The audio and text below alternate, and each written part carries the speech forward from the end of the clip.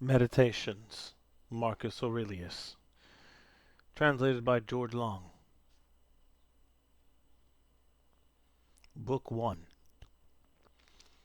From my grandfather verses, I learned good morals and the government of my temper. From the reputation and remembrance of my father, modesty and a manly character. From my mother,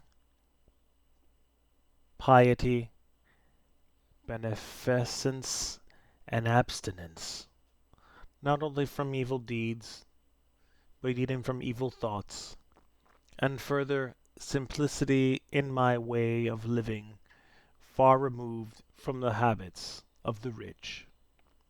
From my great-grandfather, not to have frequented public schools, and to have good teachers at home, and to know that on such things a man should spend liberally.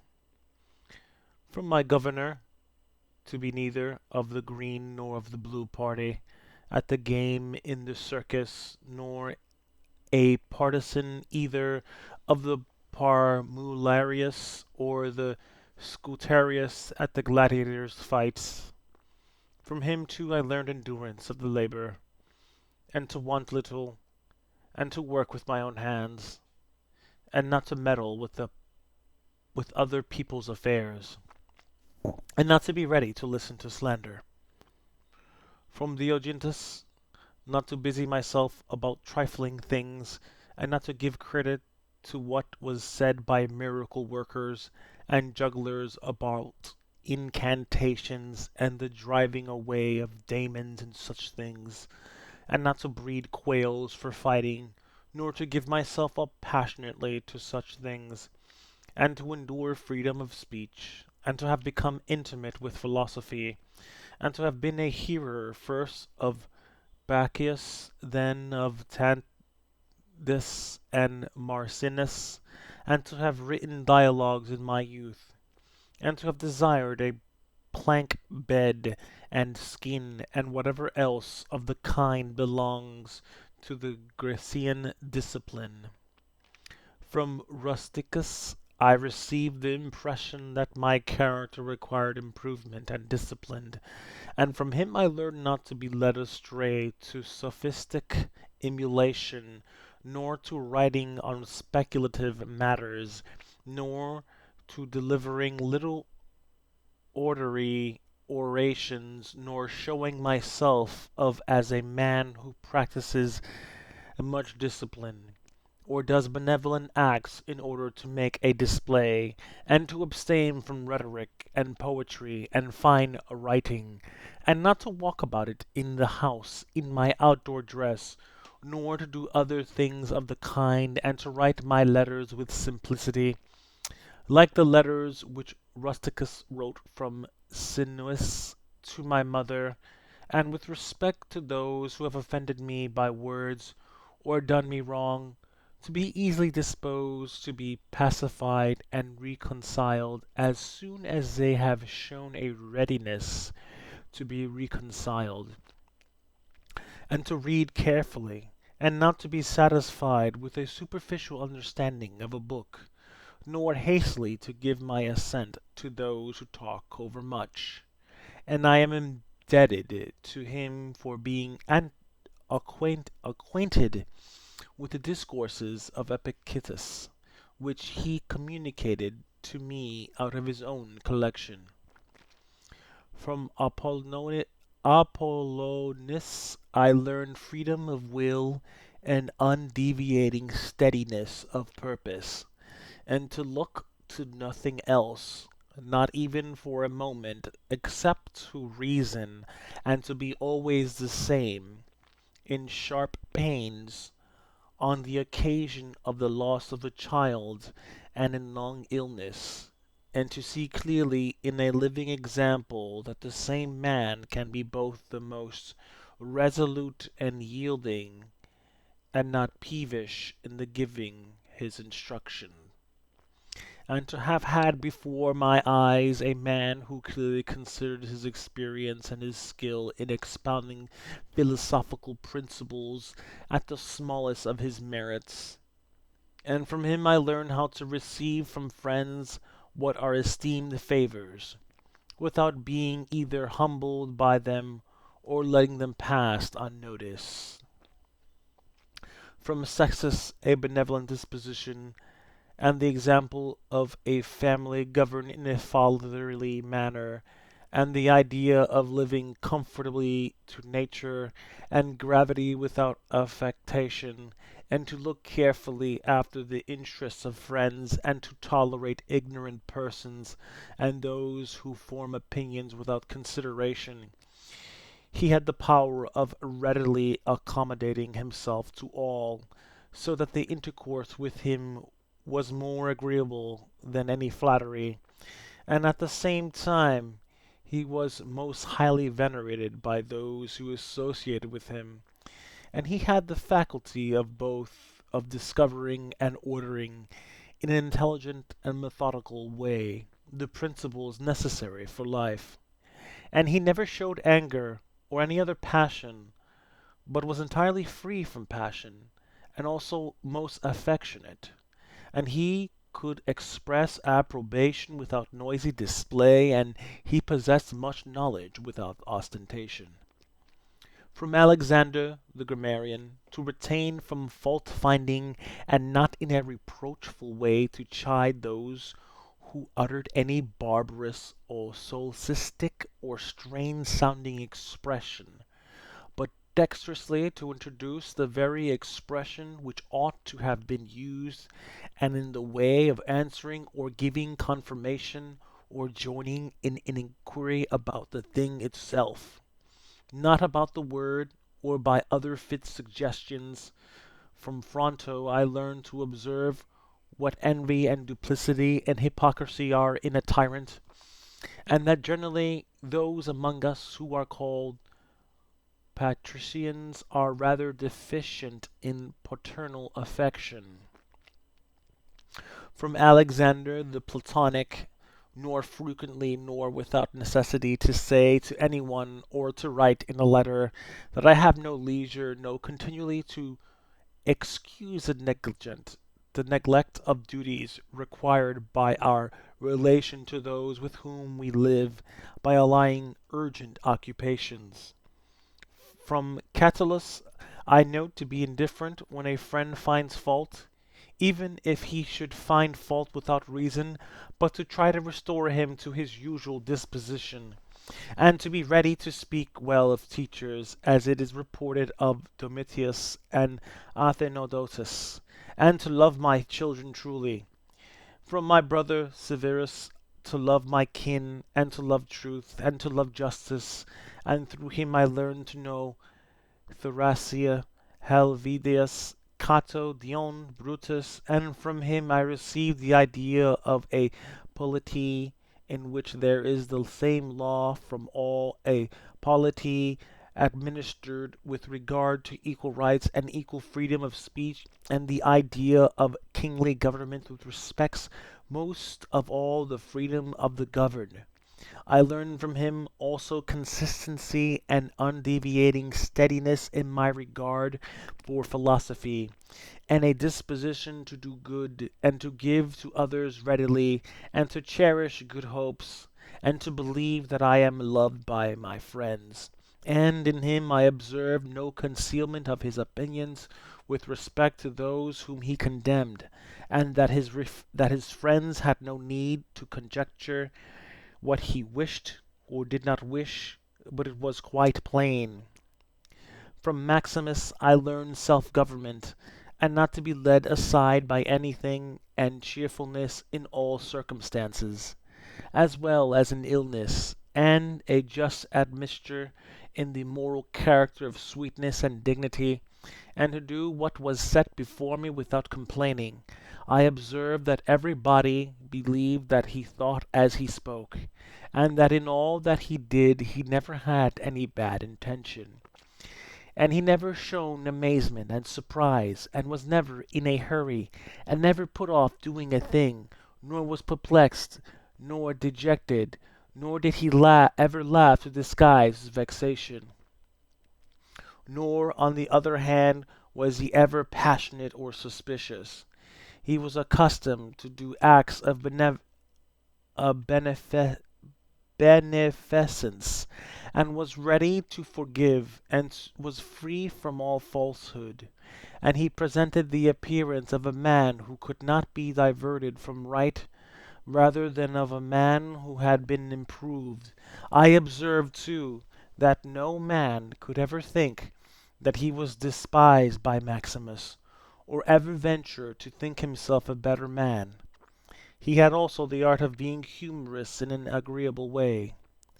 In my father I observed mildness of temper, an unchangeable resolution in things which he had determined after due deliberation, and no vainglory in those things which men call honours, and a love of labour and perseverance, and a readiness to listen to those who had anything to propose for the common weal, an undeviating firmness in giving to every man according to his deserts, and a knowledge derived from experience of the occasions from vigorous action and for remission.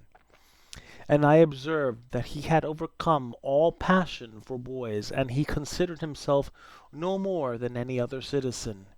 And he released his friends from all obligations to sup with him, or to attend him, or necessity when he went abroad, and those who had failed to accompany him by reason of any urgent circumstances always found him the same.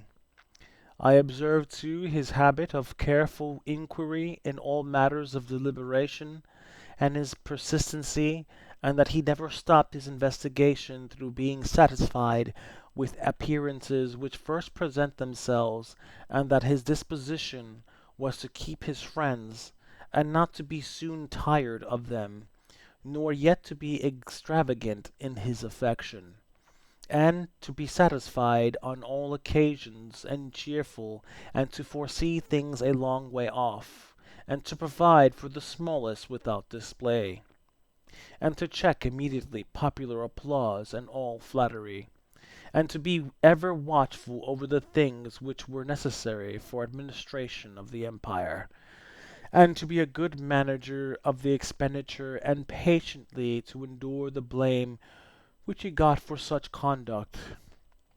And he was neither superstitious with respect to the gods, nor did he court men by gifts, or by trying to please them, or by flattering the populace, but he showed sobriety in all things and firmness, and never any mean thoughts of or action, nor love of novelty, and the things which conduce in any way to the commodity of life, and of which fortune gives an abundant supply, he used without arrogance and without excusing himself, so that when he had them, he enjoyed them without affectation, and when he had them not, he did not want them. No one could ever say of him that he was neither a sophist, or a home-bred flippant, slave, or a pedant, but every one acknowledged him to be a man ripe, perfect, above flattery, able to manage his own and other men's affairs. Besides this, he honored those who were true philosophers, and he did not reproach those who pretended to be philosophers, nor yet was he easily led by them. He was also easy in conversation, and he made himself agreeable without any offensive affectations. He took a reasonable care of his body's health, not as one who was greatly attached to life, nor out of regard to personal appearance, not yet in a careless way, but so that through his own attention he very seldom stood in need of the physician's art, or of medicine, or external applications. He was most ready to give way without envy to those who possessed any particular faculty, such as that of eloquence, or knowledge of the law, or of morals, or anything else, and he gave them his help, that each might enjoy reputation according to his deserts. And he always acted conformably to the institutions of his country, without showing any affectation of doing so. Further, He was not fond of change nor unsteady, but he loved to stay in the same places, and to employ himself about the same things.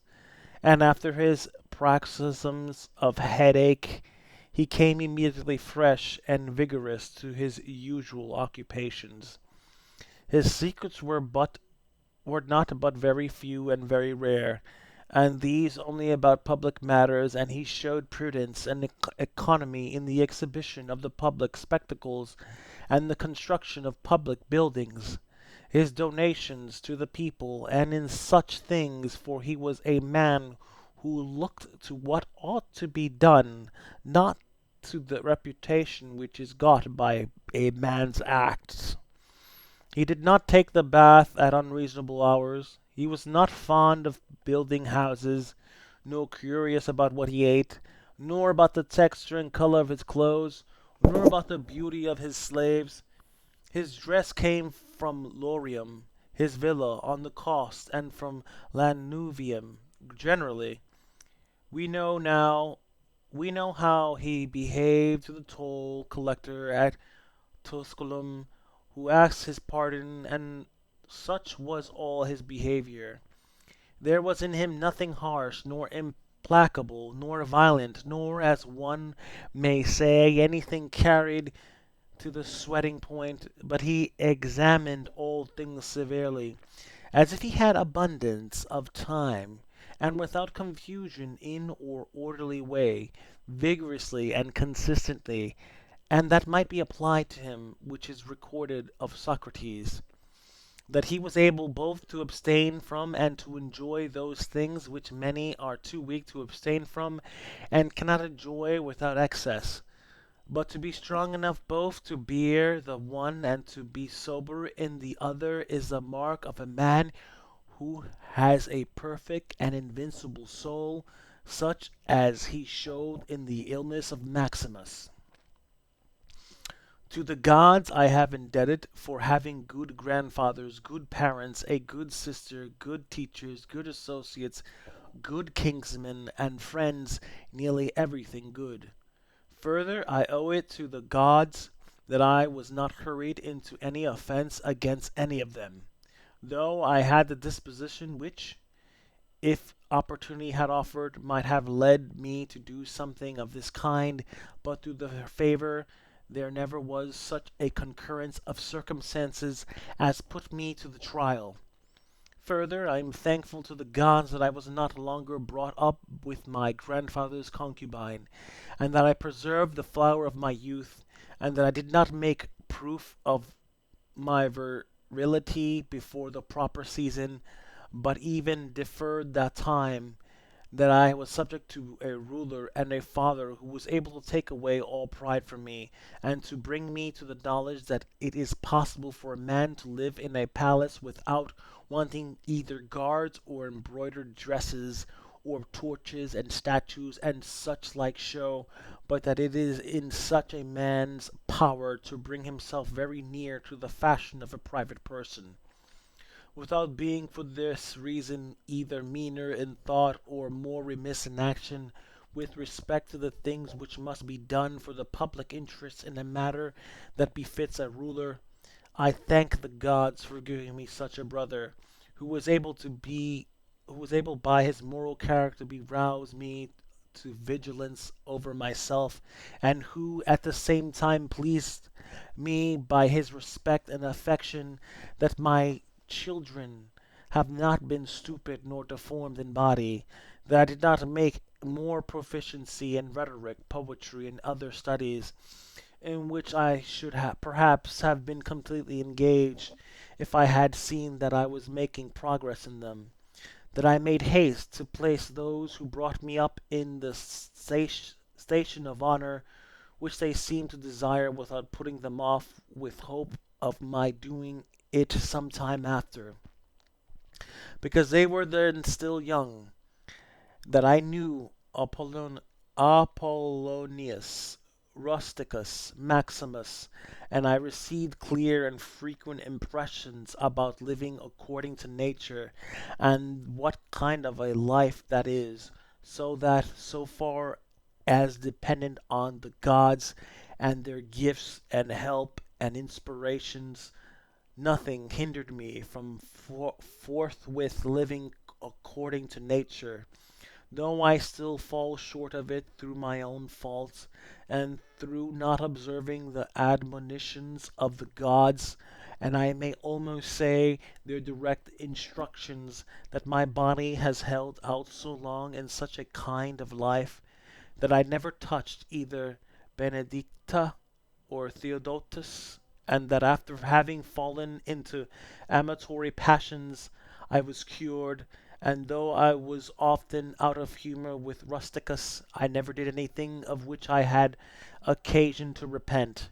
That, though it was my mother's fate to die young, she spent the last years of her life with me, that whenever I wished to help any man in his need, or on any other occasion, I was never told that I had not the means of doing it, and that to myself the same necessity never happened to receive anything from another, that I have such a wife, so obedient, and so affectionate, and so simple, and I had abundance of good masters for my children, and that remedies have been shown to me by dreams, both others and against blood spitting and giddiness, and that when I had an inclination of to philosophy, I did not fall into the hands of any sophists, and that I did not waste my time on writers of histories, or in so or in the resolution of syllogisms, or occupy myself about the investigation of appearances in the heavens, for all these things require the help of the gods and fortune, among the quandi of the Graruna. Book 2. Begin the morning by saying to thyself, I shall meet with the busybody, the ungrateful, arrogant, deceitful, envious, unsocial. All these things happen to them by reason of their ignorance of what is good and evil. But I, who have seen the nature of the good, that it is beautiful, and of the bad, that it is ugly, and the nature of him who does wrong, that is akin to me, not only of the same blood or seed, but that it participates in the same intelligence and the same portion of divinity. I can neither be injured by any of them, for no one can fix on me what is ugly, nor can I be angry with my kinsman, nor hate him, for we are made for cooperation, like feet, like hands, like eyelids, like the rows of the upper and lower teeth. To act against one another, then, is contrary to nature, and it is acting against one another to be vexed and to turn away. Whatever this is that I am, it is a little flesh and breath, and the ruling part. Throw away thy books, no longer distract thyself. It is not allowed. But as if thou wast now dying, despise the flesh. It is blood and bones and a network, a contexture of nerves, veins, and arteries. See the breath also, what kind of a thing it is, air, and not always the same, but every moment sent out and against sucked in. The third, then, is the ruling part. Consider thus: thou art an old man. No longer let this be a slave, no longer be pulled by the strings like a puppet to unsocial movements, no longer either be dissatisfied with thy present lot, or shrink from the future. All that is from the gods is full of providence. That which is from fortune is not separated from nature or without an interweaving and involution with the things which are ordered by providence. From thence all things flow, and there is besides necessity, and that which is for the advantage of the whole universe, of which thou art a part. But that is good for every part of nature which the nature of the whole brings. And what serves to maintain this nature, now the universe is preserved, As by the changes of the elements, so by the changes of things compounded of the elements.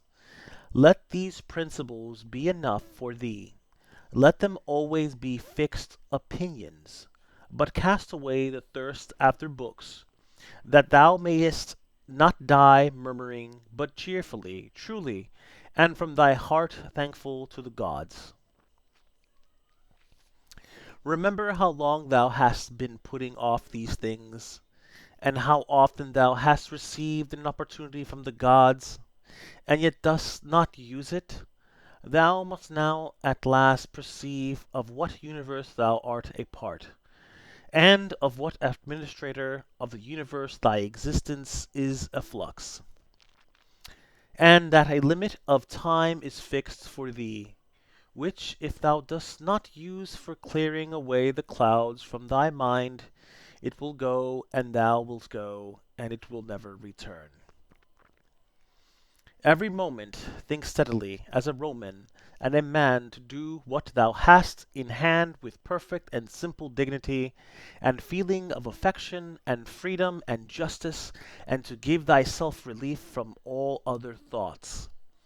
And thou wilt give thyself relief, if thou doesn't ever act of thy life as if it were the last, laying aside all carelessness and passionate aversion from the commands of reason, and all hypocrisy and self-love, and discontent with the portion which has been given to thee. Thou seest how few the things are, the which, if a man lay hold of, he is able to live a life which flows in quiet, and is like the existence of the gods. For the gods, on their part, will require nothing more from him who observes these things. Do wrong to thyself. Do wrong to thyself, my soul, but thou wilt no longer have the opportunity of honoring thyself. Every man's life is sufficient, but thine is nearly finished, though thy soul reverences not itself, but places thy felicity in the souls of others. Do the things external which fall upon thee distract thee? Give thyself time to learn something new and good, and cease to be willed around. But then thou must avoid being carried about the other way. For those too are triflers who have wearied themselves in life by their activity, and yet have no object to which to direct every movement, and, in a word, all their thoughts.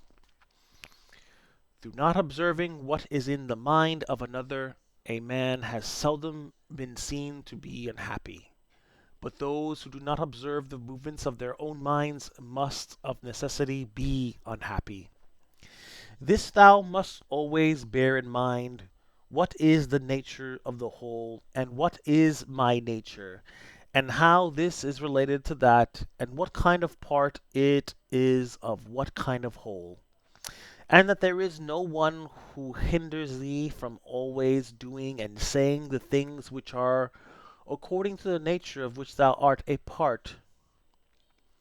Theophrastus, in this comparison of bad acts, such a comparison as one would make in accordance with the common notions of mankind, says, like a true philosopher, that the offenses which are committed through desire are more blamable than those which are committed through anger.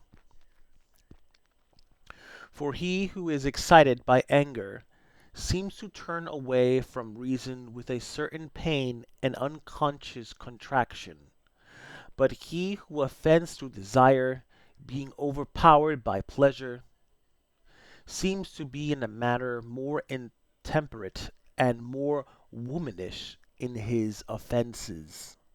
Rightly then, and in a way worthy of philosophy, he said that the offense which is committed with pleasure is more blamable than that which is committed with pain.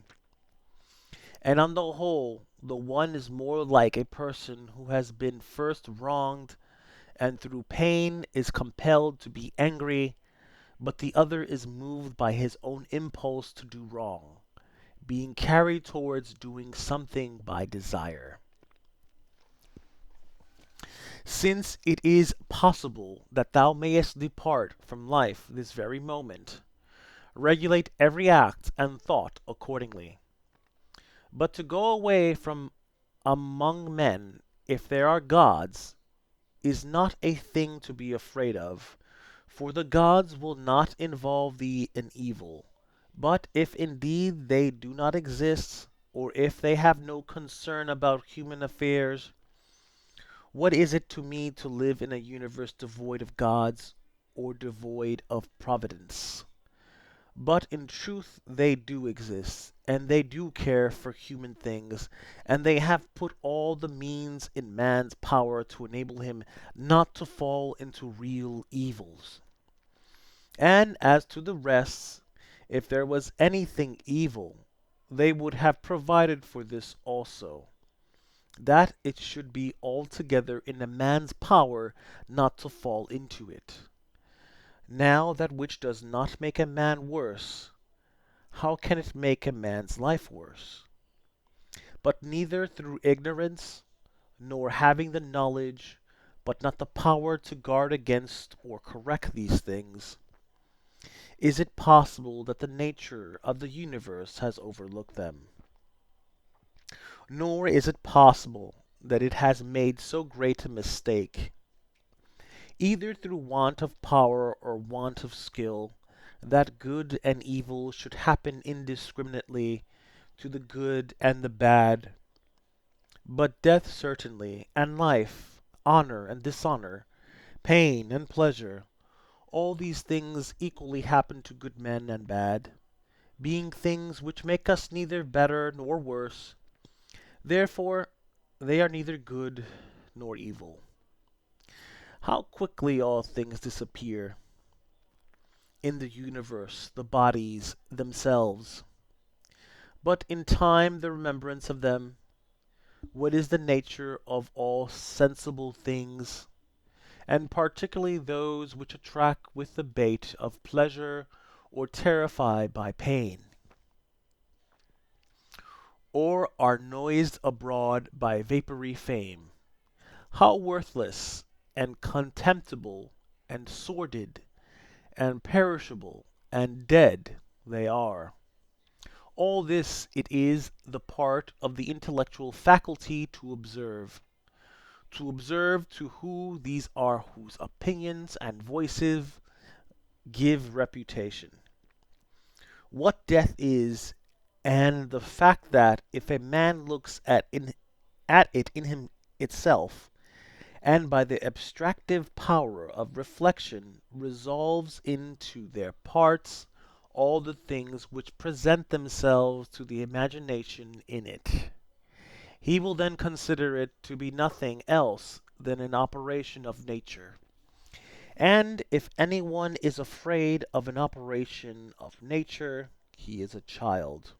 This, however, is not only an operation of nature, but it is also a thing which conduces to the purposes of nature, to observe to how man comes near to the deity, and by what part of him. And when this part of man is so disposed, nothing is more wretched than a man who traverses everything in a round, and pries into the things beneath the earth, as a poet says, and seeks by conjecture what is in the minds of his neighbors, without perceiving that it is sufficient to attend to the demon within him, and to reverence it sincerely. And reverence of the demon consists in keeping it pure from passion and thoughtlessness, and, and dissatisfaction with what comes from gods and men. For the things from the gods merit veneration for their excellence, and the things from men should be dear to us by reason of kinship, and sometimes even, in a matter, they move our pity by reason of men's ignorance of good and bad. This defect being not less than that which deprives us of the power of distinguishing things that are white and black.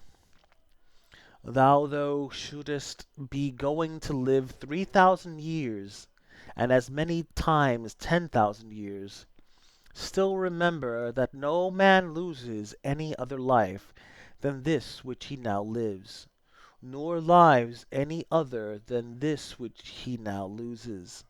The longest and the shortest are thus brought to the same. For the present is the same to all, though that which perishes is not the same, and so that which is lost appears to be a mere moment. For a man cannot lose either the past or the future. For what a man has not, how can any one take this from him? These two things then thou must bear in mind: the one, that all things from eternity are of like forms and come round in a circle, and that it makes no difference whether a man shall see the same things during 100 years or 200 or an infinite time. And the second, that the longest liver and he who will die soonest lose just the same. For the present is the only thing of which a man can be deprived. If it is true that this is the only thing which he has, and that a man cannot lose a thing if he has it not, remember that all is opinion. For what was said by the cynic Monimus is manifest, and manifest too is the use of what was said.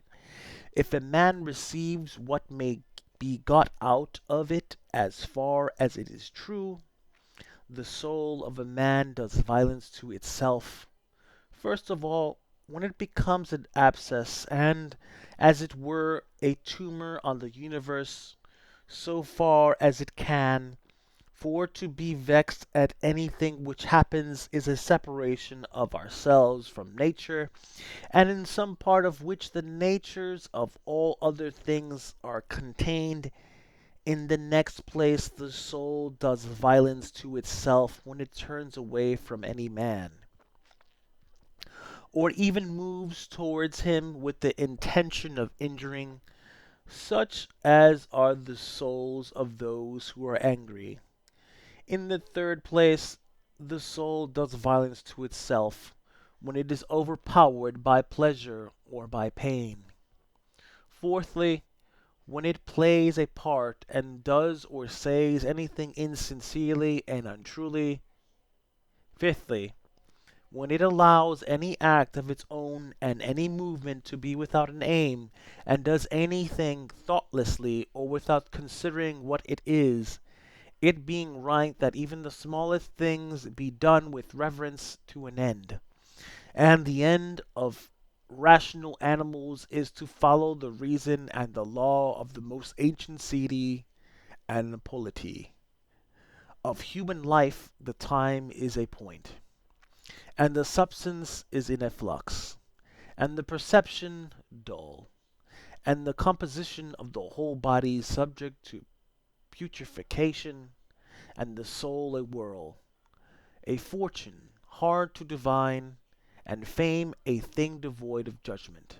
And, to say all in a word, everything which belongs to the body is a stream, and what belongs to the soul is a dream and vapor. And life is a warfare and a stranger's sojourn, and after fame is oblivion. What then is that which is able to conduct a man? One thing, and only one: philosophy. But this consists in keeping the demon within a man free from violence and unharmed, superior to pains and pleasures, doing nothing without purpose, nor yet falsely with hypocrisy, not feeling the need of another man's doing or not doing anything, and besides accepting all that happens and all that is allotted, as coming from thence wherever it is from whence he himself came. And finally, waiting for death with a cheerful mind as being nothing else than dissolution of the elements of which every living being is compounded. But if there is no harm to the elements themselves, and each continually changing into another, why should a man have any apprehension about the change and dissolution of all the elements? For it is according to nature, and nothing is evil which is according to nature. This in Carnumtum. Book 3. We ought to consider not only that our life is daily wasting away, and a smaller part of it is left,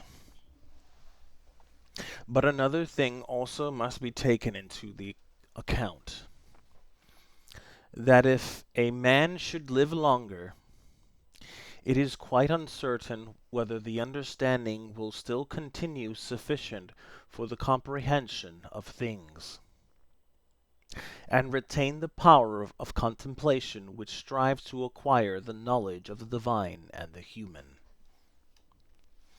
For if he shall begin to fall into dotage, perspiration, and nutrition, and imagination, and appetite, and whatever else there is of the kind, will not fail. But the power of making use of ourselves, and filling up the measure of our duty, and clearly separating all appearances, and considering whether a man should now depart from life, and whatever else of the kind absolutely requires a disciplined reason. All this is already extinguished. We must make haste, then, not only because we are daily nearer to death, but also because the conception of things and the understanding of them cease first. We ought to observe also that even the things which follow after the things which are produced according to nature contain something pleasing and attractive. For instance, when bread is baked, some parts are split at the surface, and these parts which thus open, and have a certain fashion contrary to the purpose of the baker's art, are beautiful in a manner, and in a peculiar way excite a desire for eating. And again, figs, when they are quite ripe, gape open, and in the ripe olives the very circumstance of their being near to rottenness adds a peculiar beauty to the fruit. And the ears of corn bending down, and the lion's eyebrows, and the foam which flows from the mouth of wild boars, and many other things, though they are far from being beautiful, if a man should examine them severely, still, because they are consequent upon the thing which are formed by nature, help to adorn them, and they please the mind, so that if a man should have a feeling and deeper insight with respect to the things which are produced in the universe, there is hardly one of those which follow by way of consequence which will not seem to him to be in a manner disposed so as to give pleasure. And so he will see even the real gaping jaws of wild beasts with no less pleasure than those which painters and sculptors show by imitation. And in an old woman and an old man he will be able to see a certain maturity and comeliness and attractive loneliness of young persons.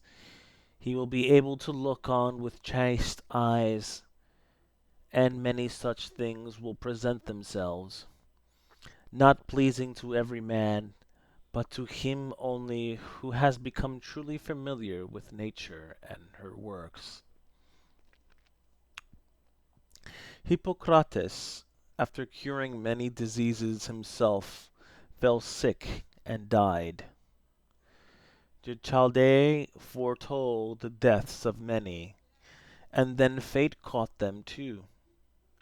Alexander, Pompeius, and Caius Caesar, after so often completely destroying whole cities, and in battle cutting to pieces many 10,000s of cavalry and infantry, themselves too at last departed from life. Heraclitus, after so many speculations on the conflagrations of the universe, was filled with water internally and died smeared all over with mud. And lice destroyed Democritus, and other lice killed Socrates. What means all this? Thou hast embarked, thou hast made the voyage, thou art come to shore, get to a state without sensation. Thou wilt cease to be held by pains and pleasures, and to be a slave to the vessel, which is as much inferior as that which serves it is superior. For the one is intelligence and deity, the other is earth and corruption. Do not waste the remainder of thy life in thoughts about others. When thou dost not refer thy thoughts to some object of common utility, for thou losest the opportunity of doing something else when thou hast such thoughts as these. What is such a person doing, and why? And what is he saying? And what is he thinking of? And what is he contriving? And whatever else of the kind makes us wander away from the observation of our own ruling power.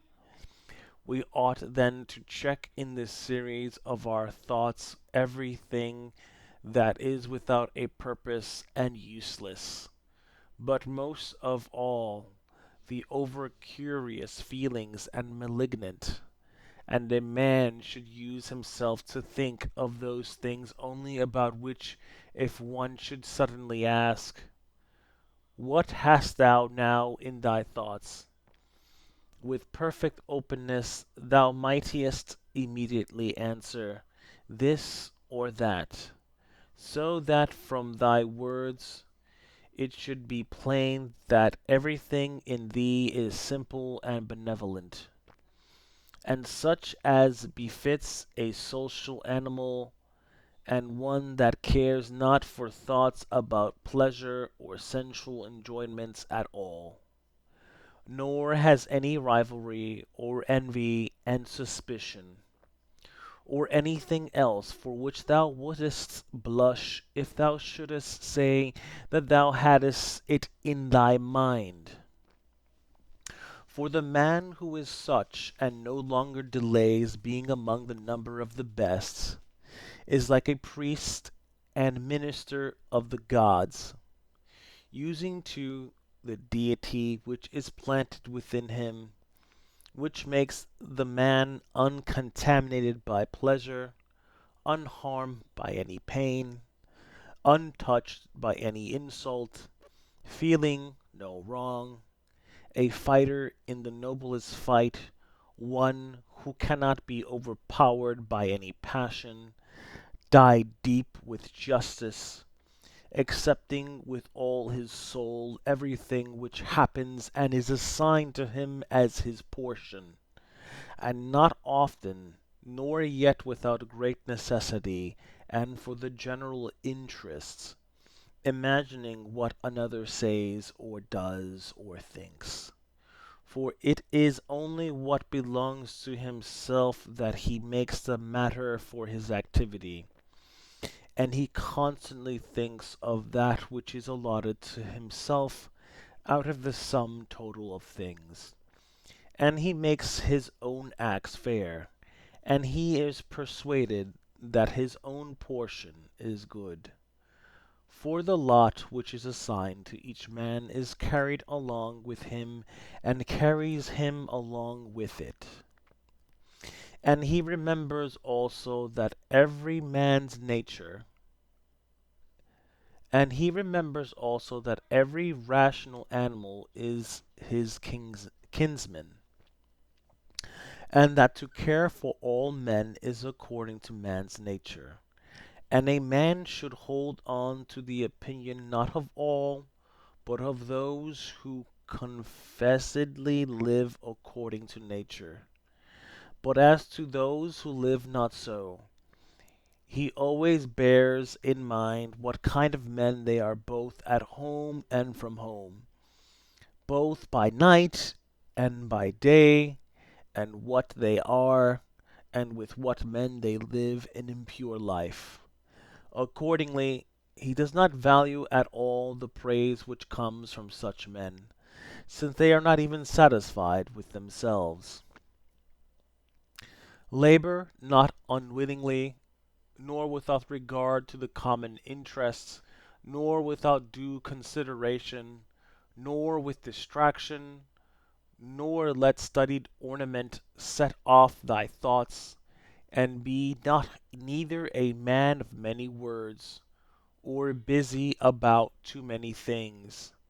And further, let the deity which is in thee be the guardian of a living being, manly and of ripe age, and engaged in matter political, and a Roman and a ruler, who has taken his post, like a man waiting for the signal which summons him from life, and ready to go, having need neither of oath nor of any man's testimony. Be cheerful also, and seek not external help, nor the tranquillity which others give. A man then must stand erect, not be kept erect by others. If thou findest in human life anything better than justice, truth, temperance, fortitude, and, in a word, anything better than thy own mind's self-satisfaction in the things which it enables thee to do according to right reason, and in the condition that is assigned to thee without thy own choice. If, I say, thou seest anything better than this, turn to it with all thy soul, and enjoy that which thou hast found to be the best. But if nothing appears to be better than the deity which is planted in thee, which has subjected to itself all thy appetites, and carefully examines all the impressions, and, as Socrates said, has detached itself from the persuasions of sense, and has submitted itself to the gods, and cares for mankind, if thou findest everything else smaller, and verge and incline to it, thou wilt no longer without distraction be able to give the preference to that good thing which is thy proper possession and thy own. For it is not right that anything of any other kind, such a praise from the many, or power, or enjoyment of pleasure, should come into competition with that which is rationally and politically or practically good. All these things, even though they may seem to adapt themselves to the better things in a small degree, obtain the superiority at once, and carry us away. But do thou, I say, simply and freely choose the better, and hold to it, but that but that which is useful is the better. Well then, if it is useful to thee as a rational being, keep to it. But if it is only useful to thee as an animal, say so, and maintain thy judgment without arrogance. Only take care that thou makest the inquiry by a sure method. Never value anything as profitable to thyself which shall compel thee to break thy promise, to lose thy self-respect, to hate any man, to suspect, to curse, to act the hypocrite, to desire anything which needs walls and curtains. For he who has preferred to everything intelligence and demon and the worship of its excellence acts no tragic part, does not groan, will not need either solitude or much company, and, what is chief of all, he will live without either pursuing or flying from death. But whether for a longer or a shorter time, he shall have the soul enclosed in the body. He cares not at all, for even if he must depart immediately, he will go as readily as if he were going to do anything else which can be done with decency and order, taking care of this only all through life, that his thoughts turn not away from anything which belongs to an intelligent animal and a member of a civil community. In the mind of one who is chastened and purified, thou wilt find no corrupt matter, nor impurity, nor any sore skinned over. Nor is his life incomplete when fate overtakes him, as one may say of an actor who leaves the stage before ending and finishing the play. Besides, there is in him nothing servile, nor affected, nor too closely bound to other things, nor yet detached from other things, nothing worthy of blame, nothing which seeks a hiding place. Reverence the faculty which produces opinion.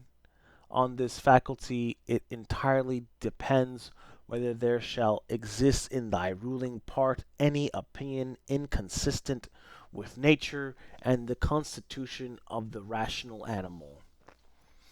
And this faculty promises freedom from hasty judgment, and friendship towards men and obedience to the gods.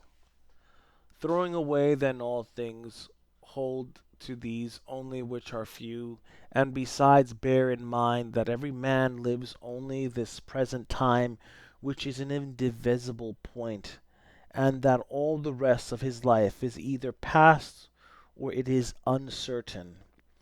Shorter then is the time which every man lives, and small the nook of the earth where he lives, and short too the longest posthumous fame, and even this only continued by a succession of poor human beings, who will very soon die, and who know not even themselves, much less him who died long ago.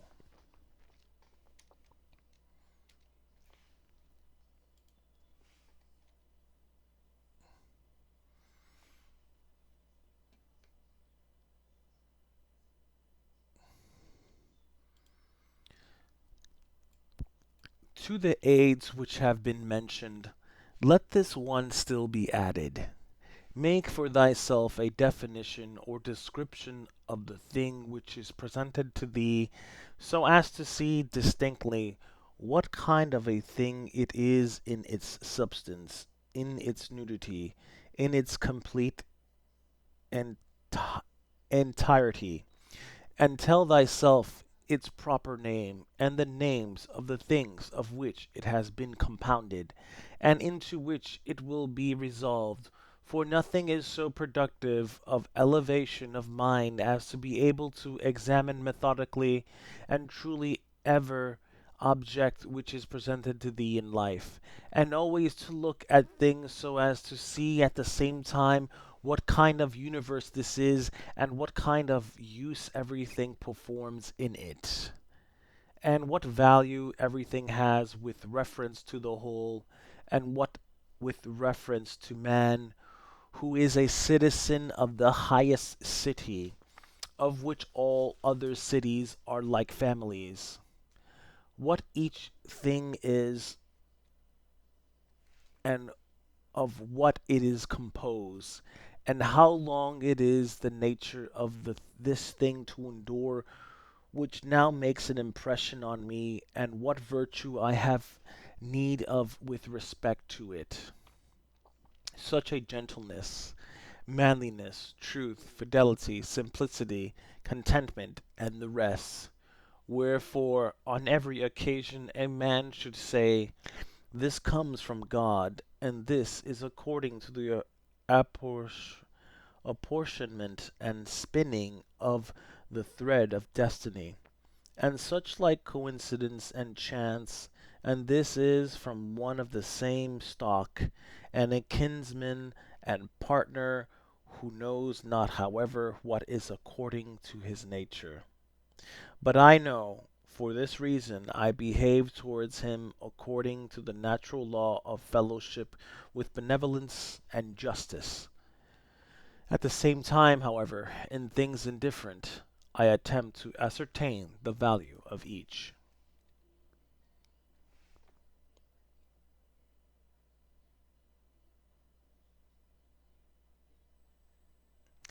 If thou workest at that which is before thee, following right reason seriously, vigorously, calmly, without allowing anything else to distract thee, but keeping thy divine part pure, as if thou shouldest be bound to give it back immediately, if thou holdest to this, expecting nothing, fearing nothing, but satisfied with thy present activity according to nature, and with the heroic truth in every word and sound which thou utterest, thou wilt live happy. And there is no man who is able to prevent this, as physicians have always their instruments and knives ready for cases which suddenly require their skill. So do thou have principles ready for the understanding of things divine and human, and for doing everything, even the smallest, with a recollection of the bond which unites the divine and the human to one another. For neither wilt thou do anything well which pertains to man without at the same time having a reference to things divine, nor the contrary. No longer wander at hazard, no, neither wilt thou read thy own memoirs, nor the acts of the ancient Romans and the Hellenes, and the selections from books which thou wast reserving for thy old age. Hasten then to the end which thou hast before thee, and throwing away idle hopes, come to thy own aid, if thou carest at all for thyself, while it is in thy power.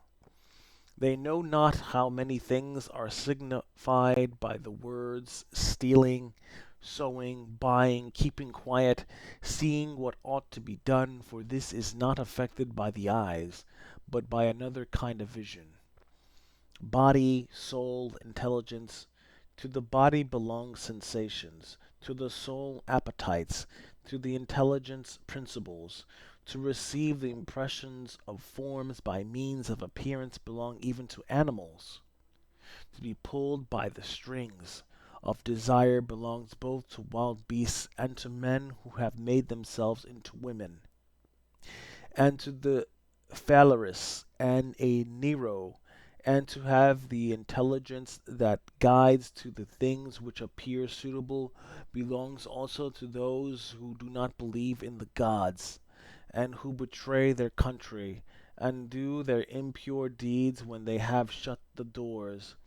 If then everything else is common to all that I have mentioned, there remains that which is peculiar to the good man, to be pleased and content with what happens, and with the threads which is spun for him, and not to defile the divinity which is planted in his breast, nor disturb it by a crowd of images, but to preserve it tranquil, following it obediently as a god, neither saying anything contrary to the truth, nor doing anything contrary to justice. And if all men refuse to believe that he lives a simple, modest, and content life, he is neither angry with any of them, nor does he deviate from the way which leads to the end of life, to which a man ought to come pure, tranquil, ready to depart, and without any compulsion perfectly reconciled to his lot. Book 4. That which rules within, when it is according to nature, is so affected with respect to the events which happen, that it always easily adapts itself to that which is and is present to it, for it requires no definite material, but it moves towards its purpose. Under certain conditions, however, and it makes a material for itself out of that which opposes it, as fire lays hold of what falls into it, by which a small light would have been extinguished. But when the fire is strong, it soon appropriates to itself the matter which it heaped on it, and consumes it, and rises higher by means of this very material. Let no act be done without a purpose, nor otherwise than according to the perfect principles of art. Men seek retreats for themselves, houses in the country, seashores, and mountains. And thou too art wont to desire such things very much.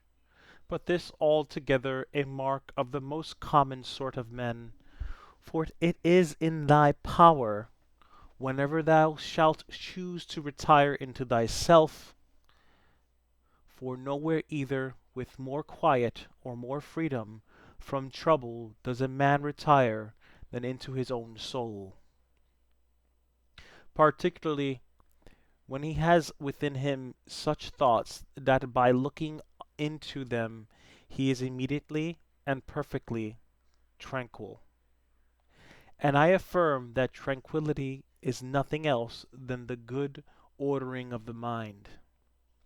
Constantly then give to thyself this retreat, and renew thyself, and let thy principles be brief and fundamental, which, as soon as thou shalt recur to them, will be sufficient to cleanse the soul completely, and to send thee back free from all discontent with the things to which thou returnest.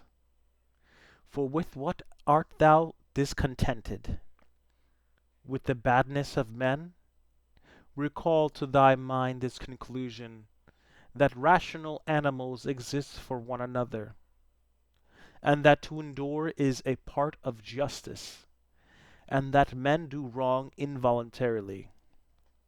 And consider how many already, after mutual enmity, suspicion, hatred, and fighting, have been stretched dead, reduced to ashes, and be quiet at last.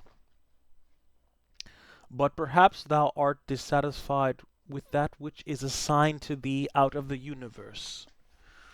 Recall to thy recollection this alternative.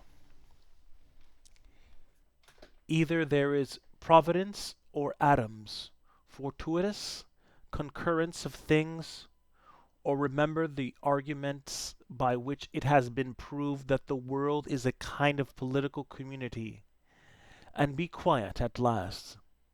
But perhaps corporal things will still fasten upon thee. Consider then further that the mind mingles not with the breath, whether moving gently or violently, when it has once drawn itself apart and discovered its own power. And think also of all that thou hast heard and ascended to about pain and pleasure, and be quiet at last. But perhaps the desire of the thing called fame will torment thee. See how soon everything is forgotten, and look at the chaos of infinite time on each side of the present, and the emptiness of applause, and the changeableness and want of judgment in those who pretend to give praise, and the narrowness of the space within which it is circumscribed, and be quiet at last. For the whole earth is a point, and how small a nook in it is this thy dwelling. and how few are there in it, and what kind of people are they who will praise thee? This then remains. Remember to retire into this territory of thy own, and above all, do not distract or strain thyself, but be free, and look at things as a man, as a human being, as a citizen, as a mortal, but among the things readiest to thy hand to which thou shalt turn, let there be these, which are two. One is that things do not touch the soul, for they are external and remain immovable. But our perturbations come only from the opinion which is within. The other is that all these things which thou seest change immediately and will no longer be, and constantly bear in mind how many of these changes thou hast already witnessed. The universe is transformation, life is opinion. If our intellectual part is common, the reason also, in respect of which we are rational beings, is common. If this is so, common also is the reason which commands us what to do, and what not to do. If this is so, there is a common law also. If this is so, we are fellow citizens. If this is so, we are members of some political community. If this is so, the world is in a manner a state. For of what other common political community will anyone say that the whole human race are members?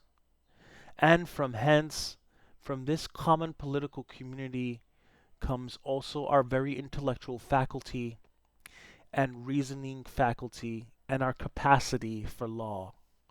Or whence do they come? For as my earthly part is a portion given to me from certain earth, and that which is watery from another element, and that which is hot and fiery from some peculiar source.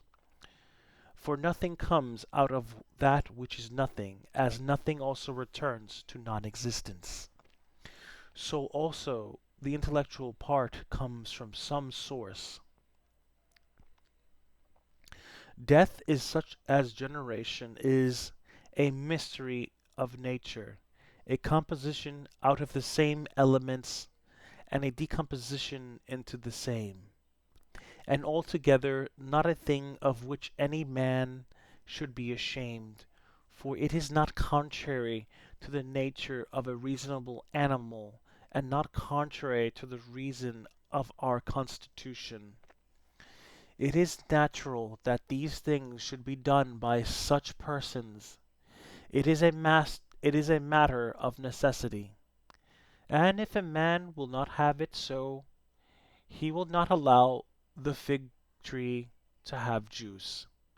But by all means bear this in mind, that within a very short time both thou and he will be dead, and soon not even your names will be left behind.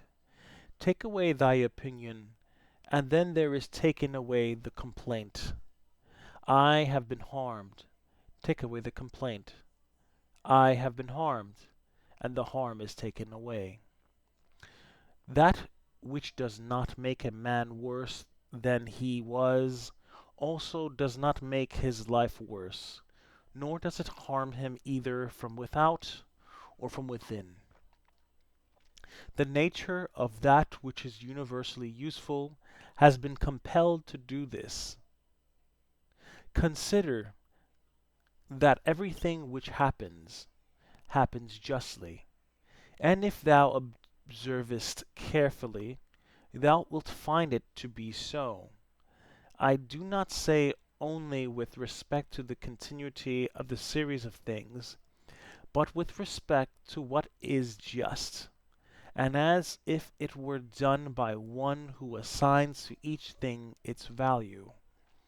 Observe then as thou hast begun, and whatever thou doest, do it in conjunction with this, the being good, and in the sense in which a man is properly understood to be good. Keep to this in every action. Do not have such an opinion of things as he has who does thee wrong, or such as he wishes thee to have, but look at them as they are in truth. A man should always have these two rules in readiness. The one, to do only whatever the reason of ruling and legislating, legis- legislating faculty may suggest for the use of men. The other, to change thy opinion. If there is any one at hand who set thee right and moves thee from any opinion, but this change of opinion must proceed only from a certain persuasion, as of what is just or common advantage, and the like, not because it appears pleasant or brings reputation. Hast thou reason? I have. Why then dost not thou use it? For if this does its own work, what else dost thou wish? Thou hast existed as a part. Thou shalt disappear in that which produced thee, but rather thou shalt be received back into a seminal principle by transmutation. Many grains of frankincense on the same altar, one falls before, another falls after, but it makes no difference. Within 10 days thou wilt seem a god to those to whom thou art now a beast and an ape. If thou wilt return to thy principles and the worship of reason, do not act as if thou wert going to live 10,000 years. Death hangs over thee whilst thou livest. While it is in thy power, be good. How much trouble he avoids who does not look to see what his neighbor says or does or thinks, but only to what he does himself, that it may be just and pure, or as Agathon says, look not round at the depraved morals of others, but run straight along the line without deviating from it.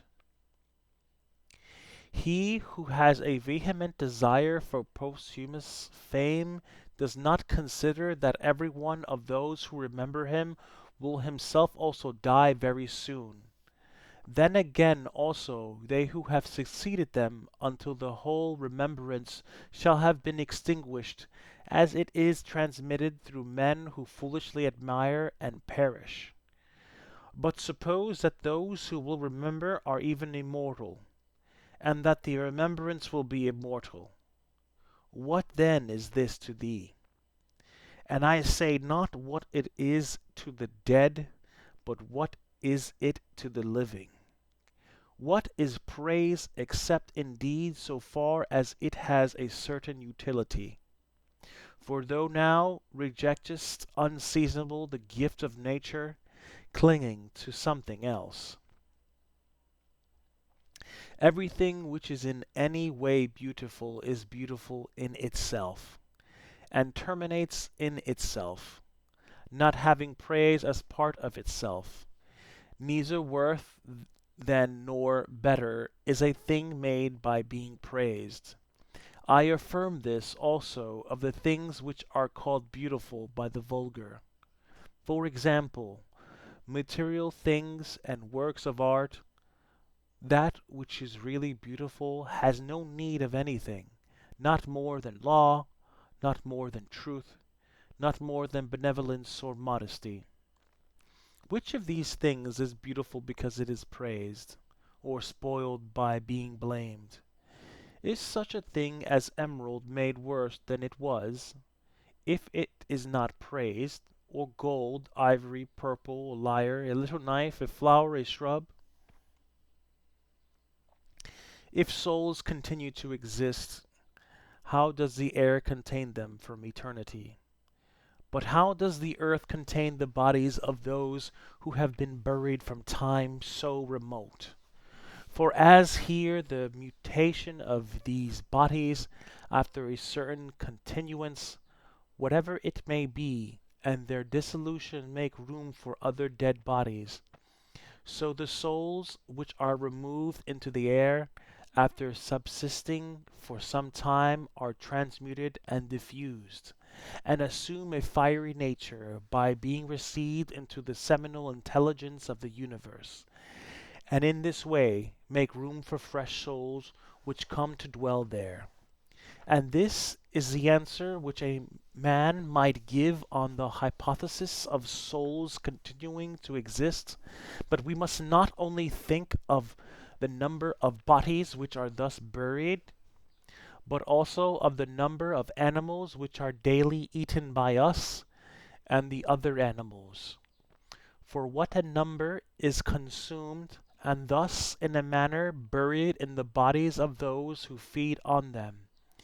And nevertheless this earth receives them by reason of the changes of these bodies into blood, and the transformations into the aerial or the fiery element. What is the investigation into the truth in this manner? The division into that which is material and that which is the cause of form, the formal.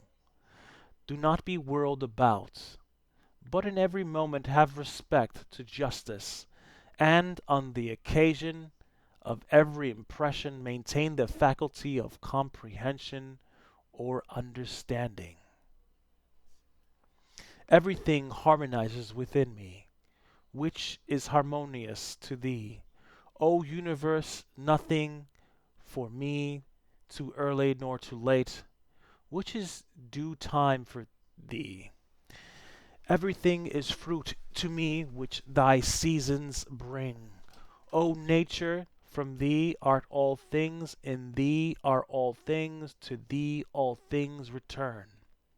The poet says, Dear city of Cecrops, and wilt not thou say, Dear city of Zeus? Occupy thyself with few things, says the philosopher, if thou wouldest be tranquil, but consider it that if it would not be better to say, Do what is necessary, and whatever the reason of the animal, which is naturally social, requires, and as it requires. For this brings not only tranquillity which comes from doing well, but also that which comes from doing few things. For the greatest part of what we say and do being unnecessary.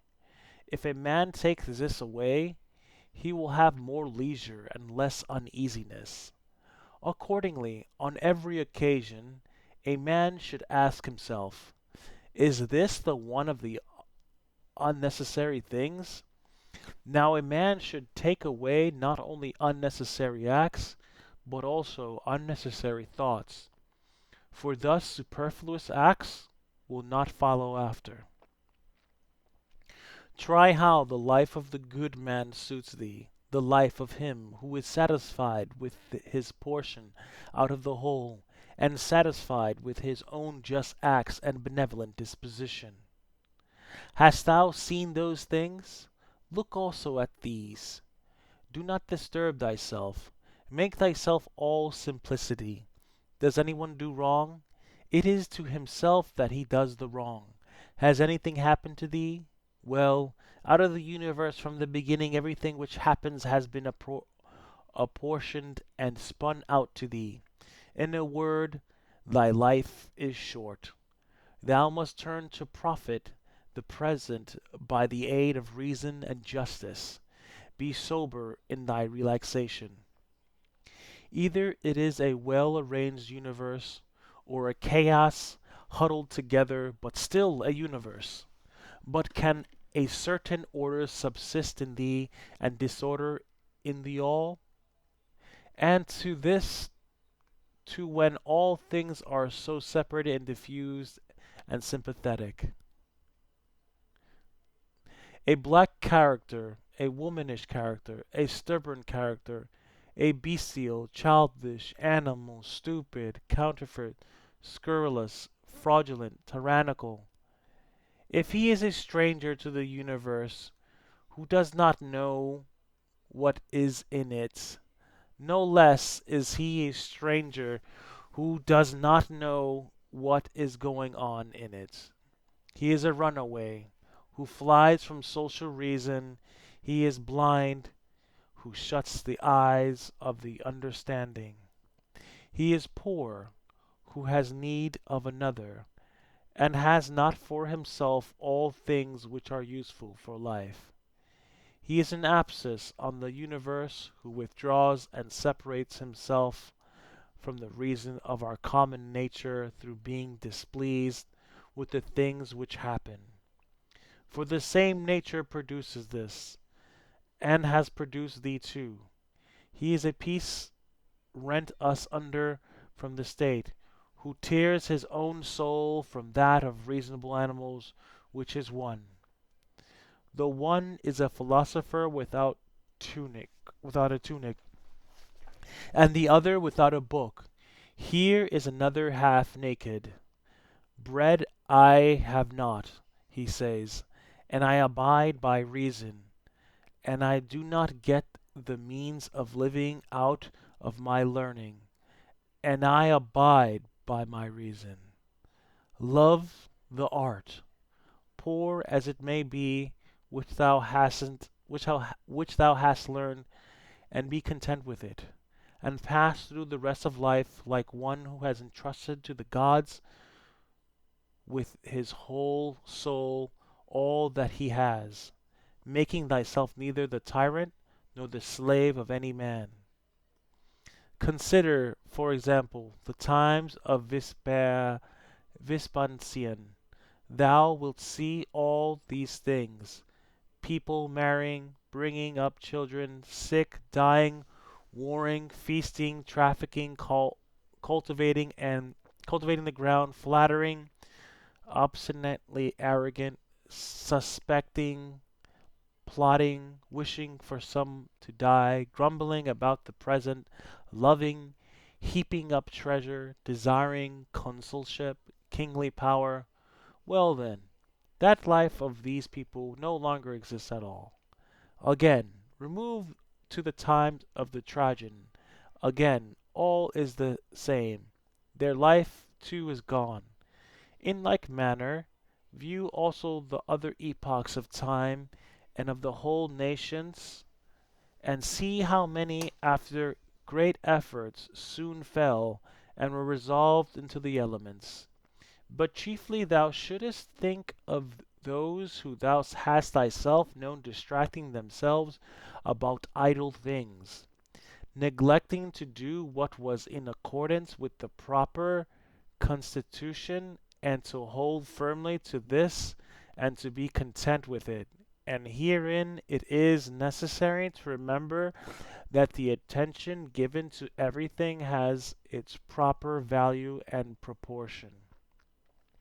For thus thou wilt not be dissatisfied. If thou appliest thyself to smaller matters, no further than is fit.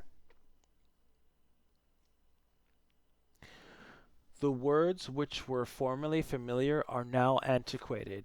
So also the names of those who were famed of old are now in a manner antiquated.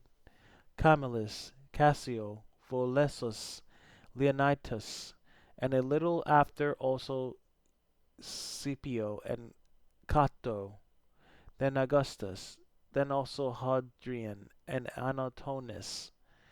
For all things soon pass away and become a mere tale, and complete oblivion soon buries them. And I say this of those who have shone in a wondrous way. For the rest, as soon as they have breathed out their breath, they are gone, and no man speaks of them. And to conclude the matter, what is even an eternal remembrance? A mere nothing. What then is that about which we ought to employ our serious pains?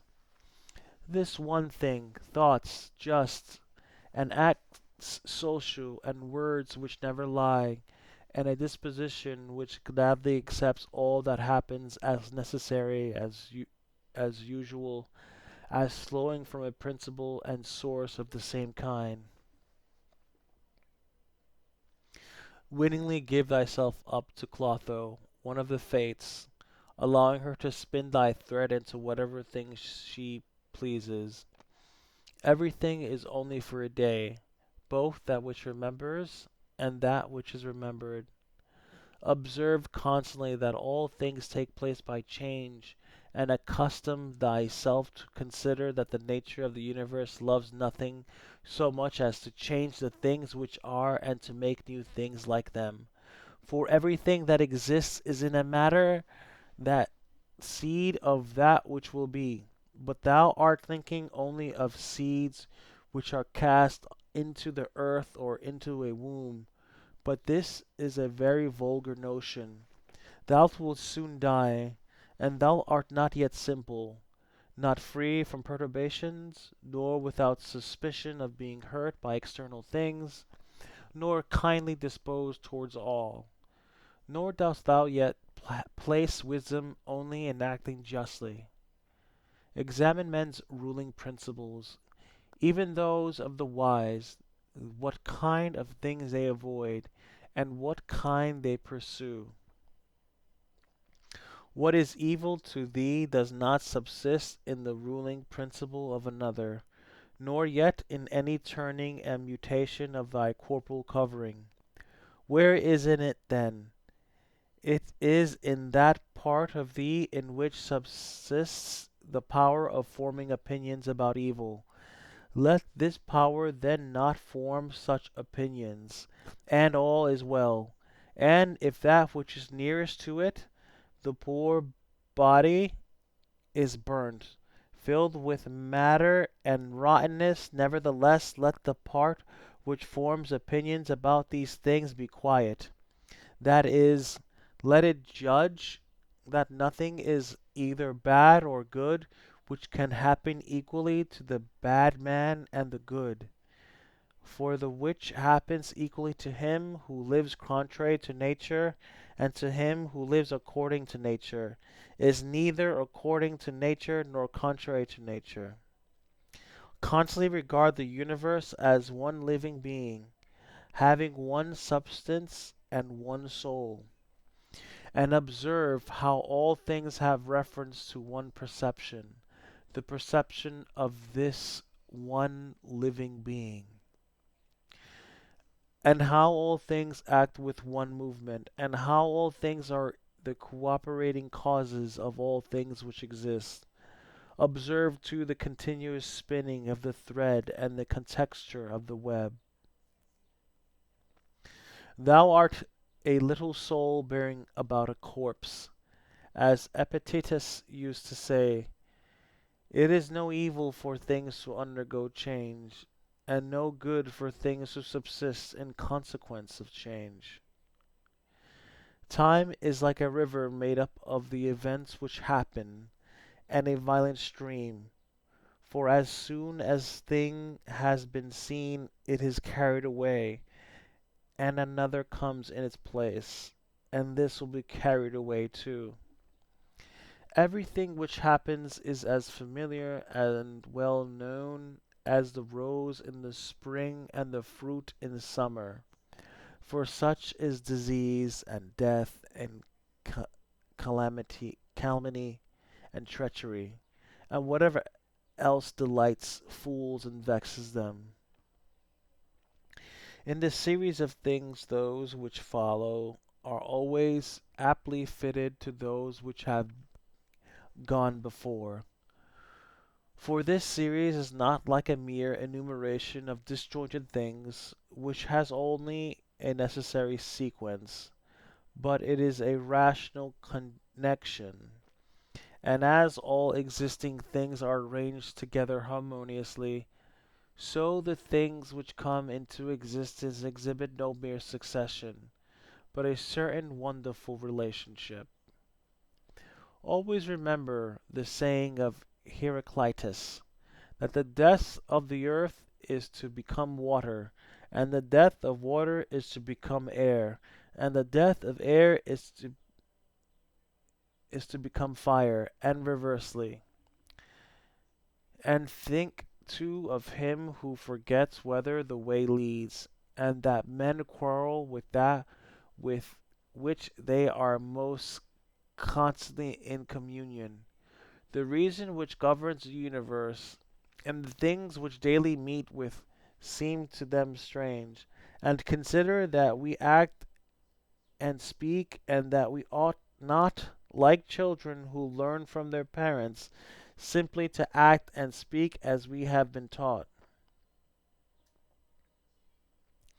If any gold told thee that thou shalt die tomorrow, or certainly on the day after tomorrow, thou wouldst not take care much whether it was on the third day or on the morrow, unless thou wast in the highest degree mean spirited.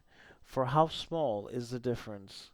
So think it no great thing to die after as many years as thou canst name, rather than tomorrow.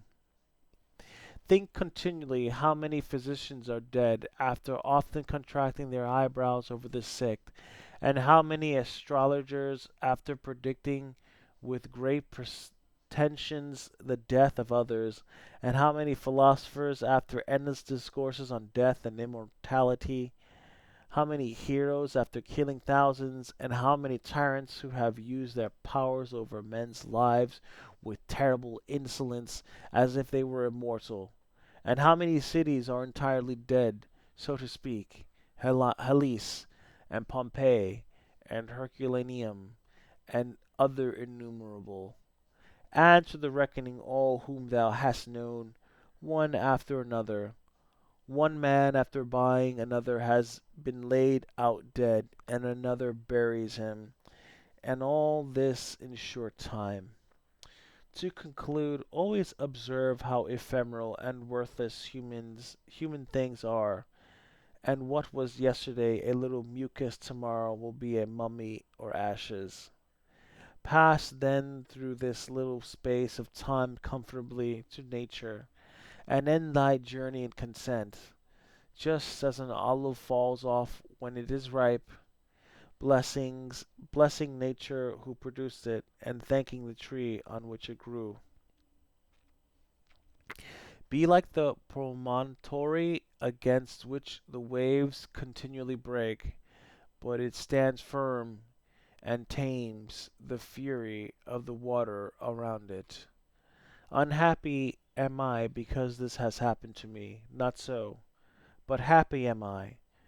Thou, this has happened to me because I continue free from pain, neither crushed by the present nor fearing the future. For such a thing as this might have happened to every man, but every man would not have continued free from pain on such an occasion.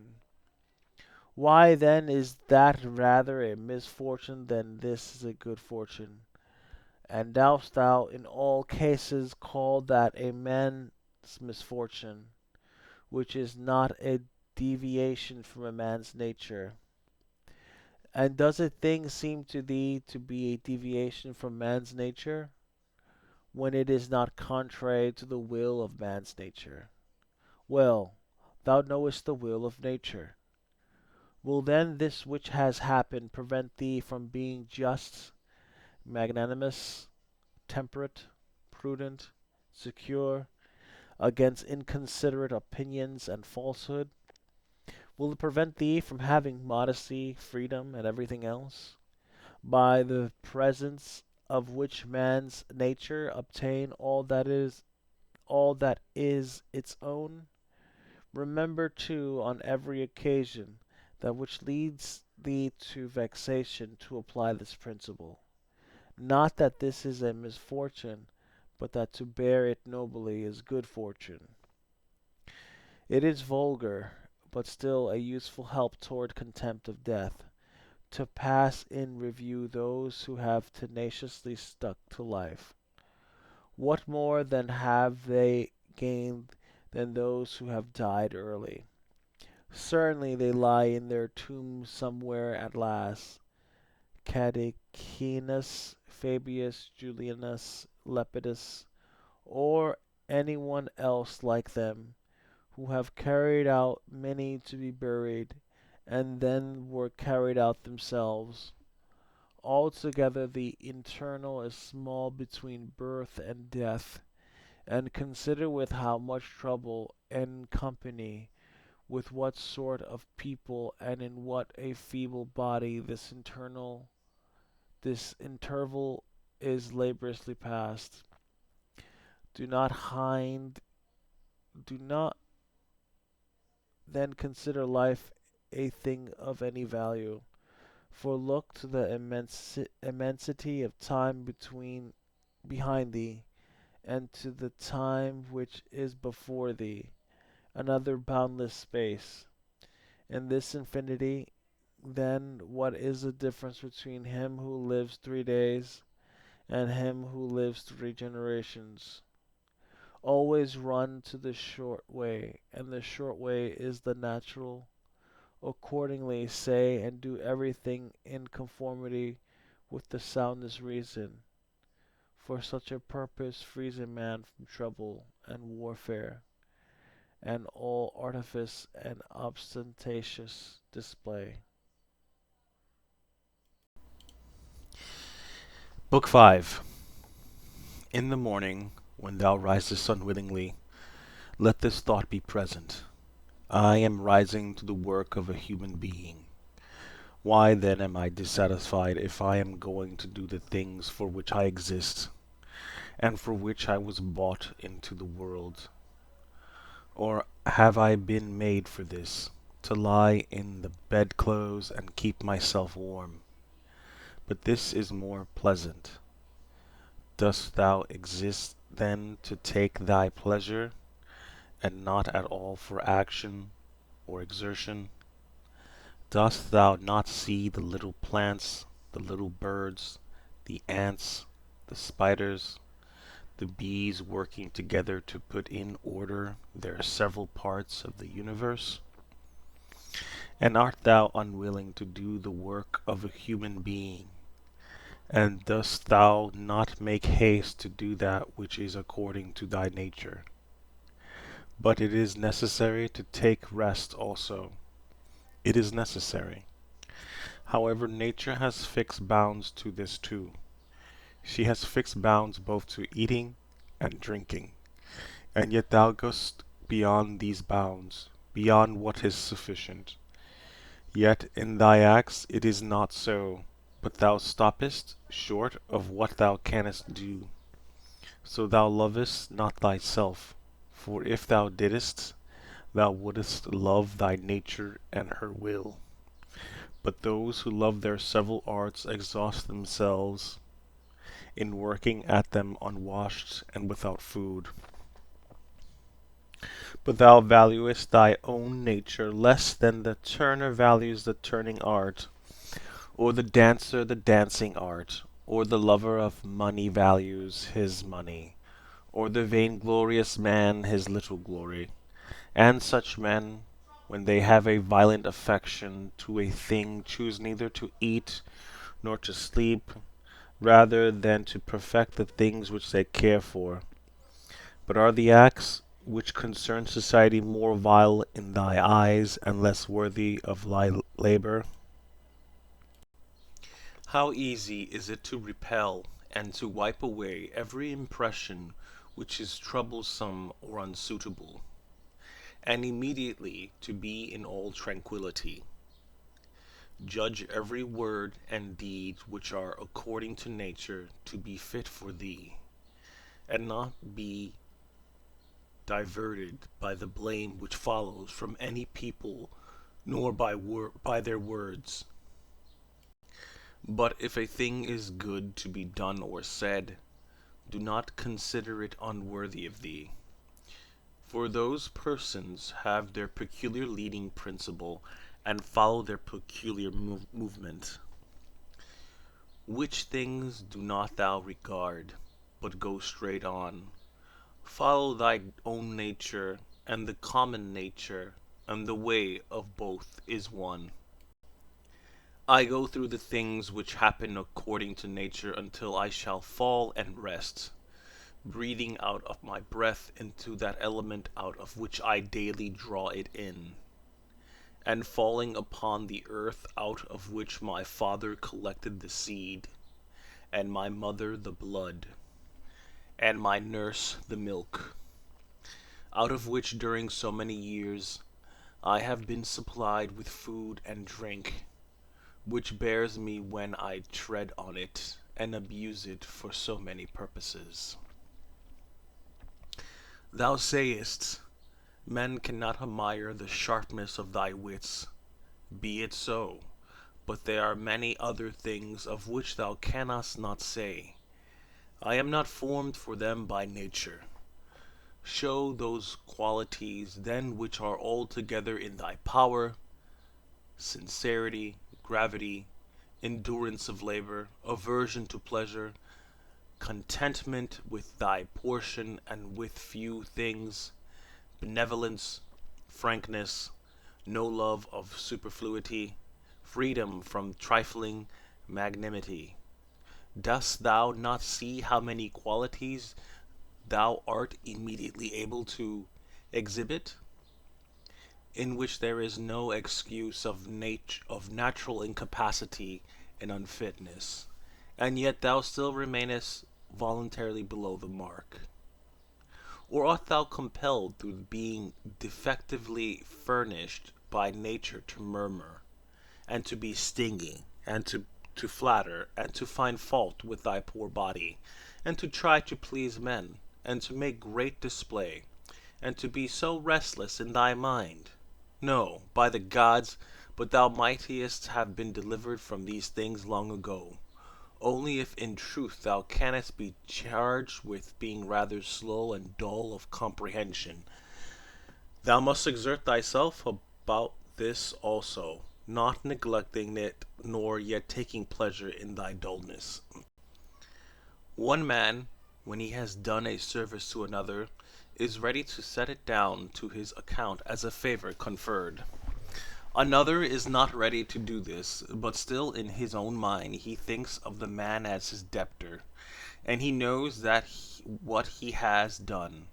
A third, in a manner, does not even know what he has done, but he is like a vine which has produced grapes, and seeks for nothing more after it has once produced its proper fruit.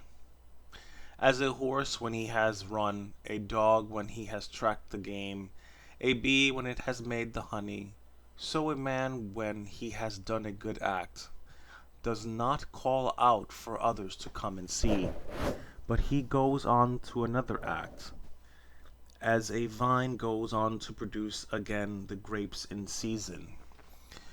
Must a man then be one of these, who in a manner acts thus without observing it? Yes, but this very thing is necessary, the observation of what a man is doing, for it may be said it is characteristic of the social animal to social partner also should perceive it. It is true what thou sayest, but thou dost not rightly understand what is now said, and for this reason thou wilt become one of those of whom I spoke before. For even they are misled by certain show of reason. But if thou wilt choose to understand the meaning of what is said, do not fear that for this reason thou wilt omit any social act. A prayer of the Athenians: rain, rain, O dear Zeus, down on the plowed fields of the Athenians, and on the plains. In truth we ought not to pray at all, or we ought to pray in this simple and noble fashion. Just as we must understand when it is said that Aesculapius prescribed to this man horse exercise, or bathing in cold water, or going without shoes, so we must understand it when it is said that the nature of the universe prescribed to this man disease or mutilation or loss or anything else of the kind. For in this For in the first case prescribed means something like this: he prescribed this for this man as a thing adapted to procure health. And in the second case it means that which happens to or suits every man in is fixed in a manner for him suitably to his destiny.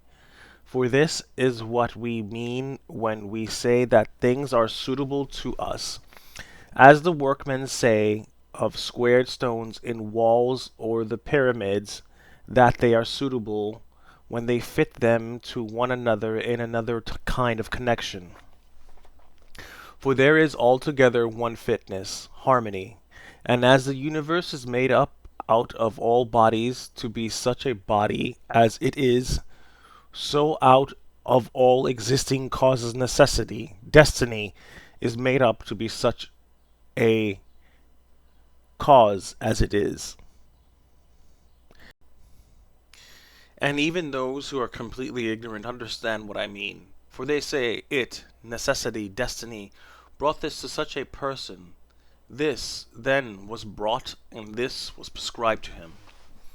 Let us then receive these things, as well as those which Calapius prescribes. Many, as a matter of course, even among his prescriptions, are disagreeable, but we accept them in the hope of health. Let the perfecting and accomplishment of the things which the common nature judges to be good be judged by thee to be of the same kind as thy health, and so accept everything which happens, even if it seems disagreeable, because it leads to this, to the health of the universe, and to the prosperity and felicity of Zeus, the universe. For he would not have brought on any man what he has brought, if it were not useful for the whole. Neither does the nature of anything, whatever it may be, cause anything which is not suitable to that which is directed by it. For two reasons then it is done for thee, and prescribed for thee, and in a manner has reference to thee. Originally from the most ancient causes spun with thy destiny, and the other, because even that which comes severely to every man is to the power which administers the universe a cause of felicity and perfection. Nay, even if its very continuance. For the integrity of the whole is mutilated. If thou cuttest off anything whatever from the conjunction and the continuity either of the parts or of the causes, and thou dost cut off as far as it is in thy power, when thou art dissatisfied, and in a manner triest to put anything out of the way. Be not disgusted, nor discouraged, nor dissatisfied, if thou dost not succeed in doing everything according to right principles. But when thou hast failed, return back again, and be content if the greater part of what thou doest is consistent with man's nature, and love this to which thou returnest. And do not return to philosophy as if she were a master, but act like those who have sore eyes, and apply a bit of sponge and egg, or as another applies a plaster or drenching with water. For thus thou wilt not fail to obey reason, and thou wilt repose in it. And remember that philosophy requires only the things which thy nature requires, but thou wouldest have something else which is not according to nature. It may be objected, why, what is more agreeable than this which I am doing? But is not this the very reason why pleasure deceives us? And consider if magnanimity, freedom, simplicity, equanimity, piety, are not more agreeable. For what is more agreeable than wisdom itself? When thou thinkest of the security and the happy course of all things which depend on the faculty of understanding and knowledge, things are in such a kind of envelopment that they have seemed to philosophers, not a few nor those common philosophers, altogether unintelligible. Nay, even to the Stoics themselves they seem difficult to understand. and all our assent is changeable. For where is the man who never changes? Carry thy thoughts then to the objects themselves, and consider how short-lived they are and worthless, and that they be in the possession of a filthy wretch, or a whore, or a robber. Then turn to the morals of those who live with thee, and it is hardly possible to endure even the most agreeable of them. To say nothing of a man being hardly able to endure himself in such darkness then and dirt, and in so constant a flux both of substance and of time, and of motion, and of things moved, what there is worth being highly prized, or even an object of serious pursuit, I cannot imagine. But on the contrary, it is a man's duty to comfort himself, and to wait for the natural dissolution, and not to be vexed at the delay, but to rest in the principles only, the one that nothing will happen to me which is not conformable to the nature of the universe, and the other, that it is in my power never to act contrary to my God and demon, for there is no man who will compel me to this. About what am I now employing my own soul? On every occasion I must ask myself this question and inquire, and have I now in this part of me which they call the ruling principle, and whose soul have I now? That of a child, or of a young man, or of a feeble woman, or of a tyrant, or of a domestic animal, or a wild beast? What kind of things those are which appear good to the many, we may learn even from this. For if any man should conceive certain things as a being really good, such as prudence, temperance, justice, fortitude, he would not, after having first conceived this, endure to listen to anything which should not be in harmony with what is really good. But if a man has first conceived as good the things which appear to the many to be good, he will listen and readily receive as very applicable that which was said by the comic writer. Thus even the many perceive the difference, for were it not so, this saying would not offend and would not be rejected in the first case, while we receive it when it is said of wealth, and of the means which further luxury and fame, as said fitly and witly. So go then and ask if we should value and think those things to be good, to which after their first conception in the mind of the words of the comic writer might be aptly applied, that he who has them through pure abundance has not a place to ease himself in. I am composed of the formal and the material, and neither of them will perish into non-existence, as neither of them came into existence out of non-existence. Every part of me then will be reduced by change into some part of the universe, and that again will change into another part of the universe, and so on forever. And by consequence of such a change I too exist, and those who begot me, and so on forever in the other direction, for nothing hinders us from saying so, even if the universe is administered according to definite periods of revolution. Reason and the reasoning art, philosophy, are powers which are sufficient for themselves and for their own works. They move then from a first principle which is their own, and they make their way to the end which is proposed to them. And this is the reason why such acts are named cartosius, or right acts, which word signifies that they proceed by the right road. None of these things ought to be called a man's, which do not belong to a man as a man. They are not required of a man, nor does a man's nature promise them, nor are they the means of man's nature attaining its end.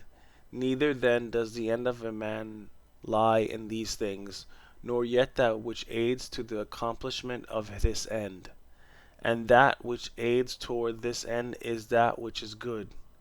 Besides, if any of these things did belong to man, it would not be right for a man to despise them and to set himself against them, nor would a man be worthy of praise who showed that he did not want these things, nor would he who stinted himself in any of them be good, if indeed these things were good.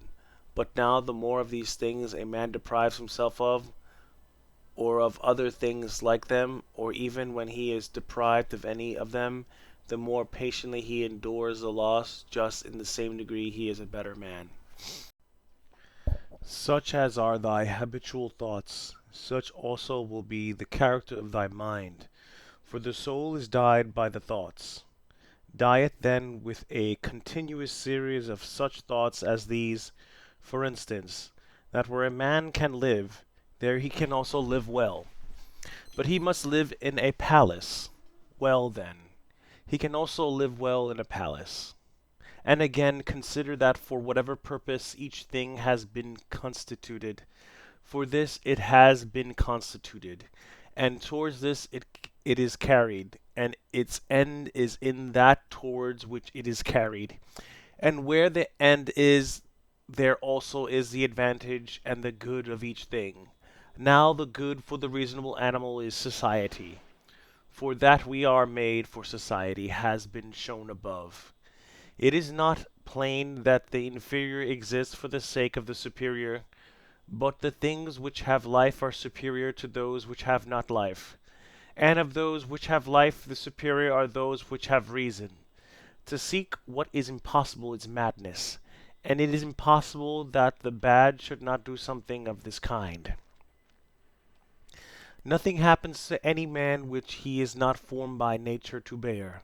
The same things happen to another, and either because he does not see that they have happened, or because he would show a great spirit, he is firm, and remains unharmed. It is a shame then that ignorance and conceit should be stronger than wisdom. Things themselves touch not the soul, not in the least degree, nor have they admission to the soul, nor can they turn or move the soul, but the soul turns and moves into itself alone, and whatever judgments it may think proper to make, such it makes for itself the things which present themselves to it. In one respect man is the nearest thing to me, so far as I must do good to men and endure them. But so far as some men make themselves obstacles to my proper acts, man becomes to me one of the things which are indifferent, no less than the sun or wind or wild beasts. Now it is true that these may impede my action, but they are no impediments to my effects and disposition, which have the power of acting continuously and changing. For the mind converts and changes every hindrance to its activity into an aid, and so that which is a hindrance is made a furtherance to an act, and that which is an obstacle on the road helps us on this road. Reverence that which is the best in the universe, and this is that which makes us of all things and directs all things, and in like manner also reverence that which is best in thyself, and this is of the same kind as that. For in thyself also that which makes us of everything else is this, and thy life is directed by this. That which is no harm to the state does no harm to the citizen. In the case of every appearance of harm apply this rule. If the state is not harmed by this, neither am I harmed. But if the state is harmed, thou must not be angry with him who does harm to the state. Show him where his error is. Often think of the rapidity with which things pass and by and disappear, both the things which are and the things which are produced. For substance is like a river in a continual flow, and the activities of things are in constant change, and the causes work in infinite varieties, and there is hardly anything which stands still. And consider this which is near to thee, this boundless abyss of the past and of the future in which all things appear.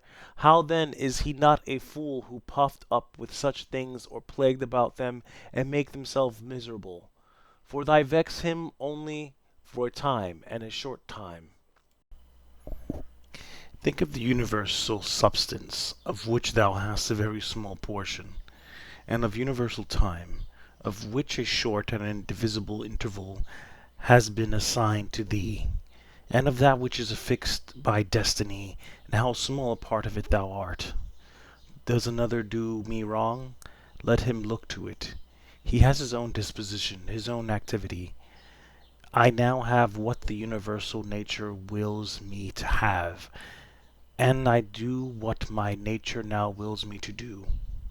Let the part of thy soul which leads and governs be undisturbed by the movements in the flesh, whether of pleasure or of pain, and let it not unite with them, but let it circumscribe itself and limit those effects to their parts.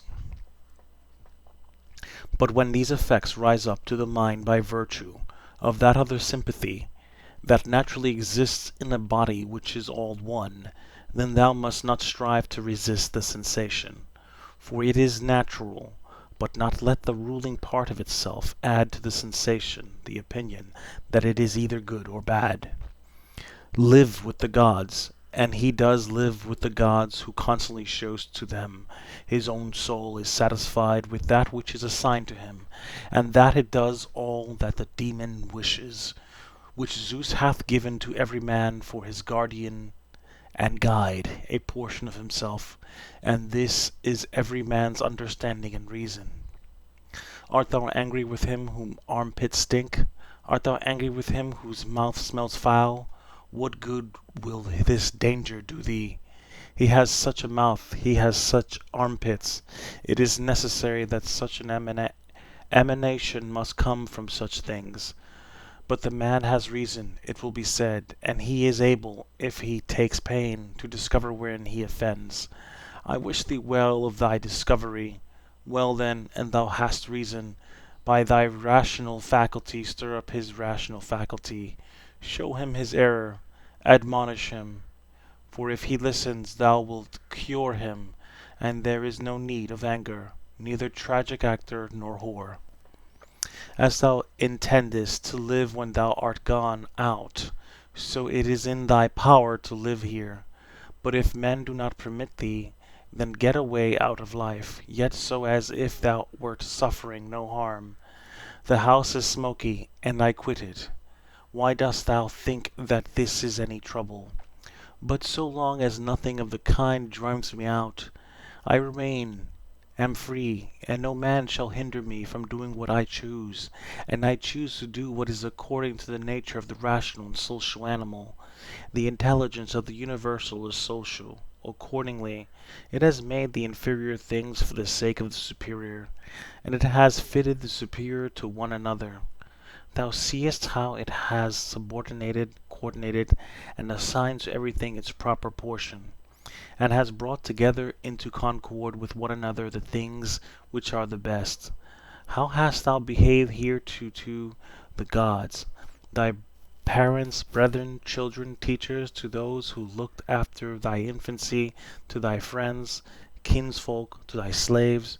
Consider if thou hast hereto behaved to all in such a way that this may be said of thee. Never has wronged a man in deed or word. And call to recollection both how many things thou hast passed through, and how many things thou hast been able to endure, and that the history of thy life is now complete, and thy service is ended, and how many beautiful things thou hast seen, and how many pleasures and pains thou hast despised, and how many things called honorable thou hast spurned, and to how many ill-minded folks thou hast shown a kind disposition. Why do unskilled and ignorant souls deserve him who has skill and knowledge? What soul then has skill and knowledge? That which knows beginning and end, and knows the reason which pervades all substance and through all time by fixed periods, revolutions, administers the universe. Soon, very soon, thou wilt be ashes, or a skeleton, neither a name or not even a name. But name is sound and echo. and the things which are much valued in life are emptied and rotten and trifling, and like little dogs biting one another, and little children quarreling, laughing, and then straightway weeping. But fidelity and modesty and justice and truth are fled up to Olympus from the widespread earth. Hesiod Works, etc. 5197. What then is there which still detains thee here? If the objects of sense are easily changed and never stand still, and the organs of perception are dull and easily receive false impressions, and the poor soul itself is an exhalation from blood, but to have good repute amidst such a world as this is an empty thing, why then dost thou not wait in tranquillity for thy end, whether it is extinction or removal to another state? And until that time comes, what is sufficient? Why, what else than to venerate the gods and bless them, and to do good to men, and to practice tolerance and self-restraint? But as to everything which is beyond the limits of the poor flesh and breath, to remember that this is neither thine nor in thy power. Thou canst pass thy life in an equable flow of happiness, if thou canst go by the right way, and think and act in the right way. These two things are common both to the soul of God, and to the soul of man, and to the soul of every rational being, not to be hindered by another, and to hold good to consist in the disposition to justice and the practice of it, and in this to let thy desire find its termination. Is neither my own badness, nor an effect of my own badness, and the common weal is not injured. Why am I troubled about it?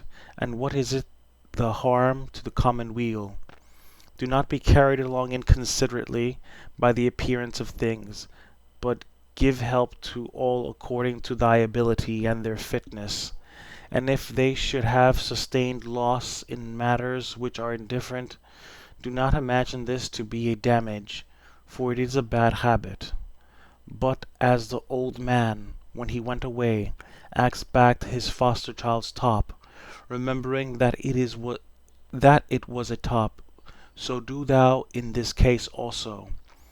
When thou art calling out on the rostra, hast thou forgotten, man, what these things are? Yes, but they are objects of great concern to these people. Wilt thou too then be made a fool for these things? I was once a fortunate man, but I lost it. I know not how, but fortune means that a man has assigned to himself a good fortune, and a good fortune is a good disposition of the soul, good emotions, good actions. Book 6. The substance of the universe is obedient and compliant, and the reason which governs it has in itself no cause for doing evil, for it has no malice, nor does it do evil to anything, nor is anything harmed by it, but all things are made and perfected according to this reason. Let it make no difference to thee whether thou art cold or warm, if thou art doing thy duty, and whether thou art drowsy or satisfied with sleep, and whether ill spoken of or praised, and whether dying or doing something else. For it is one of the acts of life, this act by which we die. It is sufficient then in this act also to do well what we have in hand. Look within. Let neither the peculiar quality of anything nor its value escape thee. All existing things soon change, and they will either be reduced to vapor, if indeed all substance is one, or they will be dispersed. The reason which governs known what its own disposition is, and what it does, and on what material it works, the best way of avenging thyself is not to become like the wrongdoer. Take pleasure in one thing and rest in it, in passing from one social act to another social act, thinking of God. The ruling principle is that which rouses and turns itself, and while it makes itself such as it is and such as it will to be, it also makes everything which happens appear itself to be such as it wills. In conformity to the nature of the universe, every single thing is accomplished, For certainly it is not in conformity to any other nature that each thing is accomplished, either a nature which externally comprehends this, or a nature which is comprehended within this nature, or a nature external and independent of this. The universe is either a confusion and a mu- mutual involution of things, and a dispersion, or it is unity and order and providence. If then it is the former, why do I desire to tarry in the fortuitous combination of things and such a disorder? And why do I care about anything else than how I shall at last become earth? And why am I disturbed? For the dispersion of my elements will happen whatever I do. But if the other supposition is true, I venerate, and I affirm, and I trust in him who governs. Then thou hast been compelled by circumstances to be disturbed in a manner which quickly return to thyself, and do not continue out of tune longer than the compulsion lasts, for thou wilt have more mastery over the harmony by continually recurring to it. If thou hast a stepmother and a mother at the same time, thou wouldest be dutiful to thy stepmother, but still thou wouldest constantly return to thy mother. Let the court and the philosophy now be the stepmother and mother. Return to philosophy frequently and repose in her, through whom what thou meetest with in court appears to thy tolerable, and thou appearest tolerable in court. When we have meat before us and such eatables, we receive the impression that this is a dead body of a fish, and this is a dead body of a bird or of a pig, and again that this Falernian is only a little grape juice, and this purple robe some sheep wools dyed with the blood of a shellfish. Such then are these impressions, and they reach the things themselves and penetrate them, and so we see what kind of things they are. Just in the same way ought we to act all through life, and where there are things which appear most worthy of our abhorration, we ought to lay them bare and look at their worthlessness and strip them of all the words by which they are exalted. For the outward show is a wonderful perverter of the reason, and when thou art most sure that thou art employed about things worthy thy pains, it is then that it cheats thy most. Consider then what Crates says of Xenocrates himself. Most of the things which the multitude admire are referred to objects of the most general kind, those which are held together by cohesion or natural organization, such as stones, wood, fig trees, vines, olives. But those which are admired by men who are a little more reasonable are referred to the things which are held together by a living principle, as flocks, herds. Those which are admired by men who are still more instructed are the things which are held together by a rational soul, not however a universal soul, but rational, so far as it is a soul skilled in some art, or expert in some other way, or simply rational, so far as it possesses a number of slaves. But he who values rational soul, a soul universal and fitted for political life, regards nothing else except this, and above all things he keeps his soul in a condition and in an activity conformable to reason and social life, and he cooperates to this end with those who are of the same kind as himself. Some things are hurrying into existence, and others are hurrying out of it. And of that which is coming into existence, part is already extinguished. Motions and changes are continually renewing the world, just as the uninterrupted course of time is always renewing the infinite duration of ages. In this following stream, then, on which there is no abiding, what is there of the things which hurry by on which a man would set a high price? It would be just as if a man should fall in love with one of the sparrows which fly by, but it has already passed out of sight. Something of this kind is the very life of every man, like the exhalation of the blood and the respiration of the air. For such as it is to have once drawn in the air and to have given it back, which we do every moment, just the same is it with the whole respiratory power, which thou didst receive at thy birth yesterday and the day before, to give it back to the element from which thou didst first draw it. Neither in transpiration as in plants a thing to be valued, nor respiration as in domesticated animals and wild beasts, nor the receiving of impressions by the appearances of things, nor being moved by desire as puppets by strings, nor assembling in herds, nor being nourished by food. For this is just like the act of separating and parting with the useless part of our food. What then is worth being valued? To be received with clapping of hands? No, neither must be valued the clapping of tongues, for the praise which comes from the many is a clapping of tongues. Suppose then that thou hast given up this worthless thing called fame, what remains that is worth valuing? This, in my opinion, to move thyself and to restrain thyself in conformity to thy proper constitution, to which end both all employments arts lead. For every art aims at this, that the thing which has been made should be adapted to the work for which it has been made. And both the vine planter who looks after the vine and the horse breaker and he who trains the dog seek this end. But the education and the teaching of youth aim at something. In this then is the value of the education and the teaching. And if this is well, thou wilt not seek anything else. Wilt thou not cease to value many other things too? Then thou wilt be neither free, nor sufficient for thy own happiness, nor without passion. For of necessity thou must be envious, jealous, and suspicious of those who can take away those things, and plot against those who have that which is valued by thee. Of necessity a man must be altogether in a state of perturbation who wants any of these things, and besides he must often find fault with the gods. But to reverence and honor thy own mind will make thee content with thyself, and in harmony with society, and in agreement with the gods, that is, praising all that they give and have ordered.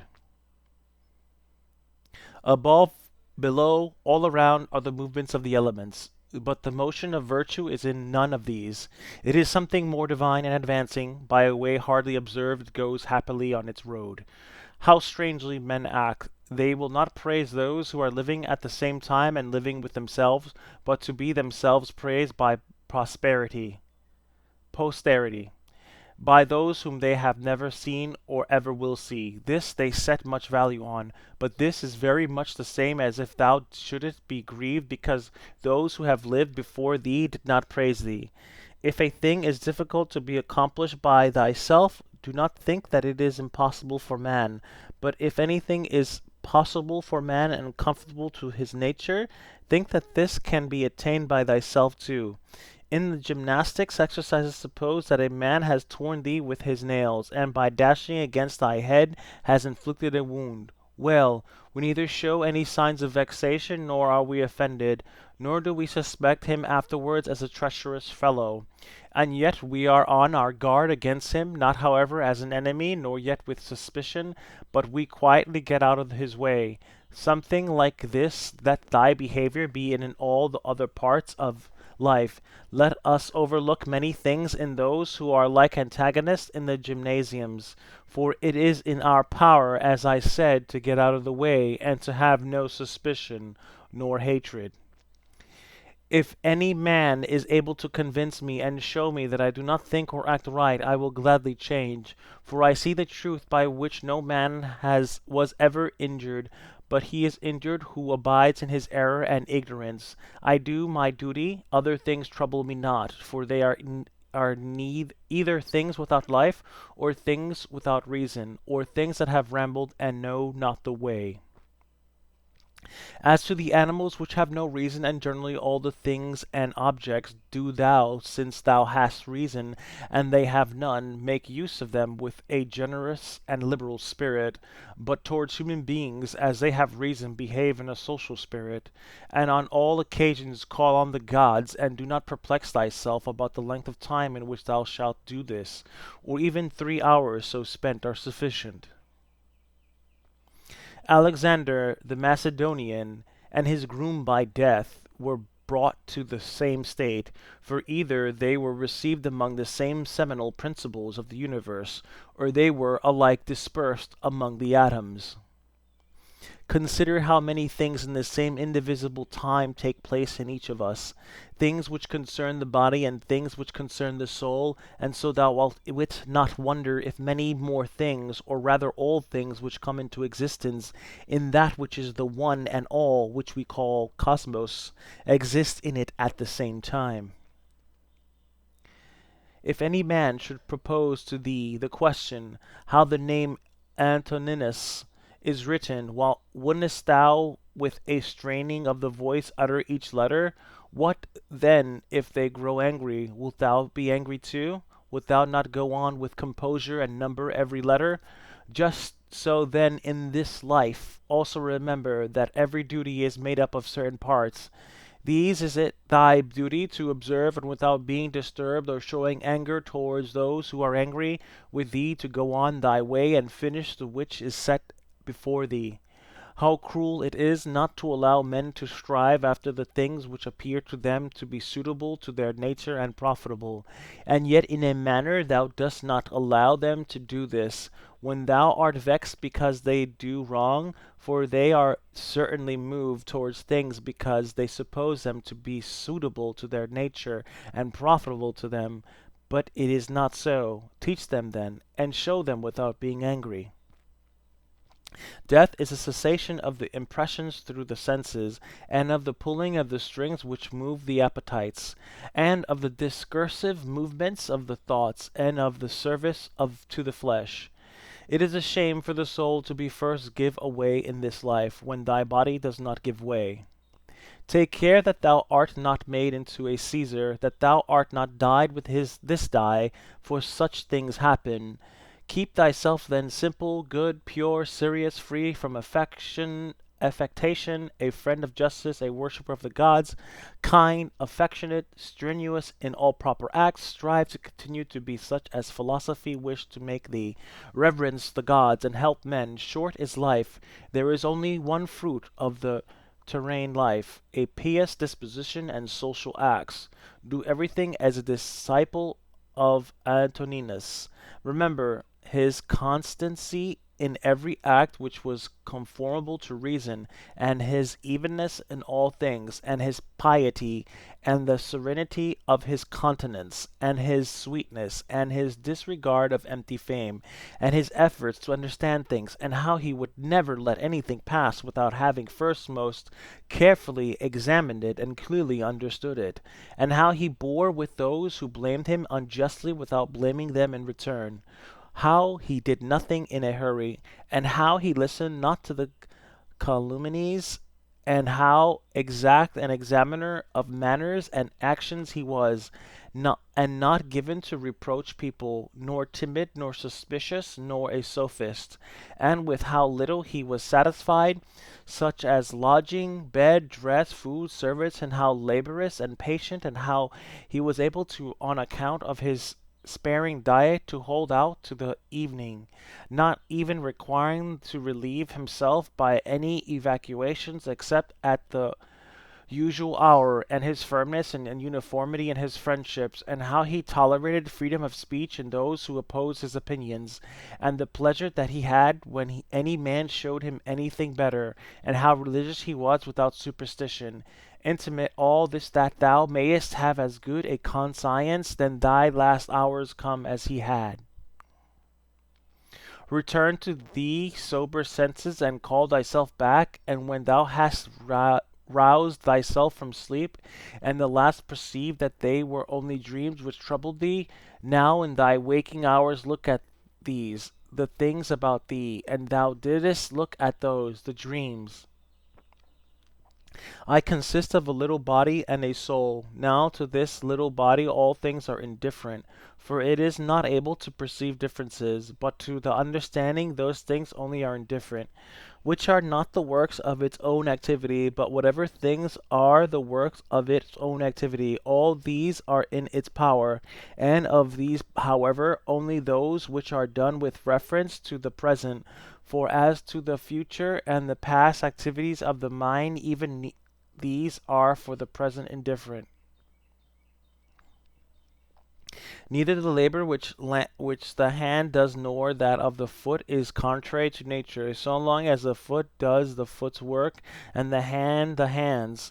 So then neither to a man as a man is his labor contrary to nature, so long as it does the things of a man. But if the labor is not contrary to his nature, neither is it an evil to him.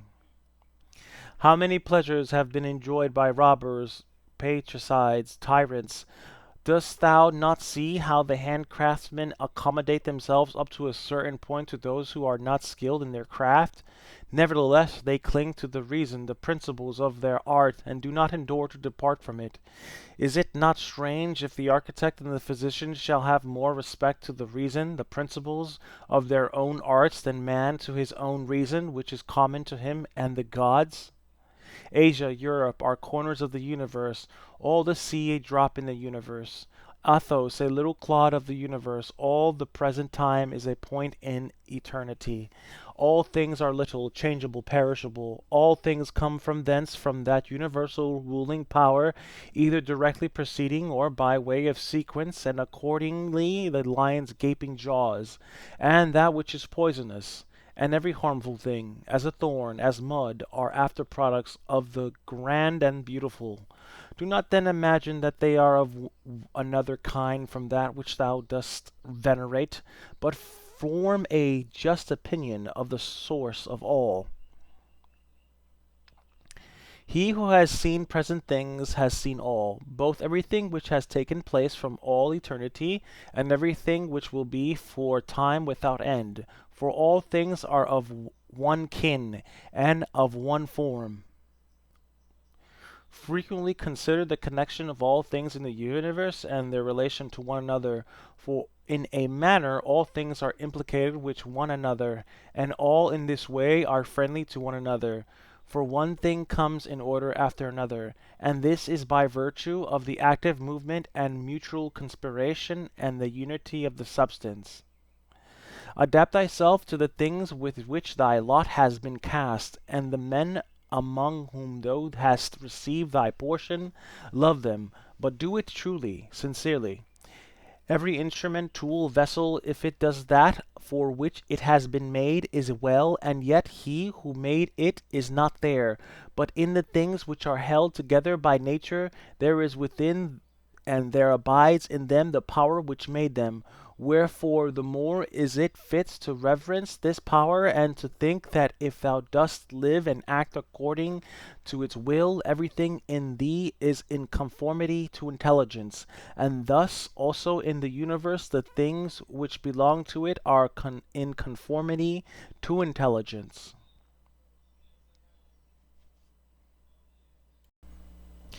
Whatever of the things which are not within thy power thou shalt suppose to be good for thee or evil, it must of necessity be that, if such a bad thing befall thee, or the loss of such a good thing, thou wilt blame the gods, and the hate men too, those who are the cause of the misfortune or the loss, or those who are suspected of being likely to be the cause. And indeed we do much injustice because we make a difference between these things, because we do not regard these things as indifferent.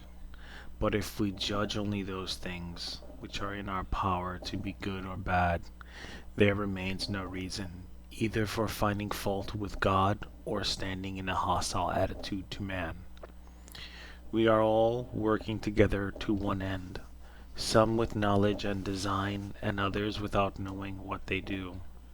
As men also when they are asleep, of whom it is Heraclitus, I think, who says that they are laborers and cooperators in the things which take place in the universe, but when cooperate after different fashions, and even those cooperate abundantly, who find fault with what happens, and those who try to oppose it and to hinder it, for the universe had need even of such men as these. It remains then for thee to understand among what kind of workmen thou placest thyself, for he who rules all things will certainly make a right use of thee. and he will receive thee among some part of the cooperators, and of those whose labours conduce to one end.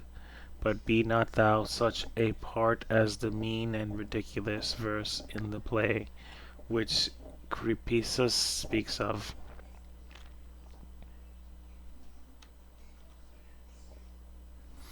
Does the sun undertake to do the work of the rain, or Asclepius the work of the fruit bearer, the earth? And how is it with respect to each of the stars? Are they not different, and yet they work together to the same end? If the gods have determined about me and about the things which must happen to me, they have determined well, for it is not easy even to imagine a deity without forethought. And as to doing me harm, why should they have any desire towards that?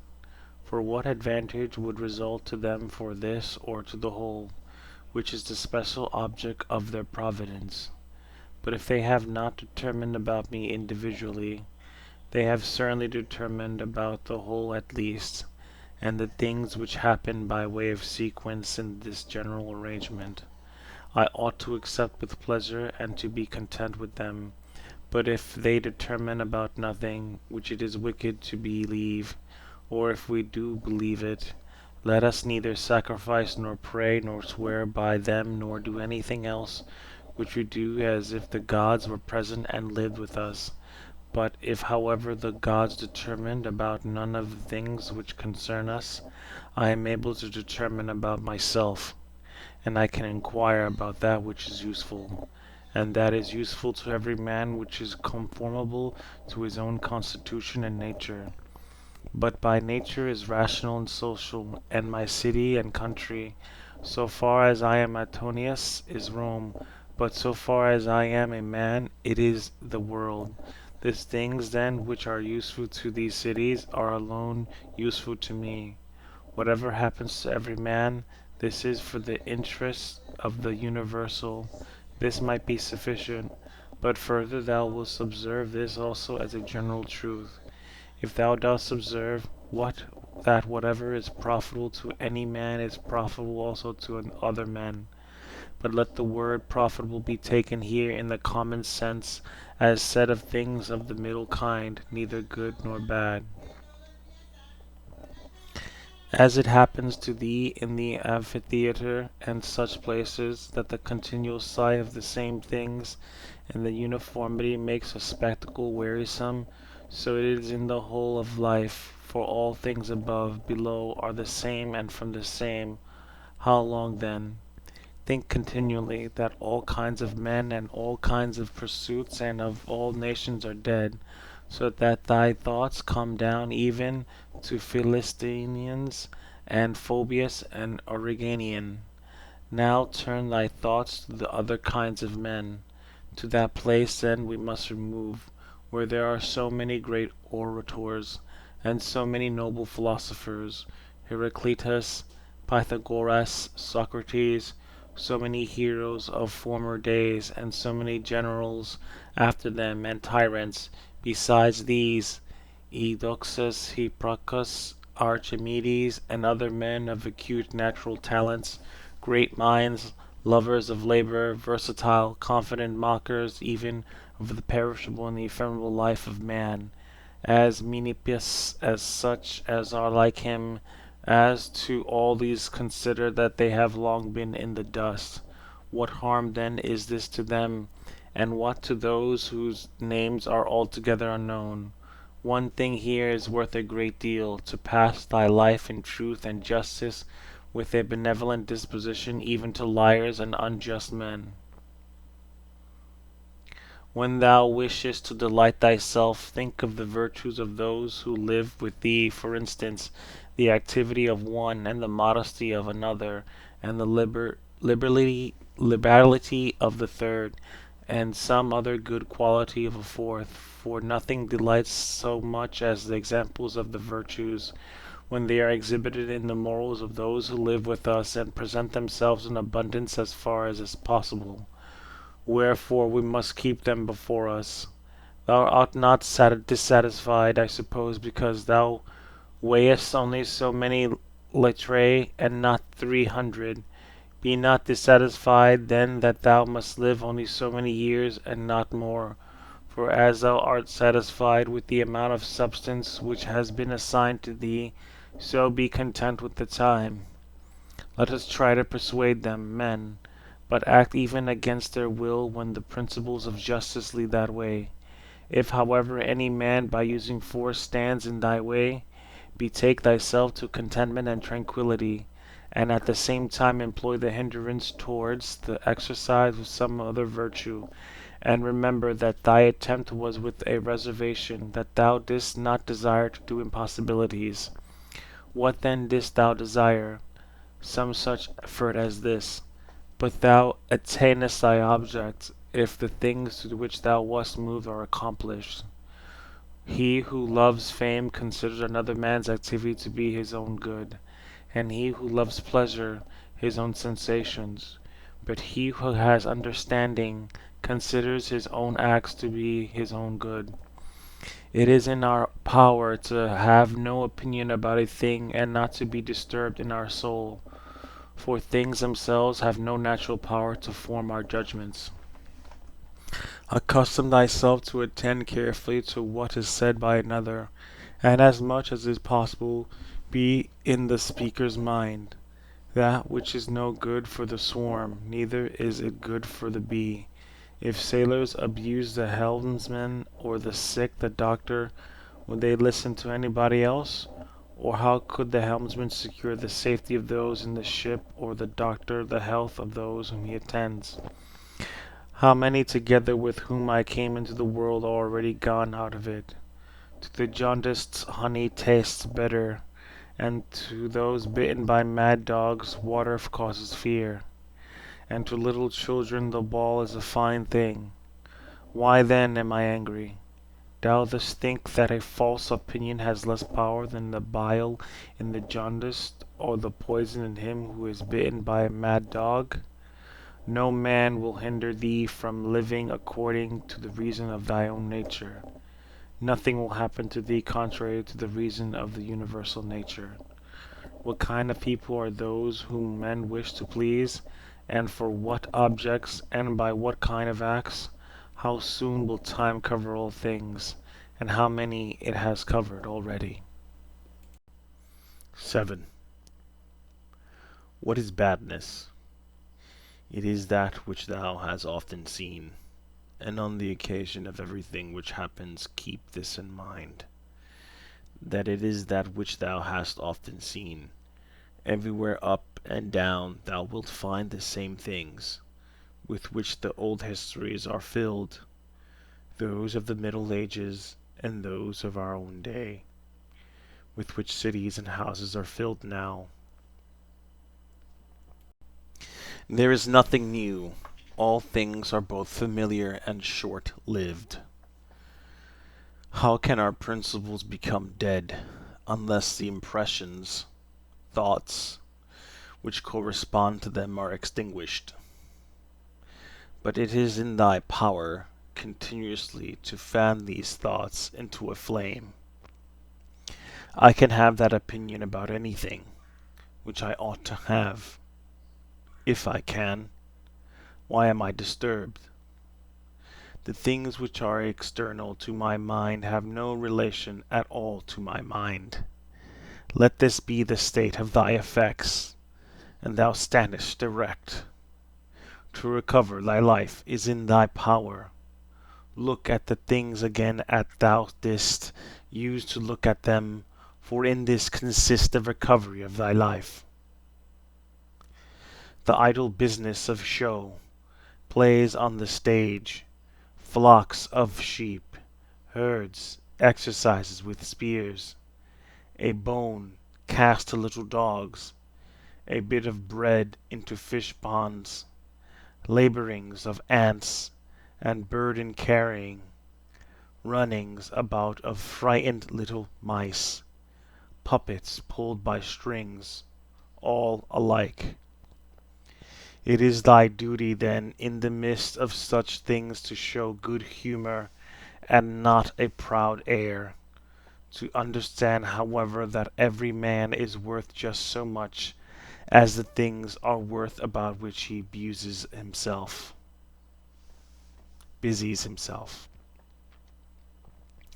In discourse thou must attend to what is said, and in every movement thou must observe what is doing. And the one thou shouldn't see immediately to what end it refers, but in the other watch carefully what is the thing signified. Is my understanding sufficient for this or not? If it is sufficient, I use it for the work as an instrument given by the universal nature. But if it is not sufficient, then either I retire from the work and give way to him who is able to do it better, unless there be some reason why I ought not to do so, or I do it as well as I can, taking to help me the man who with the aid of my ruling principle can do what is now fit and useful for the general good. For whatsoever either by myself or with another I can do, ought to be directed to that which is useful and well suited to society. How many, after being celebrated by fame, have been given up to oblivion, and how many who have celebrated the fame of others have long been dead. Be not ashamed to be helped, for it is thy business to do thy duty like a soldier in an assault on a town.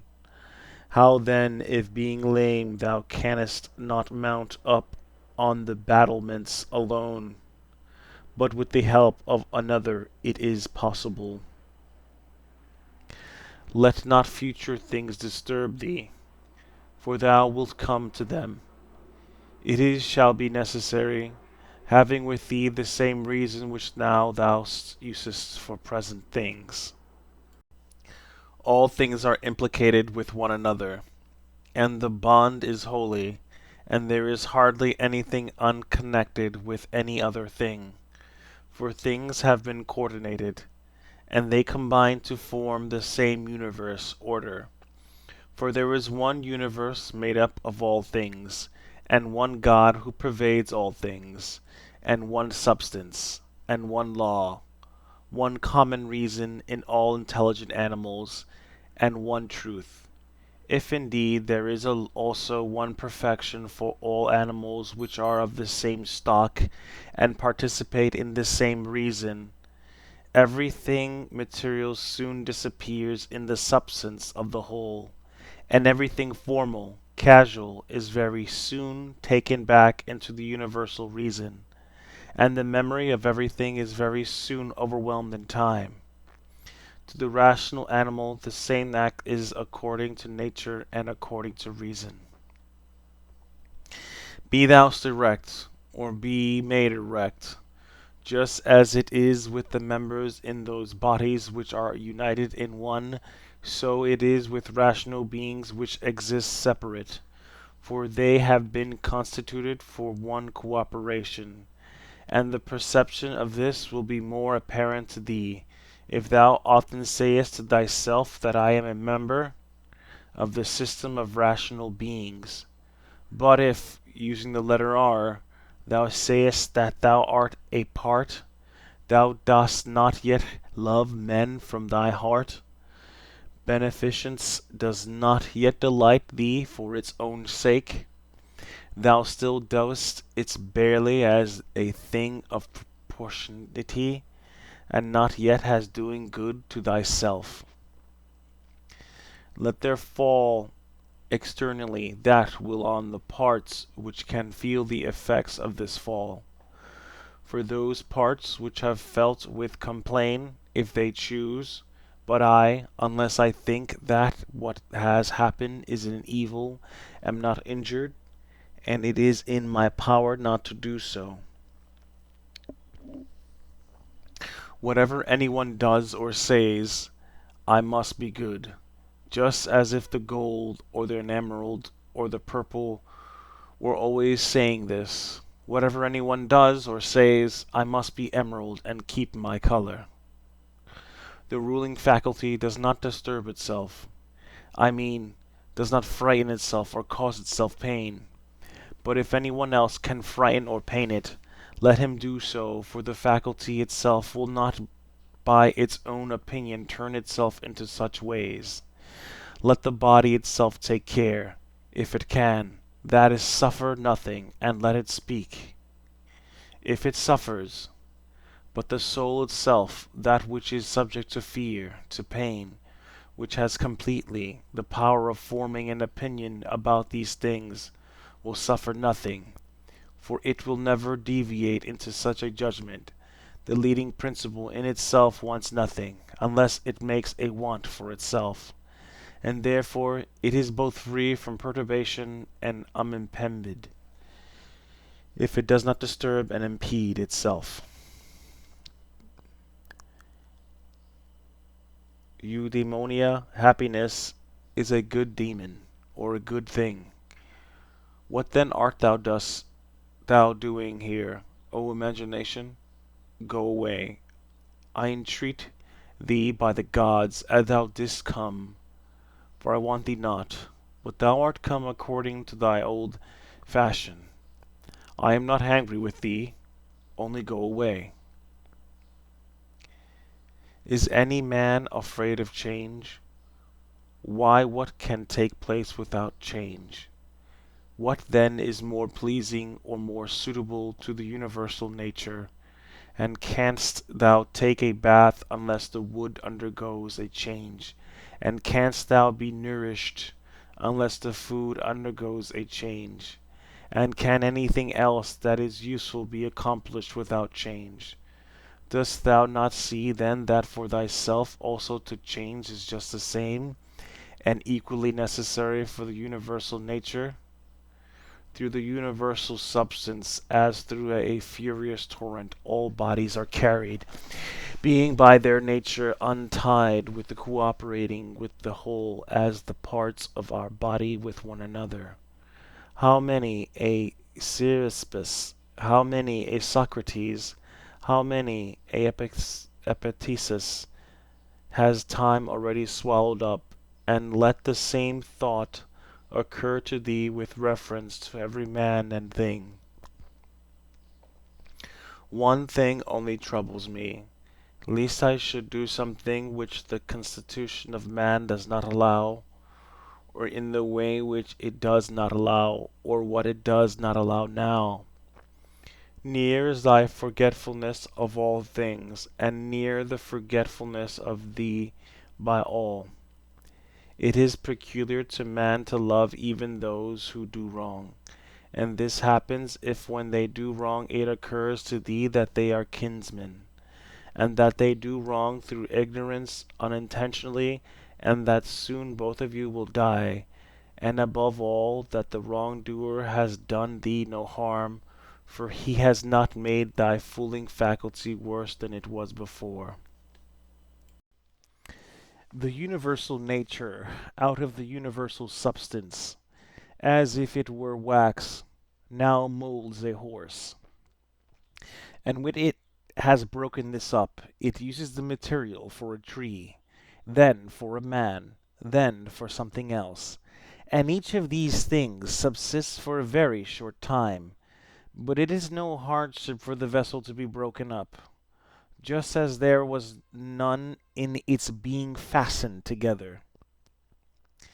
A scowling look is altogether unnatural. When it is often assumed, the result is that all comeliness dies away, and at last it is completely extinguished that it cannot be again lightened up at all. Try to conclude from this very fact that it is contrary to reason.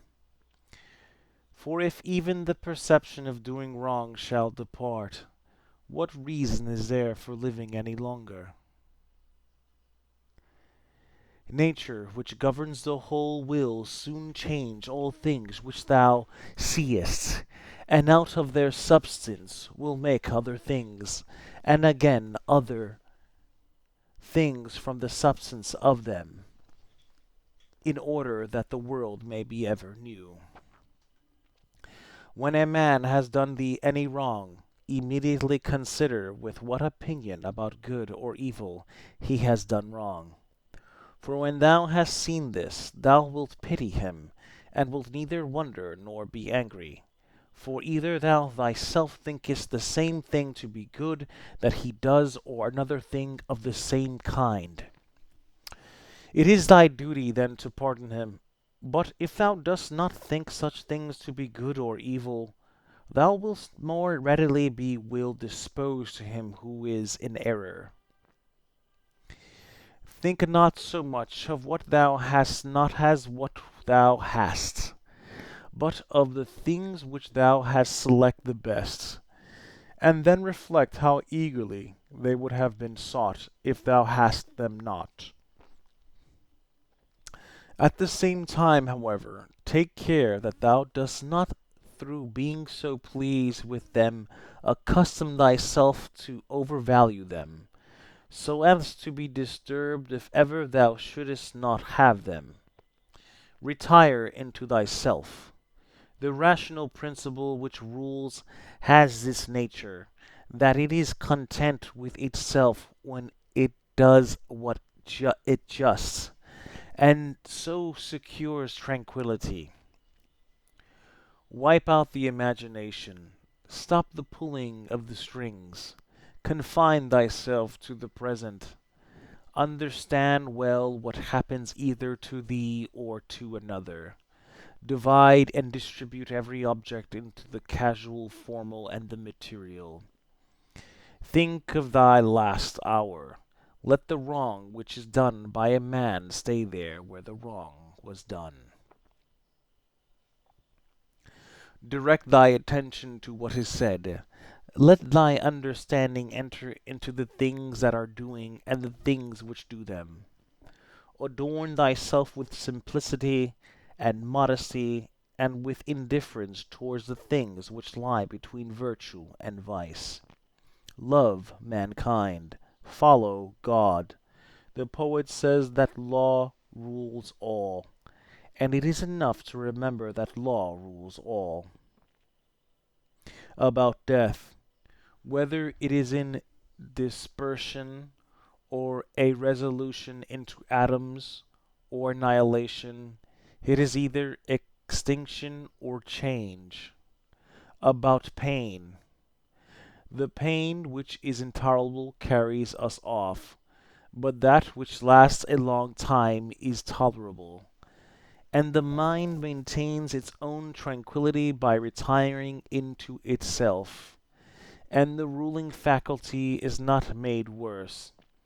But the parts which are harmed by pain, let them, if they can, give their opinion about it. About fame, look at the minds of those who seek fame. Observe that they are, and what kind of things they avoid, and what kind of things they pursue. And consider that as the heaps of sand piled on one another hide the former sands, so in life the events which go before are soon covered by those which come after. From Plato. The man who has an elevated mind and takes a view of all time and all substance, dost thou suppose it possible for him to think that human life is anything great? It is not possible, he said. Such a man then will think that death also is no evil. Certainly not. From Antithesis. It is royal to do good and to be abused.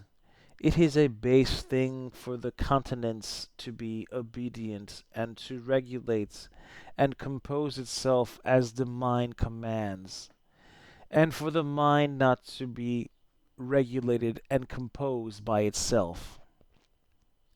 It is not right to vex ourselves at things, for thy care not about it. To the immortal gods and us give joy. Life must be reaped like the ripe ears of corn. One man is born, another dies. If God cares not for me and for my children, there is a reason for it. For the good is with me and the just, no joining others in their wailing, no violent emotion. From Plato. But I would make this man a sufficient answer, which is this: Thou sayest not will.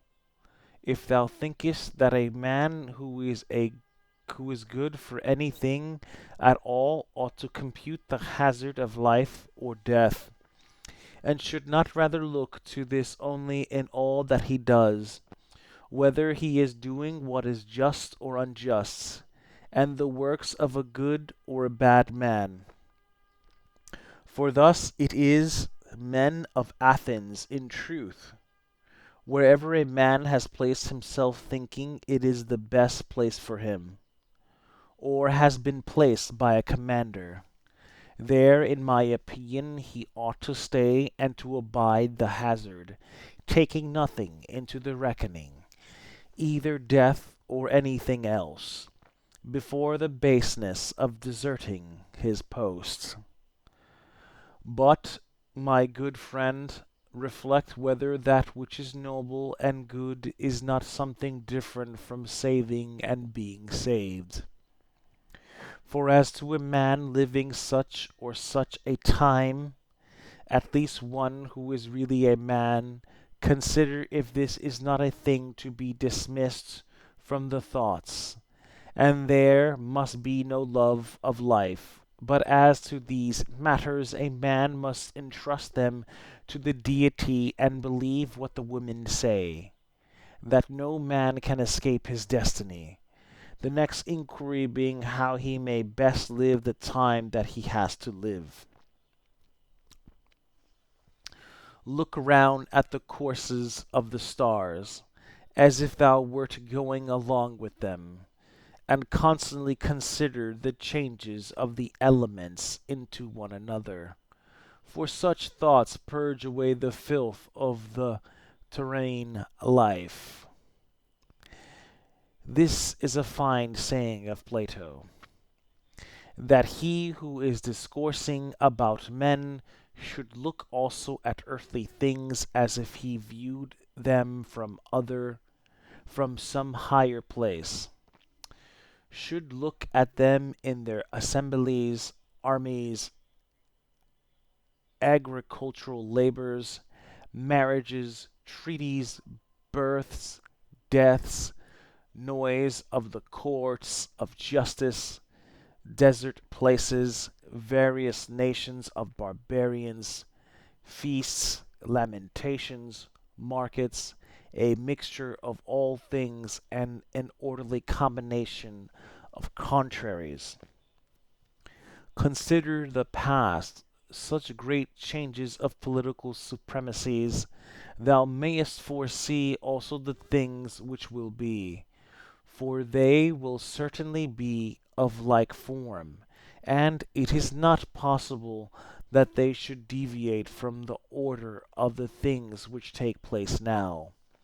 Accordingly, to have contemplated human life for 40 years is the same as to have contemplated it for 10,000 years. For what more wilt thou see?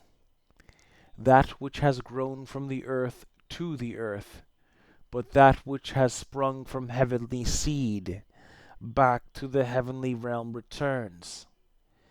This is either a dissolution of the mutual involution of the atoms, or a similar dispersion of the unsentient elements, with food and drinks and cunning magic arts, turning the channel's course to escape from death.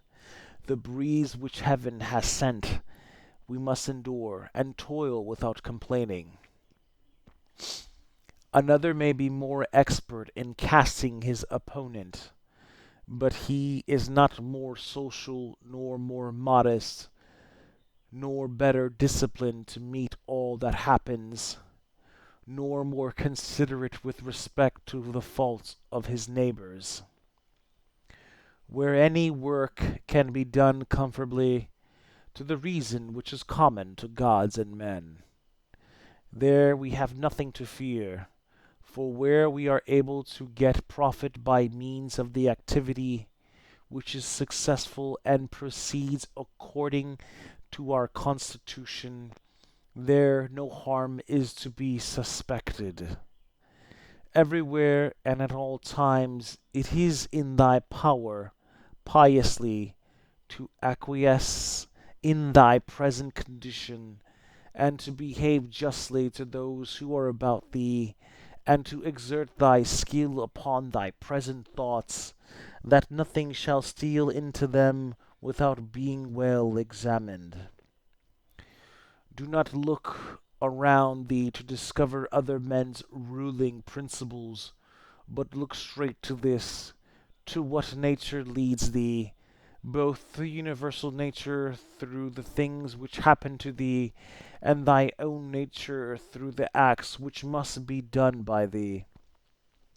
But every being ought to do that which is according to its constitution, and all other things have been constituted for the sake of rational beings, just as among irrational things the inferior for the sake of the superior, but the rational for the sake of one another.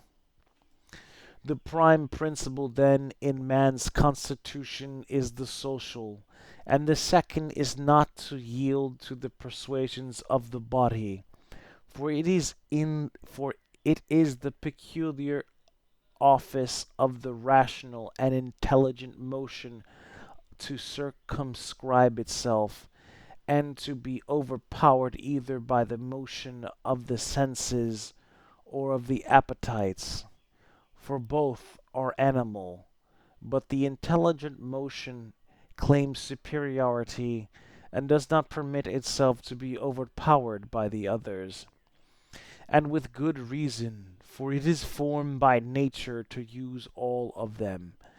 The third thing in the rational constitution is freedom from error and from deception.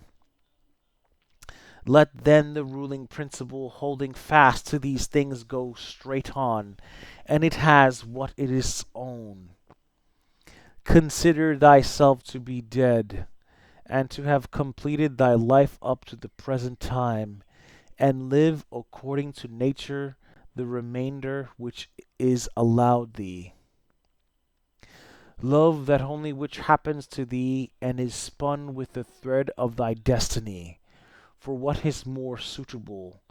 In everything which happens, keep before thy eyes those to whom the same thing happened, and how they were vexed, and treated them as strange things, and found fault with them.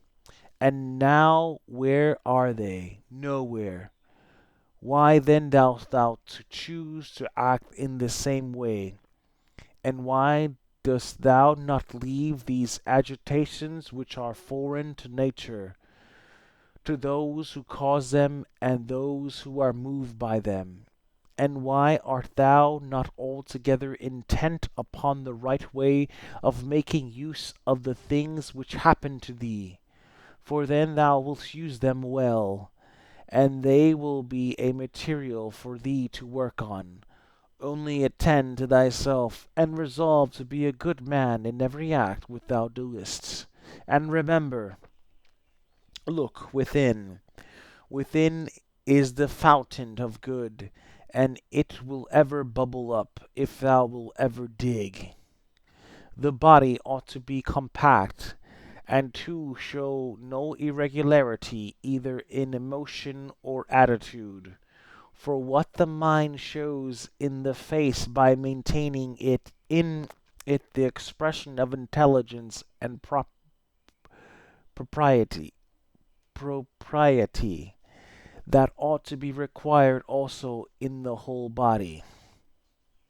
But all of these things should be observed without affectation. The art of life is more like the wrestler's art than the dancer's, in respect of this, that it should stand ready and firm to meet onsets which are sudden and unexpected. Constantly observe who those are whose approbations thou wishest to have, and what ruling principles they possess. For then thou wilt neither blame those who offend involuntarily, nor wilt thou want their approbation if thou lookest to the sources of their opinions and appetites. Every soul, the philosopher says, is involuntarily deprived of truth. Consequently, in the same way it is deprived of justice and temperance and benevolence and everything of the kind. It is most necessary to bear this constantly in mind, for thus thou wilt be more gentle towards all.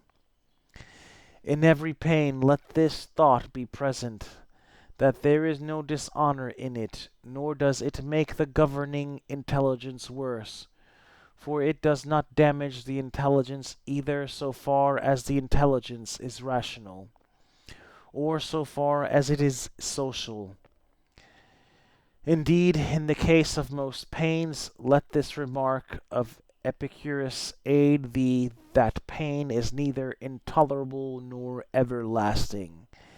If thou bearest in mind that it has its limits, and if thou addest nothing to it in imagination, and remember this too, that we do not perceive that many things which are disagreeable to us are the same as pain, such as excessive drowsiness, and the being scorched by heat, and the having no appetite. Then, when then thou art discontented about any of these things, say to thyself that thou art yielding to pain. Take care not to feel towards the inhuman as they feel towards men. How do we know if Telegs was not superior in character to Socrates? For it is not enough that Socrates died a more noble death, and disputed more skilfully with the sophists, and passed the night in the cold with more endurance, and that when he was bid to arrest Leon of Salamis, he considered it more noble to refuse, and that he walked in a swaggering way in the streets. Though as to this fact one may have great doubts if it was true, but we ought to inquire what kind of a soul it was that Socrates possessed, and if he was able to be content with being just towards men and pious towards the gods, neither idly vexed on account of men's villainy, nor yet making himself a slave to any man's ignorance, nor receiving as strange anything that fell to his share out of the universal, nor enduring it as intolerable, nor allowing his understanding to sympathize with the effects of the miserable flesh. Nature has not so mingled the intelligence with the composition of the body, as not to have allowed thee the power of circumscribing thyself and to bringing under subject to thyself all that is thy own. For it is very possible to be a divine man and to be recognized as such by no one. Always bear this in mind, and another thing too, that very little indeed is necessary for living a happy life. And because thou hast despaired of becoming a dialectician and skilled in the knowledge of nature, do not for this reason renounce the hope of being both free and modest and social and obedient to God. It is in thy power to live free from all compulsion in the greatest tranquillity of mind, even if all the world cry out against thee as much as they choose, and even if wild beasts tear in pieces the members of this needed matter which has grown around thee.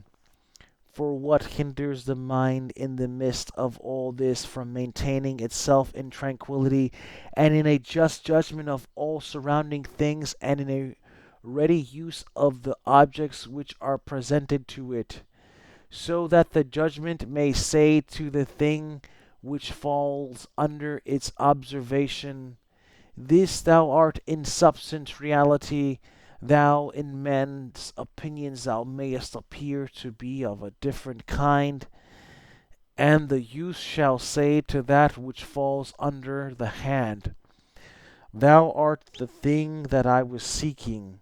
For to me what which presents itself is always a material for virtue, both rational and political, and in a word, for the exercise of art, which belongs to man or God, for everything which happens has a relationship either to God or man, and is neither new nor difficult to handle, but usual and apt matter to work on. The perfection of moral character consists in this, in passing every day as the last, and in being neither violently excited nor torpid nor playing the hypocrite. The gods who are immortal are not vexed because during so long a time they must tolerate continually men such as they are, and so many of them bad. And besides this, they also take care of them in all ways. But thou who art destined to end so soon, art thou wearied of enduring the bad, and this too when thou art one of them? It is a ridiculous thing for a man not to fly from his own badness, which is indeed possible, but to fly from other men's badness, which is impossible. Whatever the rational and political, social faculty finds to be neither intelligent nor social, it properly judges to be inferior to itself.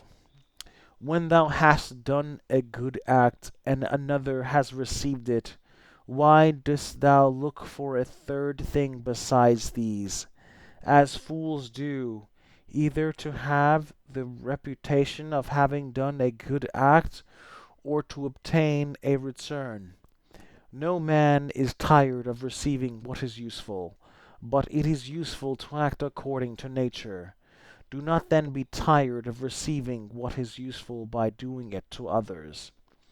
The nature of all moved to make the universe. But now either everything that takes place comes by way of consequence or continuity, or even the chief things towards which the ruling power of the universe directs its own movement are governed by no rational principle.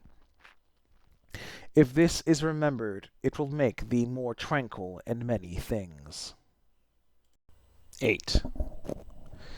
This reflection also tends to the removal of the desire of empty fame, that it is no longer in thy power to have lived the whole of thy life, or at least thy life from thy youth upwards, like a philosopher, but both to many others and to thyself it is plain that thou art far from philosophy.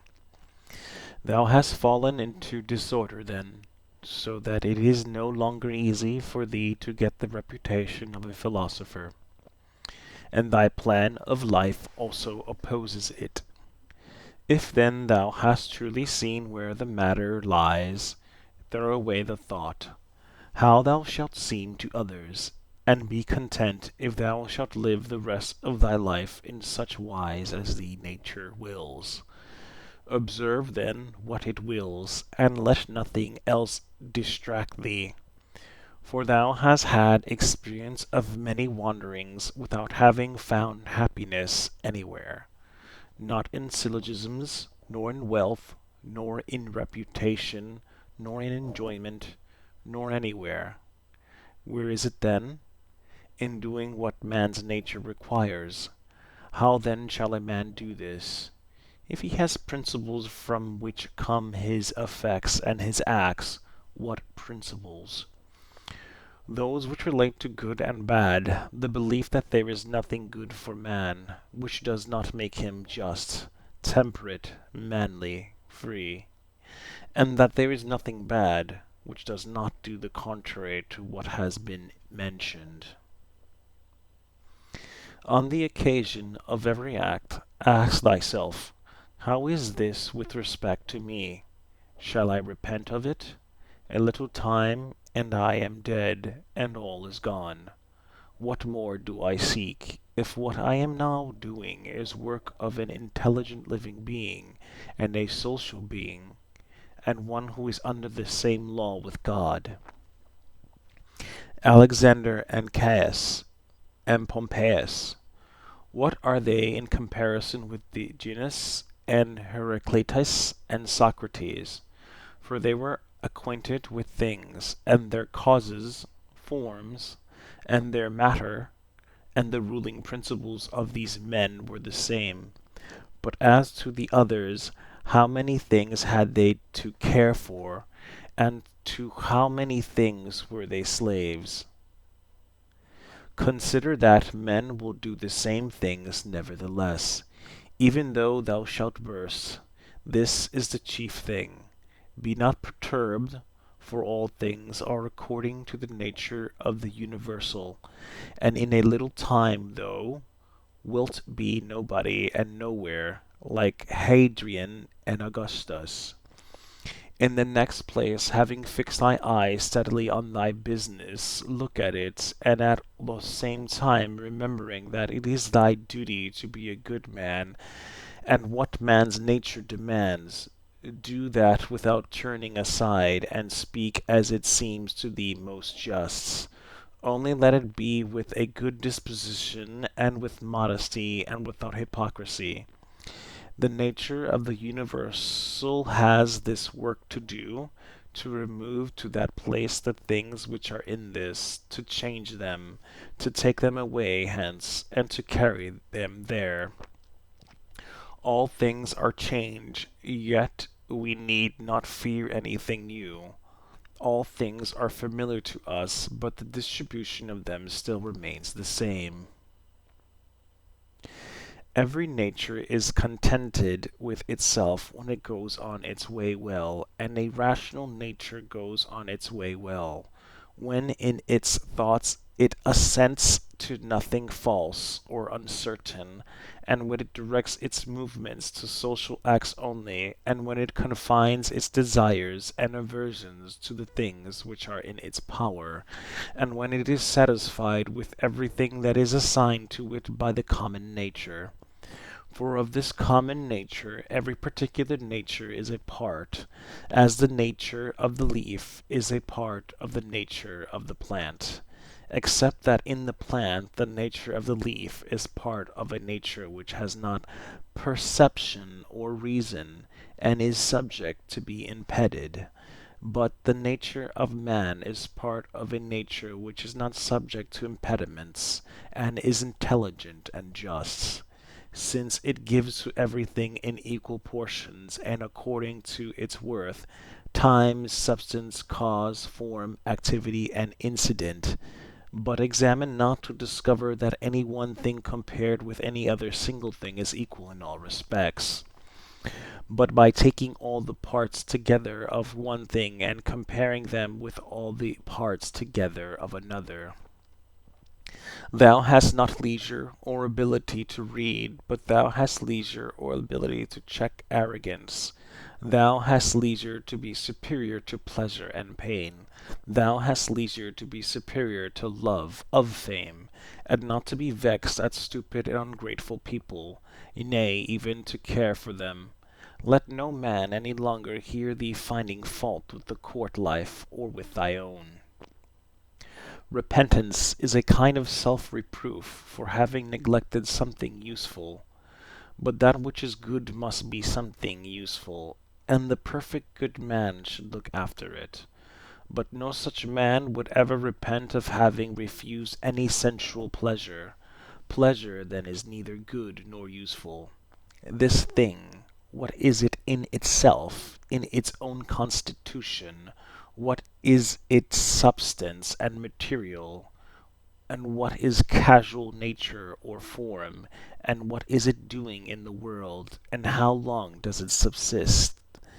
When thou resistest from sleep with reluctance, remember that it is according to thy constitution and according to human nature to perform social acts. But sleeping is common also to irrational animals. But that which is according to each individual's nature is also more peculiarly its own, and more suitable to its nature, and indeed also more agreeable. Constantly and, if it is be possible on the occasion of every impression on the soul, apply to it the principles of physics, of ethic, and dialect. Whatever man thou meetest with, immediately say to thyself, what opinions has this man about good and bad? For if with respect to pleasure and pain and the causes of each, and with respect to fame and ignominy, death and life, he has such and such opinions, it will seem nothing wonderful or strange to me. If he does such and such things, and I shall bear in mind that he is compelled to do so. Remember that as it is a shame to be surprised if the fig tree produces figs, so it is to be surprised if the world produces such and such things of which it is productive. And for the physician and the helmsman it is a shame to be surprised if a man has a fever or if the wind is unfavorable. Remember that to change thy opinion and to follow him who corrects thy error is as consistent with freedom as it is to persist in thy error. For it is thy own, the activity which is exerted according to thy own movement and judgment, and indeed according to thy own understanding too. If a thing is in thy own power, why dost thou do it? But if it is in the power of another, whom dost thou blame? The atoms, chance, or the gods? Both are foolish. Thou must blame nobody. For if thou canst, correct that which is the cause. But if thou canst not, do this: correct at least the thing itself. But if thou canst not do even this, of what use is it to thee to find faults? For nothing should be done without a purpose. That which has died falls not out of the universe. If it stays here, it also changes here, and it dissolves into its proper parts, which are elements of the universe and of thyself. And these two change, and they murmur not. Everything exists for some end, a horse, a vine. Why dost thou wonder? Even the sun will say, I am for some purpose, and the rest of the gods will say the same. For what purpose then art thou? To enjoy pleasure? See if common sense allows this. Nature has had regard in everything no less to the end than to the beginning and the continuance. Just like the man who throws up a ball, what good is it then for the ball to be thrown up, or harm for it to come down, or even to have fallen? And what good is it to the bubble while it holds together, or what harm when it bursts? The same may be said of a light also. Turn in the body inside out, and see what kind of thing it is, and when it has grown old, what kind of thing it becomes, and when it is diseased, Short-lived are both the praiser and the praised, and the rememberer and the remembered. And all this in a nook of this part of the world, and not even here do all agree. No, not any one with himself, and the whole earth too is at points. Attend to the matter which is before thee, whether it is an opinion, or an act, or a word. Thou sufferest this justly, for thou choosest rather to become good tomorrow than to be good today. Am I doing anything? I do it with reference to the good of mankind. Does anything happen to me? I receive it and refer it to the gods, and the source of all things, from which all that happens is derived. Such a bathing appears to thee oil, sweat, dirt, filthy water, all things disgusting.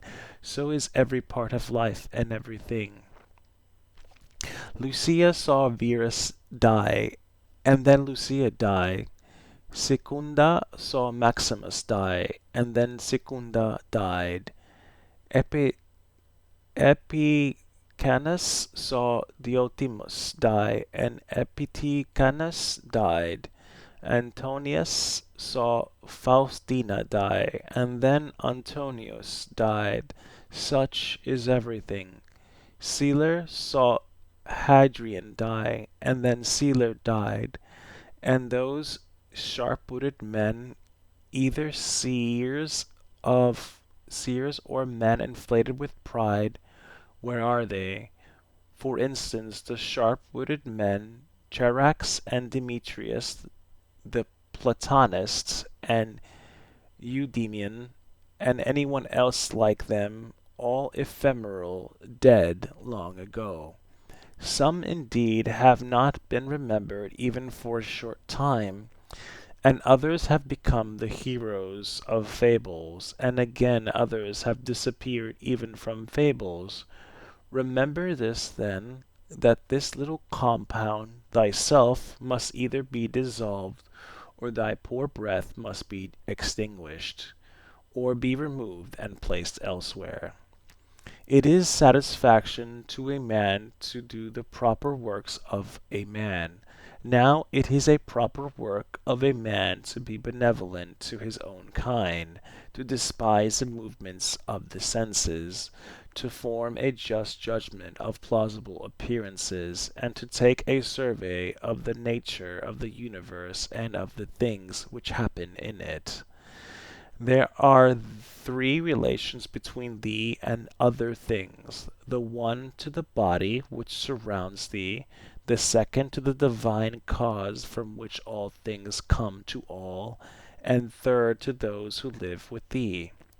Pain is either an evil to the body, then let the body say what it thinks of it, or to the soul, but it is in the power of the soul to maintain its own serenity and tranquillity, and not to think that pain is an evil, for every judgment and movement and desire and aversion is within, and no evil ascends so high.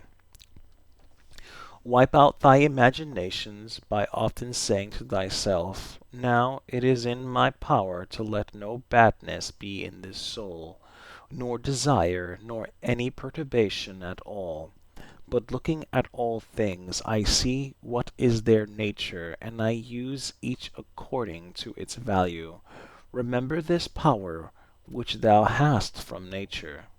Speak both in the Senate and to every man, whoever he may be, appropriately, not with any affectation. Use plain discourse.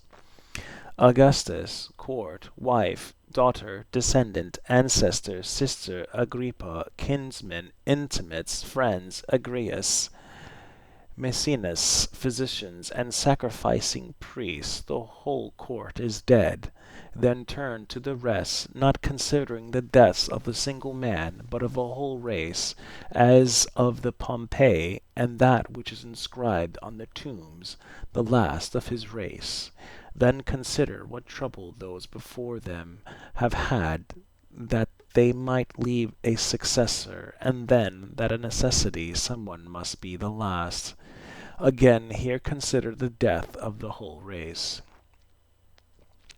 It is thy duty to order thy life well in every single act, and if every act does its duty, as far as is possible, be content, and no one is able to hinder thee, so that each act shall not do its duty. But something external will stand in the way. Nothing will stand in the way of thy acting justly and soberly and considerately, but perhaps some other active power will be hindered. Well, but by acquiescing in the hindrance, and by being content to transfer thy efforts to that which is allowed, another opportunity of action is immediately put before thee in place of that which has hindered, and one which will adapt itself to this ordering of which we are speaking. Receive wealth or prosperity without arrogance, and be ready to let it go. If thou didst ever see a hand cut off, or a foot, or a head lying anywhere apart from the rest of the body, such does a man make himself as far as he can who is not content with what happens, and separates himself from others, or does anything unsocial. Suppose that thou hast detached thyself from the natural unity, for thou wast made by nature a part, but now thou hast cut thyself off. Yet here there is this beautiful provision, that it is in thy power again to unite thyself. God has allowed this to no other part, after it has been separated and cut asunder, to come together again. But consider the kindness by which he has distinguished man, for he has put it in his power not to be separated at all from the universal, and when he has been separated, he has allowed him to return and to be united and to resume his place as a part.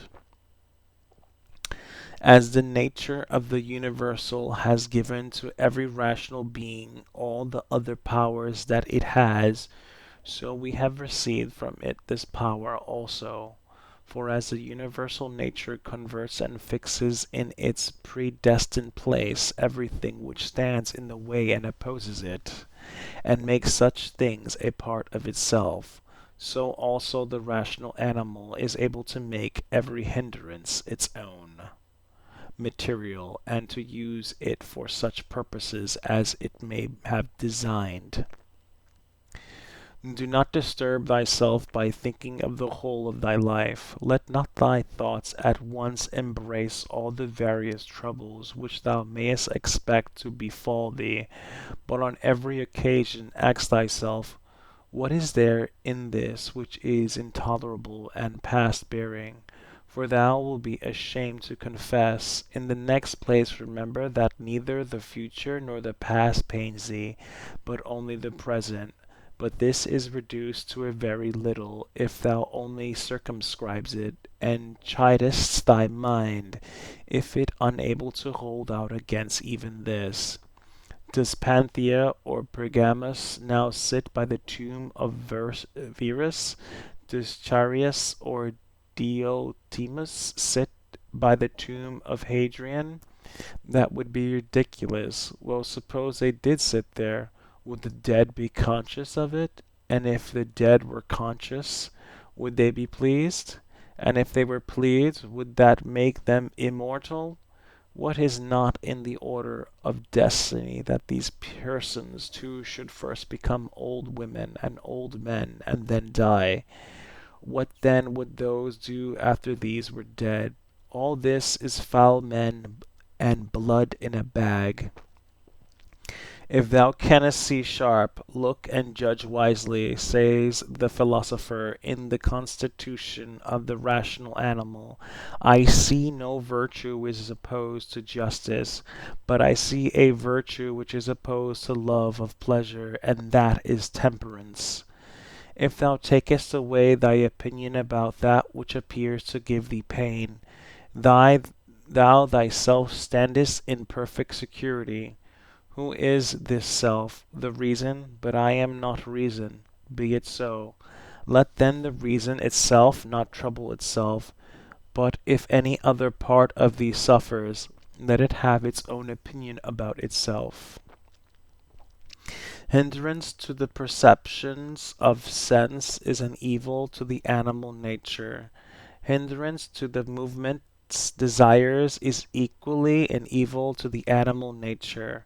And something else also is equally an impediment and an evil to the constitution of plants. So then that which is a hindrance to the intelligence is an evil to the intelligent nature. Applying all these things then to thyself, does pain or sensuous pleasure affect thee? The senses will look to that. Has any obstacle opposed thee in thy efforts towards an object? If indeed thou wast making this effort absolutely, unconditionally, or without any reservation, certainly this obstacle is an evil to thee considered as a rational animal. But if thou takest into consideration the usual course of things, thou hast not yet been injured nor even impeded. The things, however, which are proper to the understanding no other man is used to impede, for neither fire, nor iron, nor tyrant, nor abuse touches it in any way. When it has been made a sphere, it continues a sphere. It is not fit that I should give myself pain, for I have never intentionally given pain even to another. Different things delight different people, but it is my delight to keep the ruling faculty sound without turning away either from any man or from any of the things which happen to men, but looking at and receiving all the welcome eyes and using everything according to its value. See that thou secure this present time to thyself, for those who rather pursue posthumous fame do consider that the men of after time will be exactly such as these whom they cannot bear now, and both are mortal.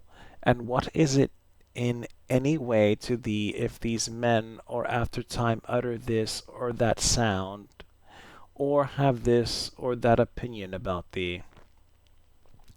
Take me and cast me where thou wilt, for there I shall keep my divine part tranquil, that is, content, if it can feel and act comfortably to its proper constitution.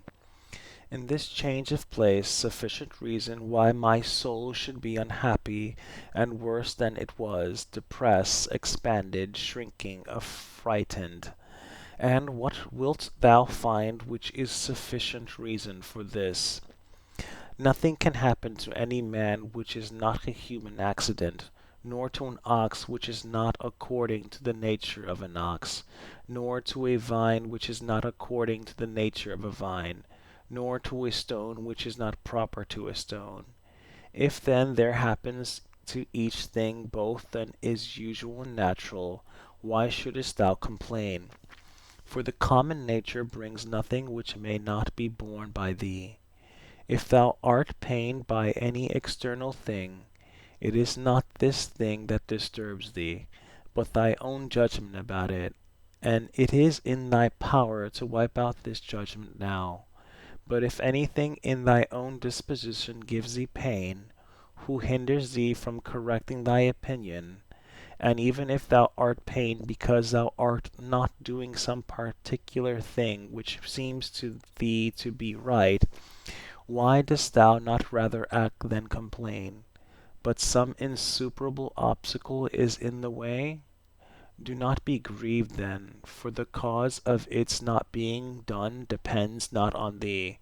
But it is not worth while to live if this cannot be done. Take thy departure then from life contentedly, just as he dies who is in full activity, and well pleased to do with the things which are obstacles. Remember that the ruling faculty is invisible. When self-collected, it is satisfied with itself. If it does nothing which it does not choose to, even if it resists from mere obstinacy, that then will it be when it forms a judgment about anything aided by reason and deliberately. Therefore the mind which is free from passions is a citadel, for man has nothing more secure to which he can fly for refuge, and for the future be inexpugnable. He then who has not seen this is an ignorant man, but he who has seen it and does not fly to this refuge is unhappy. Say nothing more to thyself than what the first appearances reports. Suppose that it has been reported to thee that a certain person speaks ill of thee.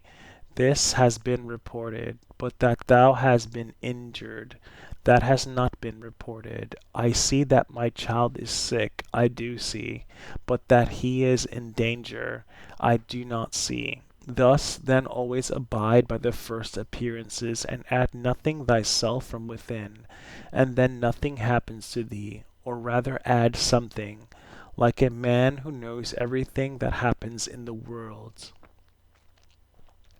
A cucumber is bitter, throw it away. There are briars in the road, turn aside from them. This is enough. Do not add, and why were such things made in the world? For thou wilt be ridiculed by a man who is acquainted with nature, and thou wouldest be ridiculed by a carpenter and shoemaker if thou didst find fault because thou seest in the workshop shavings and cuttings from things which they make. And yet they have places into which they can throw these shavings and cuttings, and the universal nature has no external space. But the wondrous part of her art is that thou shalt have circumscribed herself. Everything within her which appears to decay and grow old and to be useless she changes into herself, and again makes other new things for these very same, so that she requires neither substance from without nor wants a place into which she may cast that which decays. She is content then with her own space, and her own matter, and her own art. Neither in thy actions be sluggish, nor in thy conversation without method, nor wandering in thy thoughts, nor let there be in thy soul inward contention, nor external effusion, nor in life be so busy as to have no leisure. Suppose that men kill thee, cut thee in pieces, curse thee. What then can these things do to prevent thy mind from remaining pure, wise, sober, just? For instance, if a man should stand by a limpid, pure spring and curse it, the spring never ceases spending up potable water, and if he should cast clay into it or filth, it will speedily disperse them and wash them out, and will not be at all polluted.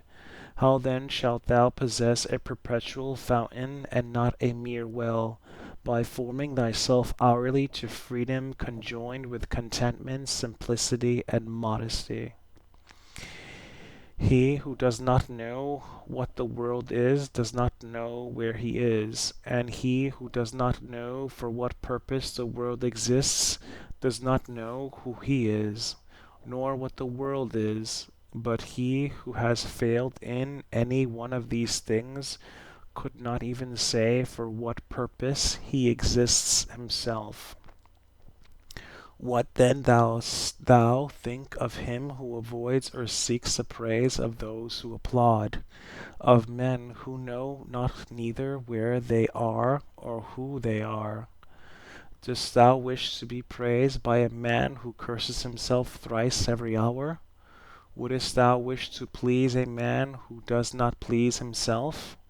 Does a man please himself who repents of nearly everything that he does?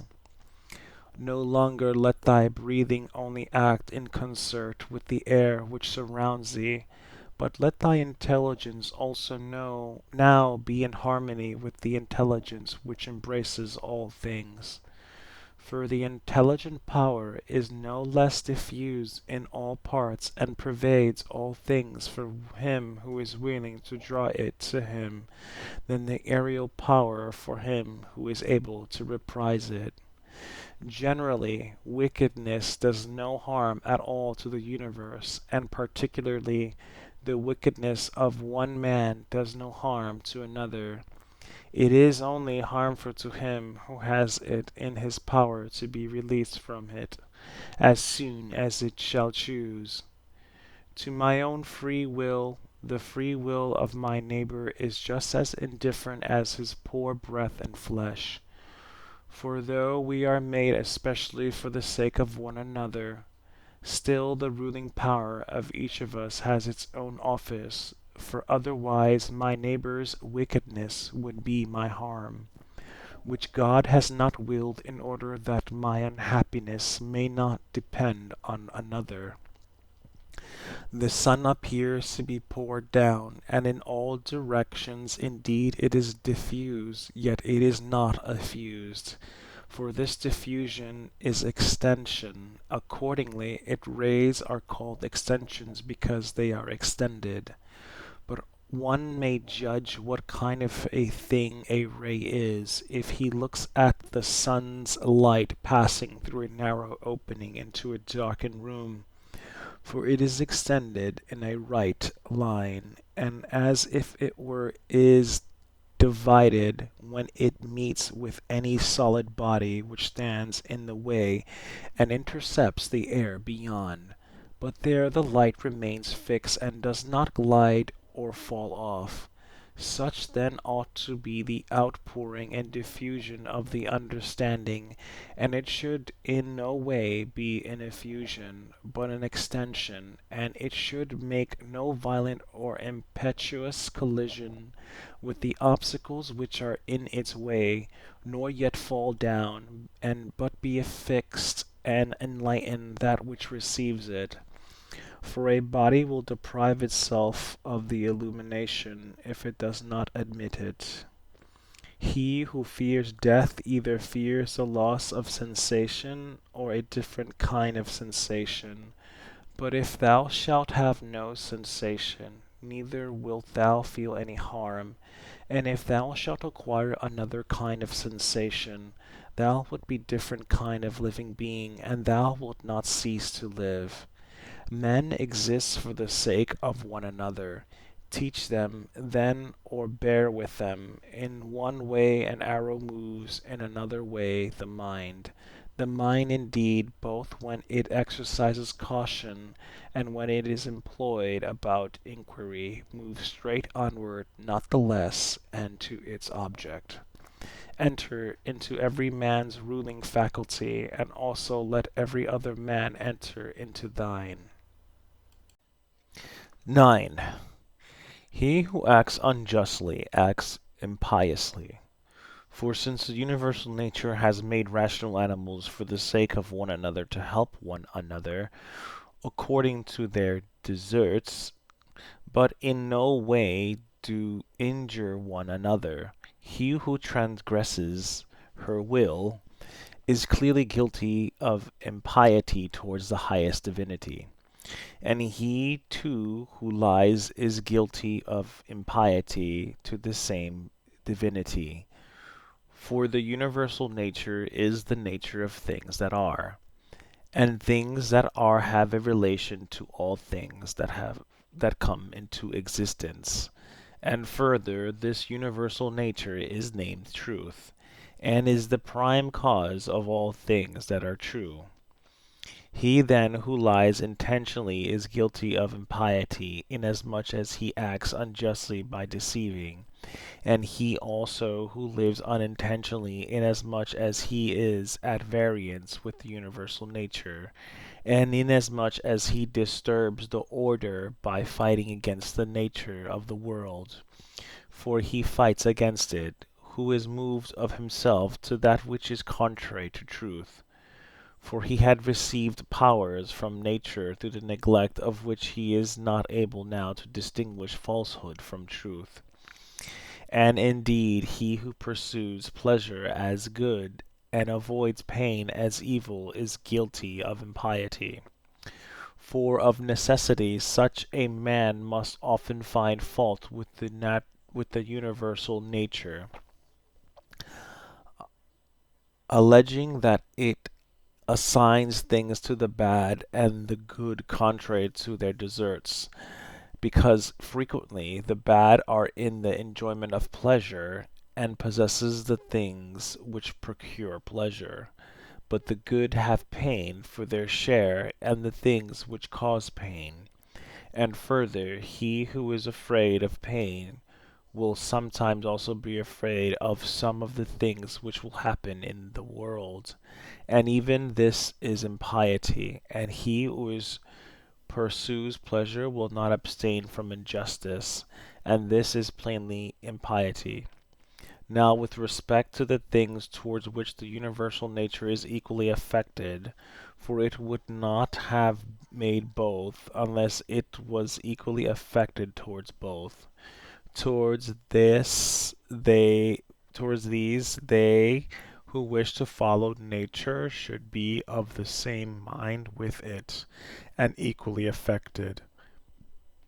With respect to pain, then, and pleasure, or death and life, or honor and dishonor, which the universal nature employs equally, whoever is not equally affected is manifestly acting impiously, and I say that the universal nature employs them equally, instead of saying that they happen alike to those who are produced in continuous series and to those who come after them by virtue of a certain original movement of Providence, according to which it moved from a certain beginning to this ordering of things, having conceived certain principles of the things which were to be, and having determined powers productive of beings, and of changes, and of such like successions.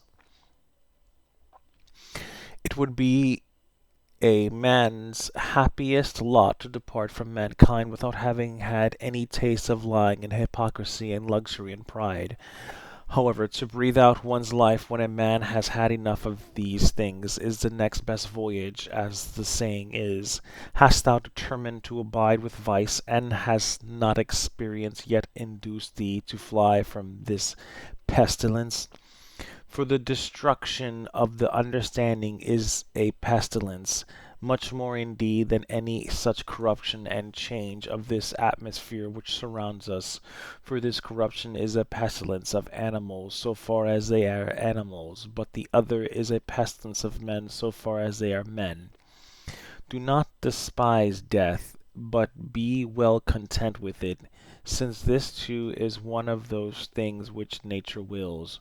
For such as it is to be young and to grow old, and to increase and to reach maturity, and to have teeth and beard and gray hairs, and to beget, and to be pregnant and bring forth, and all the other natural operations which the seasons of thy life bring, such also is disillusion. This then is consistent with the character of a reflecting man, to be neither careless nor impatient nor contemptuous with respect to death, but to wait for it as one of the operations of nature, as thou now waitest for the time when the child shall come out of thy wife's womb, so be ready for the time when thy soul shall fall out of this envelope.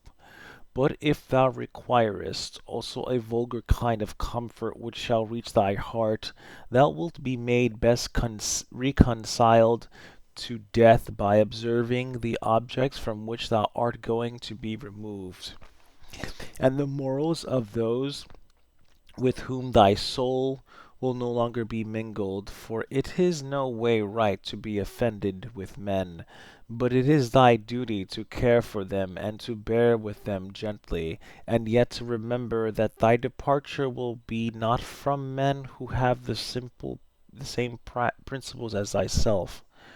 For this is the only thing, if there be any, which could draw us the contrary way and attach us to life, to be permitted to live with those who have the same principles as ourselves. But now thou seest how great is the trouble arising from the discordance of those who live together, so that thou mayst see come quick, O death, lest perchance I too should forget myself. He who does wrong against himself. He who acts unjustly to himself, because he makes himself bad. He often acts unjustly who does not do a certain thing, not only he who does a certain thing. Thy present opinion founded on understanding, and thy present conduct directed to social good, and thy present disposition of contentment with everything which happens, that is enough. Wipe out imagination, check desire, extinguish appetite, keep the ruling faculty in its own power. Among the animals which have not reason, one life is disputed, but among reasonable animals one intelligent soul is distributed. Just as there is one earth of all things which are of an earthy nature, and we see by one light, and breathe one air, all of us that have the faculty of vision, and all that have life. All things which participate in anything which is common to them all move towards that which is of the same kind with themselves. Everything which is earthly turns towards their earth, everything which is liquid flows together, and everything which is of an ethereal kind does the same, so that they require something to keep them asunder. And the application of force, fire, indeed moves upward on account of the elemental fire, but it is so ready to be kindled together with all the fire which is here, that even every substance which is somewhat dry is easily ignited, because there is less mingled with it of that which is a hindrance to ignition. Accordingly, then everything also which participates in the common intelligent nature moves in like manner toward that which is of the same kind with itself, or moves even more, for so much as it is superior in comparison with all the other things, in the same degree also is it more ready to mingle with and to be fused with that which is akin to it. Accordingly, among animals devoid of reason we find swarms of bees and herds of cattle, and the nurture of young birds, and in a manner loves, for even in animals there are souls, and that power which brings them together is seen to exert itself in the superior degree, and in such a way as never has been observed in plants, nor in stones, nor in trees. But in rational animals there are political communities and friendships and families and meetings of people, and in wars, treaties, and armistices. But in the things which are still superior, even though they are separated from one another, unity in a manner exists as in the stars. Thus the ascent to the higher degree is able to produce a sympathy even in things which are separated. See then what now takes place, for only intelligent animals have now forgotten this mutual desire and inclination, and in them alone the property of flowing together is not seen. But still though men strive to avoid this union, they are caught and held by it, for their nature is too strong for them, and thou wilt see what I say, if thou only observest. Sooner then will one find anything earthly which comes in contact with no earthly thing, than a man together, altogether separated from the other men. Both man and God and the universe produce fruit. At the proper seasons each produces it, but if usage has especially fixed these terms to the vine and like things, this is nothing. Reason produces fruit both for all and for itself, and there are produced from it other things of the same kind as reason itself. If thou art able, correct by teaching those who do wrong, but if thou canst not, remember that indulgence is given to thee for this purpose, and the gods too are indulgent to such persons, and for some purposes they even help them to get health, wealth, reputation, so kind they are, and it is in thy power also, or say, who hinders thee. Labor not as one who is wretched, nor yet as one who would be pitied or admired, but directly thy will to one thing only, to put thyself in motion and to check thyself, as the social reason requires. Today I have got out of all trouble, or rather I have cast out all trouble, for it was not outside, but within and in my opinions. All things are the same, familiar in experience and ephemeral in time, and worthless in the matter. Everything now is just as it was in the time of those whom we have buried. Things said outside of us themselves by themselves, neither knowing aught of themselves nor expressing any judgment. What is it, then, which does judge about them? The ruling faculty? Not in passivity, but in activity lie the evil and the good of the rational social animal, just as his virtue and his vice lie not in passivity, but in activity. For the stone which has been thrown up, it is no evil to come down, nor indeed any good to have been carried up. Penetrate inward into men's leading principles, and thou wilt see what judges thou art afraid of, and what kind of judges they are of themselves. All things are changing, and thou thyself art in continuous mutation, and in a manner in continuous destruction, and the whole universe too. It is thy duty to leave another man's wrongful act there where it is, determination of activity, cessation from movement and opinion, and in a sense their death is no evil. Turn thy thoughts now to the consideration of thy life as a child, as a youth, thy manhood, thy old age, for in these also every change was a death. Is this anything to fear? Turn thy thoughts now to thy life under thy grandfather, then to thy life under thy mother, then to thy life under thy father, and as thou findest many other differences and changes and determinations, ask thyself, is this anything to fear? In like manner, then, neither are the determination and cessation and change of thy whole life a thing to be afraid of. Hasten to examine thy own ruling faculty, and that of the universe, and that of thy neighbor, thy own that thou mayest make it just, and that of the universe that thou mayest remember of what thou art a part, and that of thy neighbor that thou mayest know whether he has acted ignorantly or with knowledge, and that thou mayest also consider that his ruling faculty is a kind to thee. As thou thyself art a component part of a social system, so let every act of thine be a component part of social life.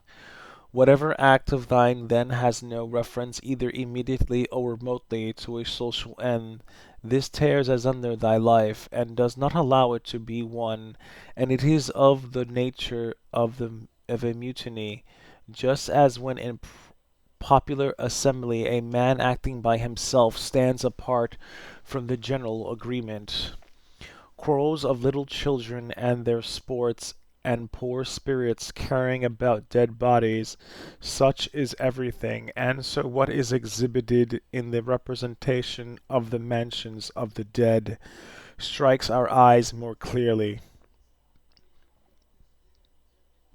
Examine into the quality of the form of an object and detach it altogether from its material part, and then contemplate it. Then determine the time, the longest, which a thing of this peculiar form is naturally made to endure.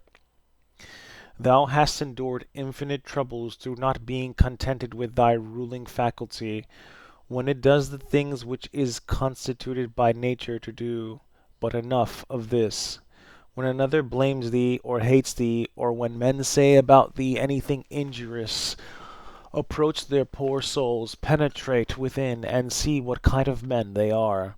Thou wilt discover that there is no reason to take any trouble that these men may have this or that opinion about thee.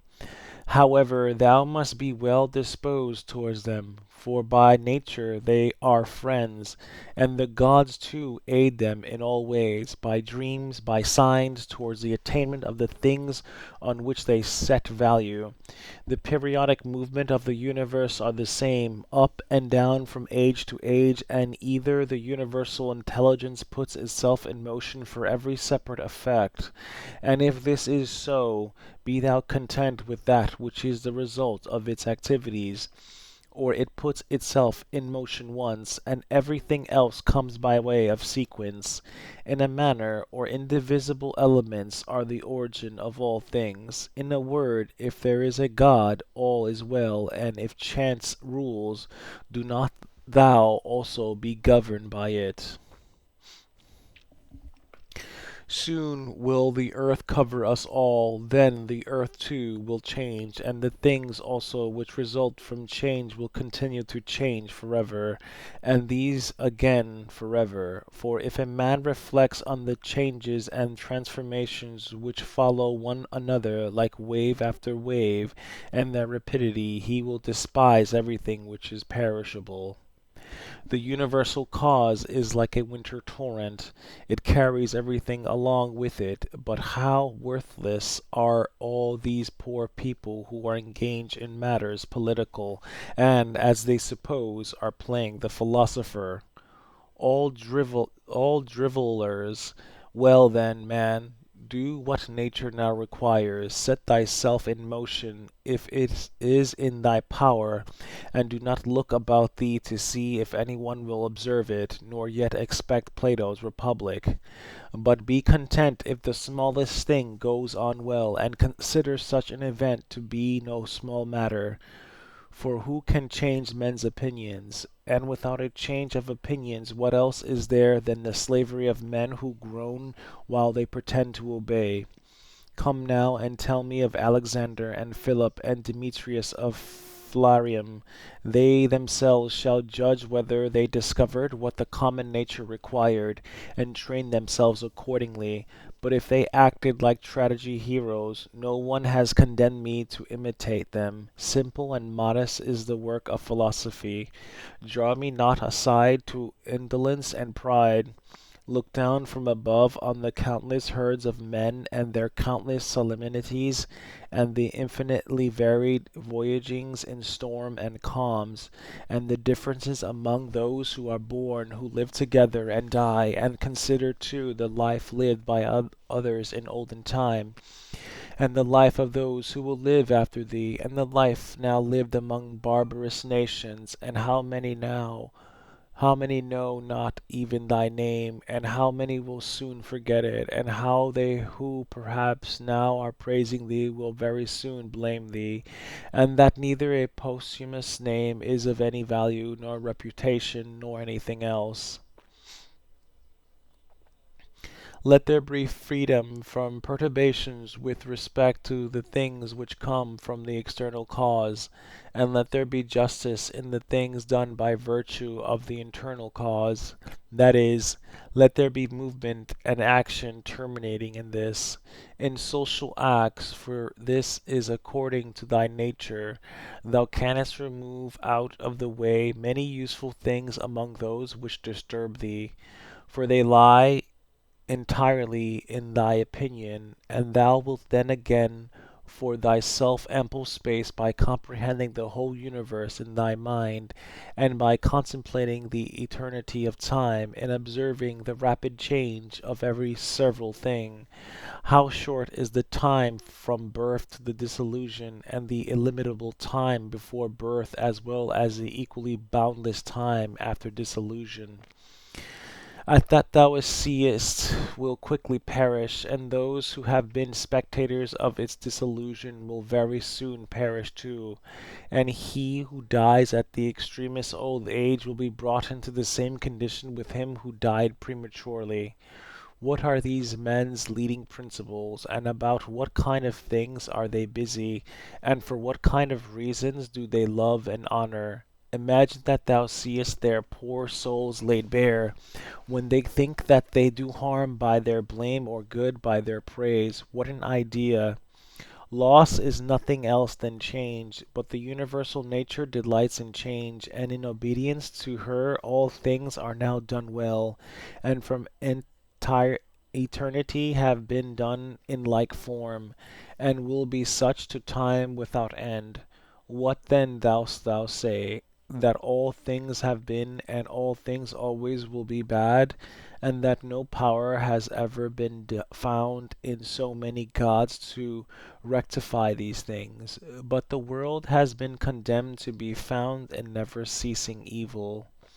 Rottenness of the matter which is the foundation of everything, water, dust, bones, filth, or again marble rocks, the calcites of the earth, and gold and silver, the sediments, and garments, only bits of hair and purple dye, blood, and everything else is of the same kind, and that which is of the nature of breath is also another thing of the same kind, changing from this to that. Enough of this wretched life and murmuring and epish tricks. Why art thou disturbed? What is there new in this? What unsettles thee? Is it the form of the thing? Look at it. Or is it the matter? Look at it. But besides these there is nothing. Towards the gods then now become at last more simple and better. It is the same whether we examine these things for 100 years or 3. If any man has done wrong, the harm is his own, but perhaps he has not done wrong. Either all things proceed from one intelligent source and come together as in one body, and the part ought not be find fault with what is done for the benefit of the whole, or there are only atoms and nothing else than mixture and dispersion. Why then art thou disturbed? Say to the ruling faculty, art thou dead? Art thou corrupted? Art thou playing the hypocrite? Art thou become a beast? Dost thou herd a feed with the rest?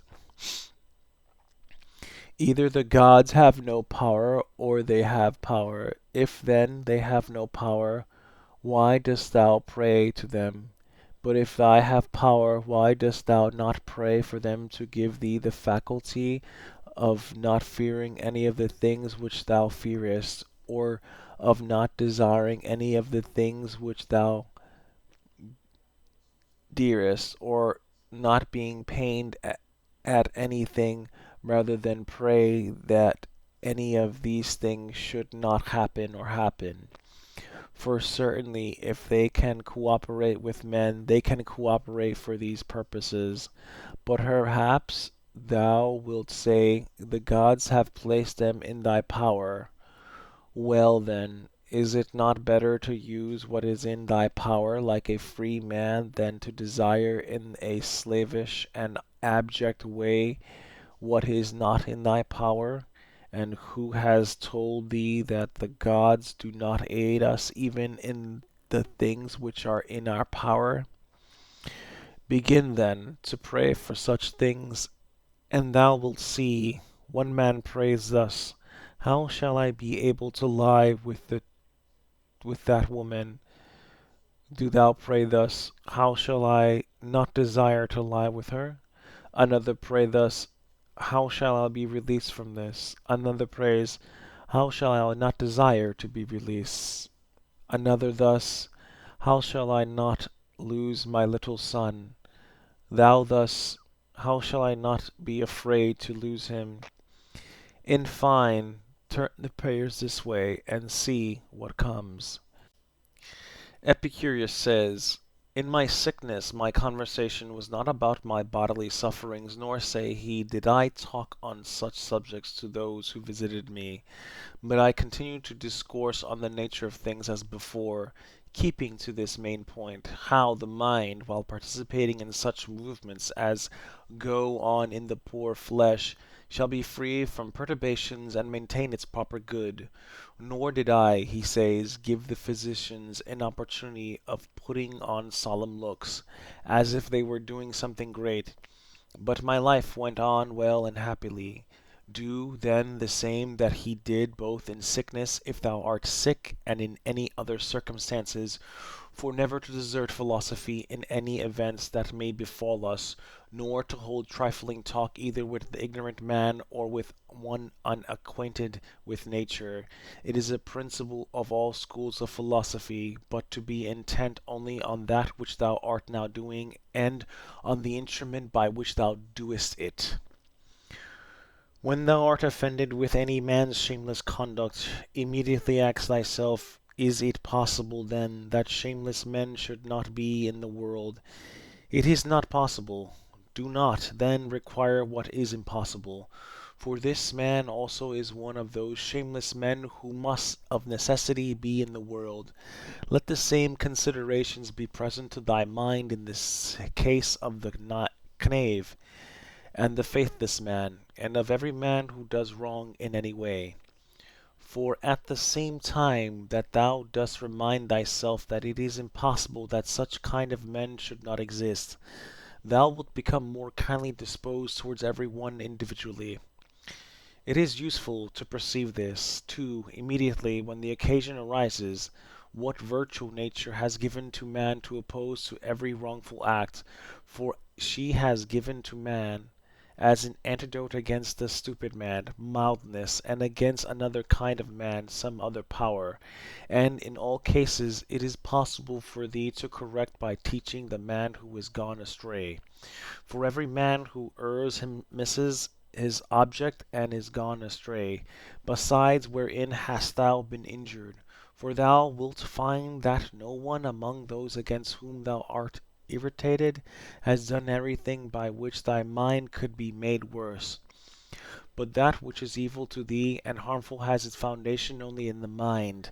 And what harm is done, or what is there strange, if the man who has not been instructed does the acts of an uninstructed man? Consider whether thou shouldest not rather blame thyself because thou didst not expect such a man to err in such a way. For thou hadst means given thee by reason to suppose that it was likely that he would commit this error, and yet thou hast forgotten and art amazed that he has erred. But most of all, when thou blamest a man as faithless or ungrateful, turn to thyself. For the fault is manifestly thy own, whether thou didst trust that a man who has such a disposition would keep his promise, or when conferring thy kindness thou didst not confer it absolutely, nor yet in such way as to have received from thy very act all the profit. For what more dost thou want when thou hast done a man a service? Art thou not content that thou hast done something conformable to thy nature, and dost thou seek to be paid for it? Just as if the eye demanded a recompense for seeing, or the feet for walking. For as these members are formed for a particular purpose, and by working according to their several constitutions obtain what is their own, so also as a man is formed by nature to acts of benevolence, when he has done anything benevolent or in any other way conducive to the common interests, he has acted comfortably by his constitution, and he gets what is his own. 10. Wilt thou, then, my soul, never be good and simple and one and naked, more manifest than the body which surrounds thee?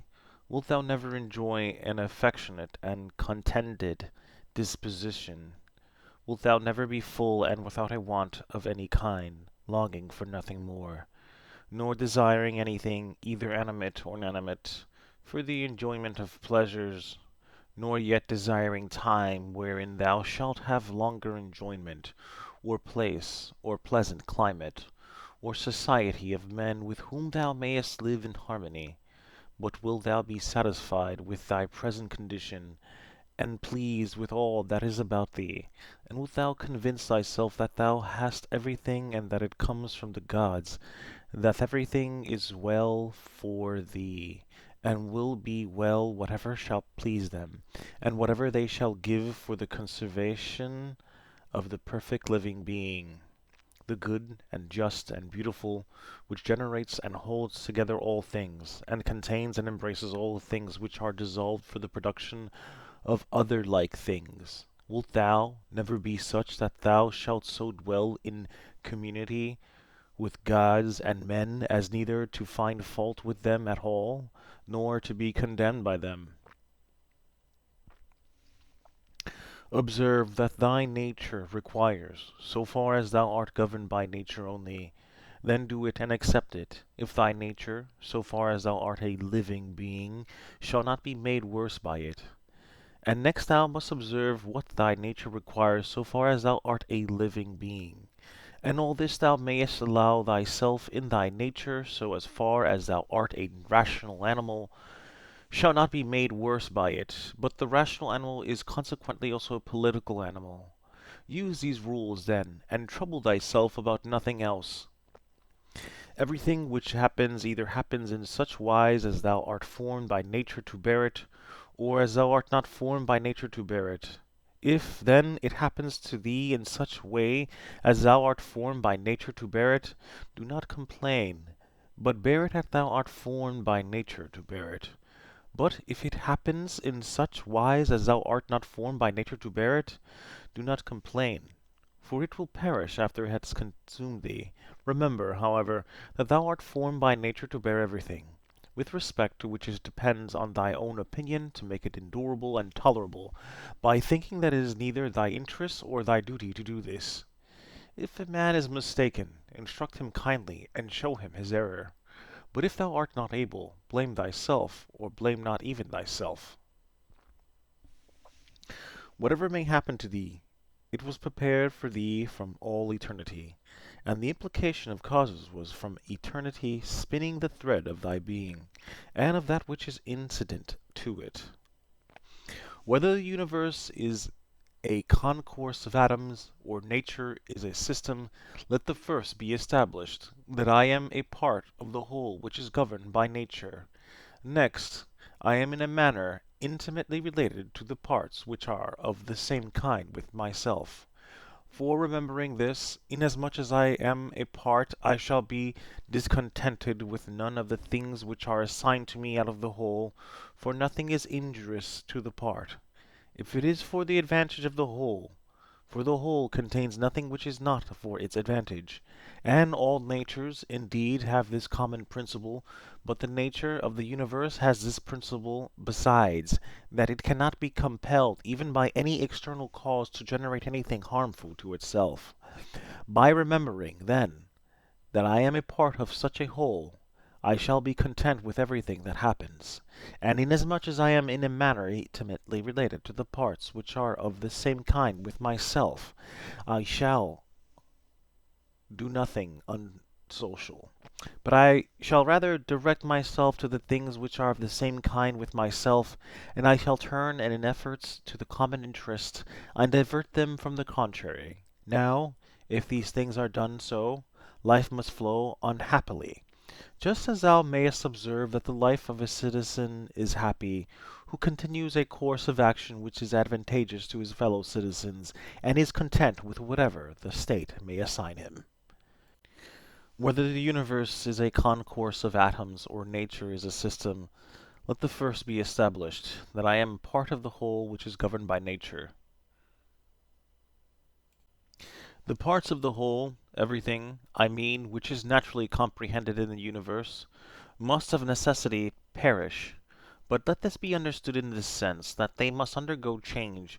But if this is naturally both an evil and a necessity for the parts, the whole would not continue to exist in a good condition, the parts being subject to change, and the constituted so as to perish in various ways. For whether did nature herself design to do evil to the things which are parts of herself, and to make them subject to evil and of necessity fall into evil? Or have such results happened without her knowing it? Both these superpositions indeed are incredible, but if a man should even drop the term nature as an efficient power, and should speak of these things as natural, even then it would be ridiculous to affirm at the same time that the parts of the whole are in their nature subject to change, and at the same time to be surprised or vexed as if something were happening contrary to nature, particularly as the dissolution of things is into those things of which each thing is composed, for there is either a dispersion of the elements, out of which everything has been compounded, or a change from the solid to the earthly, from the airy to the aerial, so that these parts are taken back into the universal reason. Whether this a certain period is consumed by fire or renewed by external changes, and do not imagine that the solid and the airy part belong to thee for the time of generation. For all this received is accretion only yesterday and the day before, as one may say, from the food and the air which is inspired. This, then, which has received the accretion changes not the which thy mother brought forth, but suppose that this which thy mother brought forth implicates thee very much with that other part, which has the peculiar quality of change. This is nothing in fact in the way of objection to what is said. When thou hast assumed these names, good, modest, true, rational, a man of equanimity, and magnanimous, take care that thou dost not change these names, and if thou shouldest lose them, quickly return to them, and remember that the term rational was intended to signify discriminating attention to every several thing and freedom from negligence, and that equanimity is the voluntary acceptance of things which are assigned to thee by the common nature, and that magnanimity is the elevation of the intelligent part above the pleasure or painful sensations of the flesh, and above that poor thing called fame and death, and all such things. If then thou manifestest thyself in the possession of these names, without desiring to be called by these names by others, thou wilt be another person, and wilt enter on another life. For to continue to be such as thou hast hereto been, and to be torn in pieces and defiled in such a life, is the character of a very stupid man, and one overfond of his life, and like those half-devoured fighters with wild beasts, who, though covered with wounds and gore, still entreat to be kept to the following day, though they will be exposed in the same state to the same claws and bites. Therefore fix thyself in the possession of these few names, and if thou art able to abide in them, abide as if thou wast removed to certain islands of the happy. But if thou shalt perceive that thou fallest out of them, and dost not maintain thy hold, go courageously into some nook where thou shalt maintain them, or even depart at once from a life, not in passion, but with simplicity and freedom and modesty, after doing this one laudable thing at least in thy life, to have gone out of it in thus. In order, however, to the remembrance of these names, it will greatly help thee if thou rememberest the gods, and that they wish not to be flattered, but wish all reasonable beings to be made like themselves. And if thou rememberest that what does the work of a fig tree is a fig tree, and that what does the work of a dog is a dog, and that what does the work of a bee is a bee, and that what does the work of a man is a man. Mimi, war, astonishment, torpor, slavery, with daily wipe out those holy principles of thine. How many things without studying nature dost thou imagine, and how many dost thou neglect?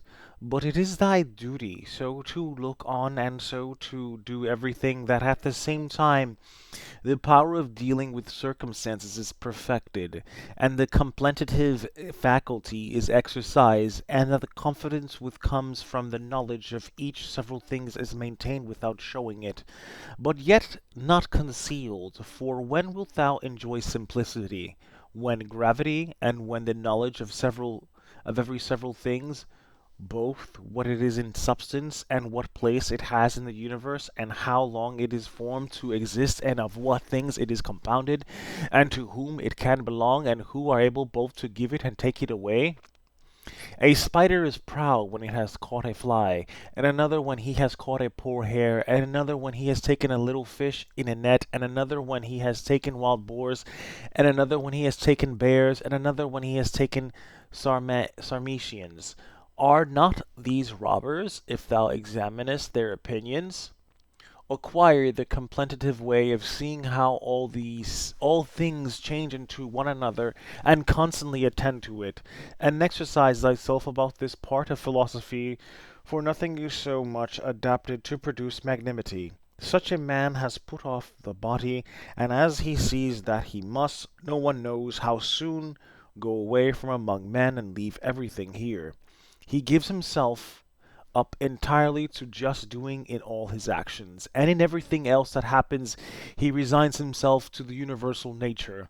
But as to what any man shall say or think about him or do against him, he never even thinks of it, being himself contented with these two things, with acting justly in what he now does, and being satisfied with what is now assigned to him, and he lays aside all distracting and busy pursuits, and desires nothing else that to accomplish the straight course through the law, and by accomplishing the straight course to follow God. What need is there of suspicious fear, since it is in thy power to inquire about ought to be done, and if thou seest clear, go by this way content without turning back. But if thou dost not see clear, stop and take the best adversaries.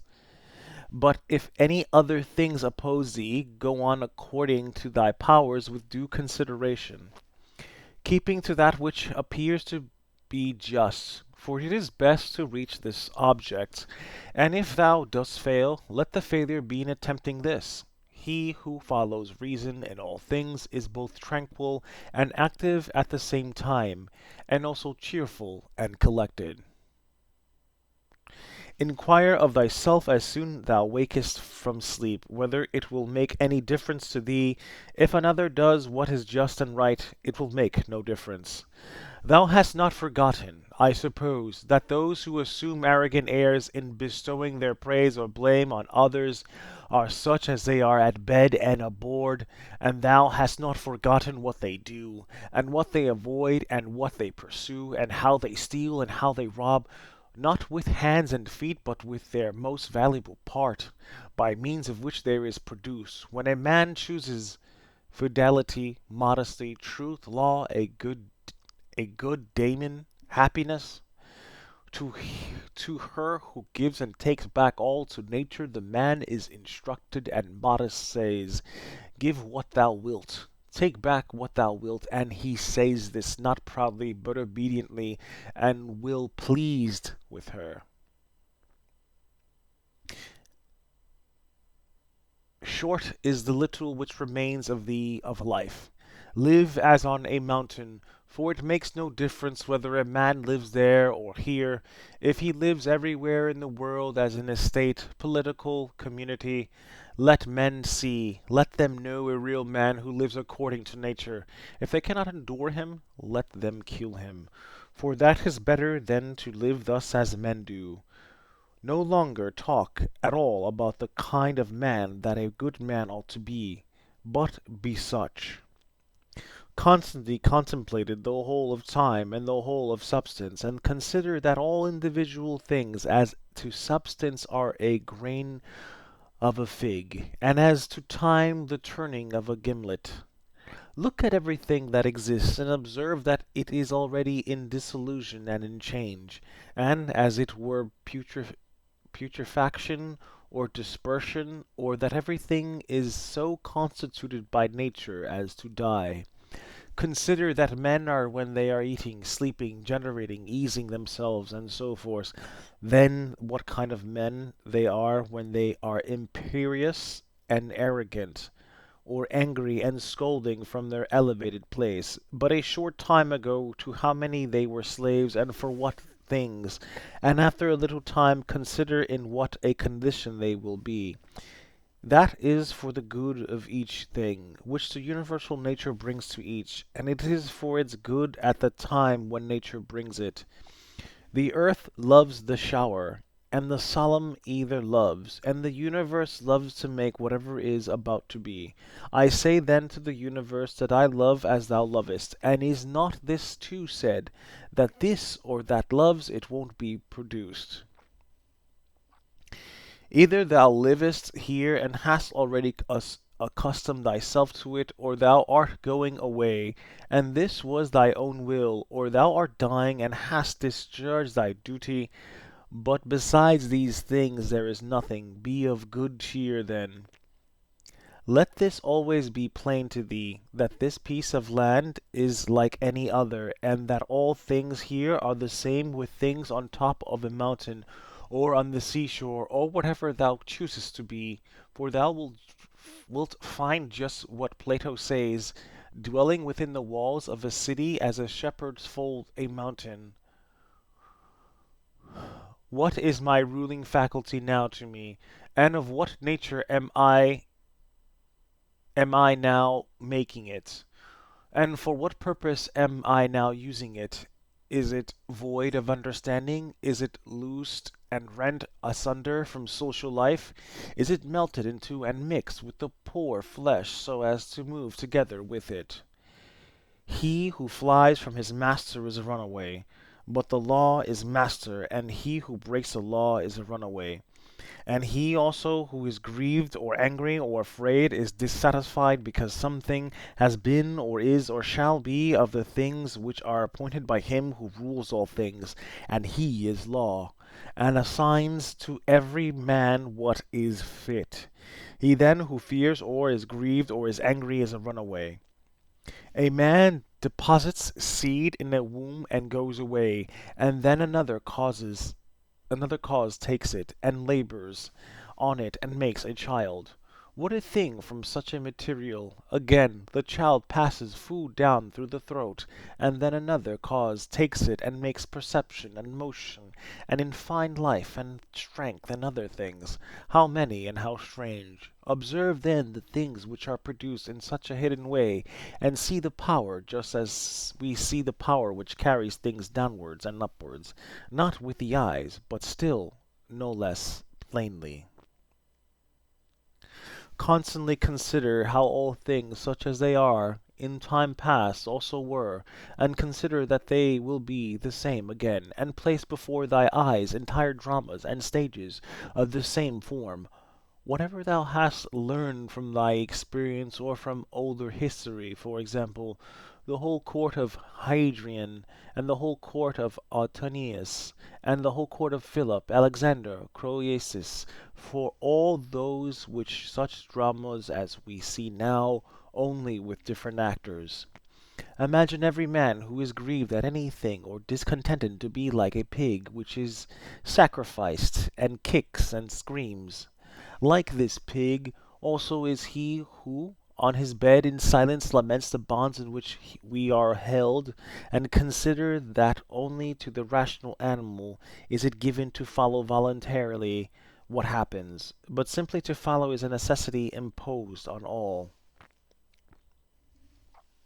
Severely on the occasion of everything that thou doest, pause and ask thyself, if death is a dreadful thing because it deprives thee of this. When thou art offended at any man's fault, forthwith turn to thyself and reflect in what like manner thou dost err thyself. For example, in thinking that money is a good thing, or pleasure, or a bit of reputation, and the like, for by attending to this thou wilt quickly forget thy anger. If this consideration also is added, that the man is compelled, for what else could he do, or in thou art able, take away from him the compulsion.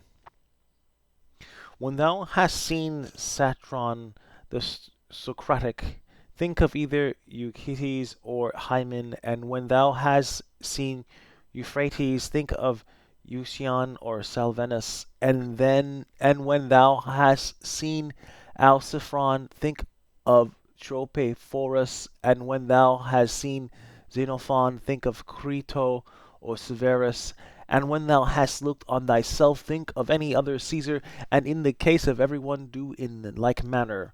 Then let this thought be in thy mind, where then are those men? Nowhere, or nobody knows where, for thus continuously thou wilt look at human things as smoke and nothing at all, especially if thou reflectest at the same time that what has once changed will never exist again in the infinite duration of time.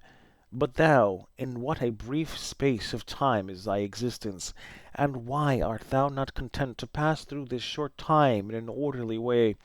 What matter and opportunity for thy activity art thou avoiding? For what else are all these things except exercises for the reason, when it has viewed carefully in the examination into the nature and the things which happen in life?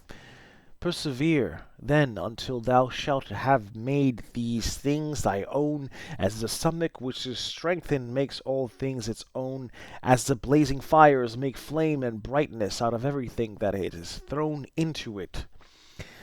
Let it not be in any man's power to say truly of thee that thou art not simple, or that thou art not good, but let him be a liar whoever shall think anything of this kind about thee, and this is altogether in thy power.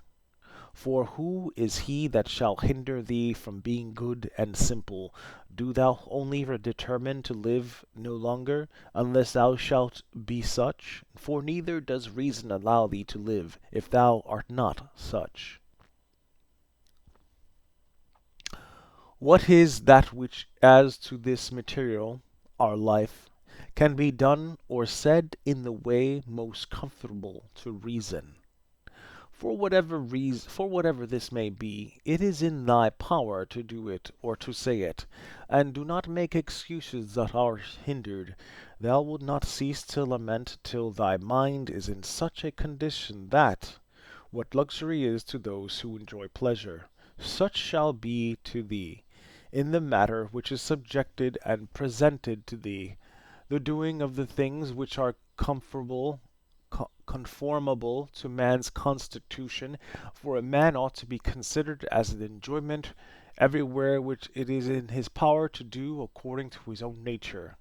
And it is in his power everywhere. Now, it is not given to a cylinder to move everywhere by its own motion, nor yet to water, nor to fire, nor to anything else which is governed by nature or irrational soul. For the things which check them and stand in the way are many, but intelligence and reason are able to go through everything that opposes them, and in such a manner as they are formed by nature and as they choose. Place before thy eyes this faculty with which the reason will be carried through all things, as fire upwards, as a stone downwards, as a cylinder down an inclined surface, and seek for nothing further. For all other obstacles either affect the body only which is a dead thing, or, except through opinion and the yielding of the reason itself, they do not crush nor do any harm of any kind. For if they did, he who felt it would immediately become bad. Now, in the case of all things which have a certain constitution, whatever harm may happen to any of them, that which is so affected becomes consequently worse. But in the like case, a man becomes both better, if one may say so, and more worthy of praise by making a right use of these accidents.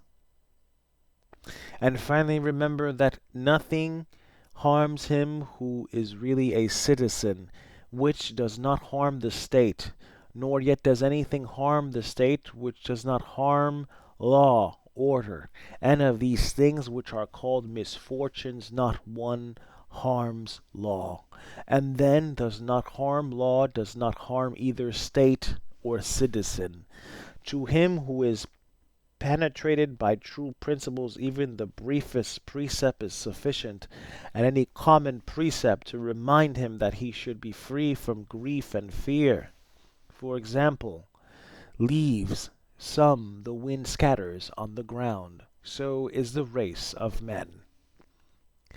Leaves also are thy children, and leaves too are thy who cry out as if they were worthy of credit and bestow their praise, or on the contrary curse, or secretly blame and sneer, and leaves in like manner and those who shall receive and transmit a man's fame to after times.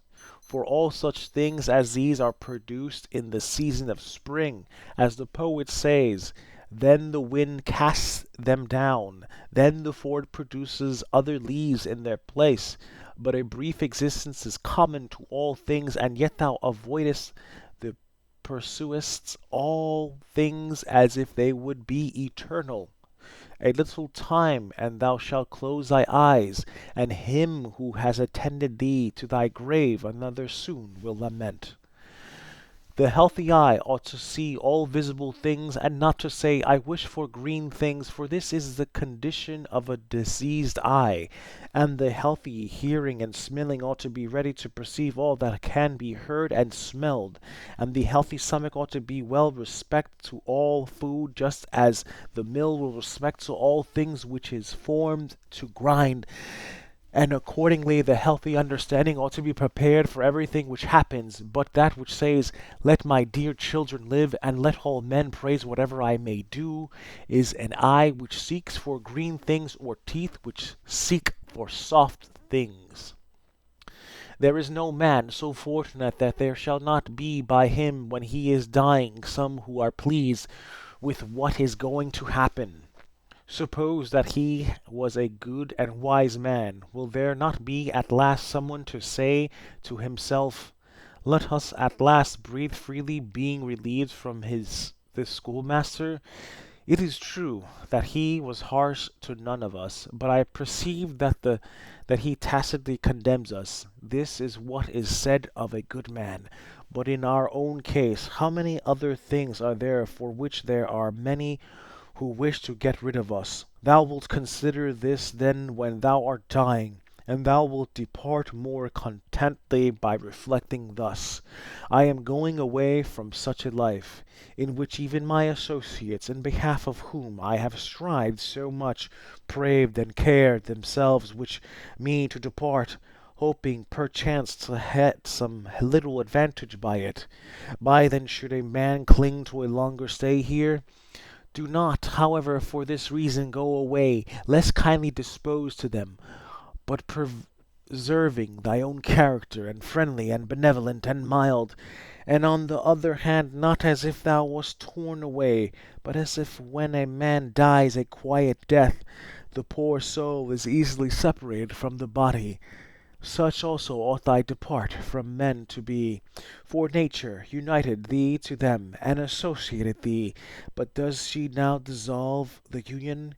Well, I am separated as from kinsmen, not however dragged resisting, but without compulsion. For this too is one of the things according to nature. Accustom thyself, as much as possible, on the occasion of anything being done by any person, to inquire with thyself, for what object is this man doing this? But begin with thyself, and examine thyself first. Remember that this which pulls the strings is the thing which is hidden within. This is the power of persuasion. This is life. This, if one may so say, is man. In contemplating thyself, never include the vessel which surrounds thee, and these instruments which are attached about it, for they are like to an axe, differing only in this, that they grow to the body. For indeed there is no more use in these parts without the cause which moves and checks them, than in the weaver's shuttle,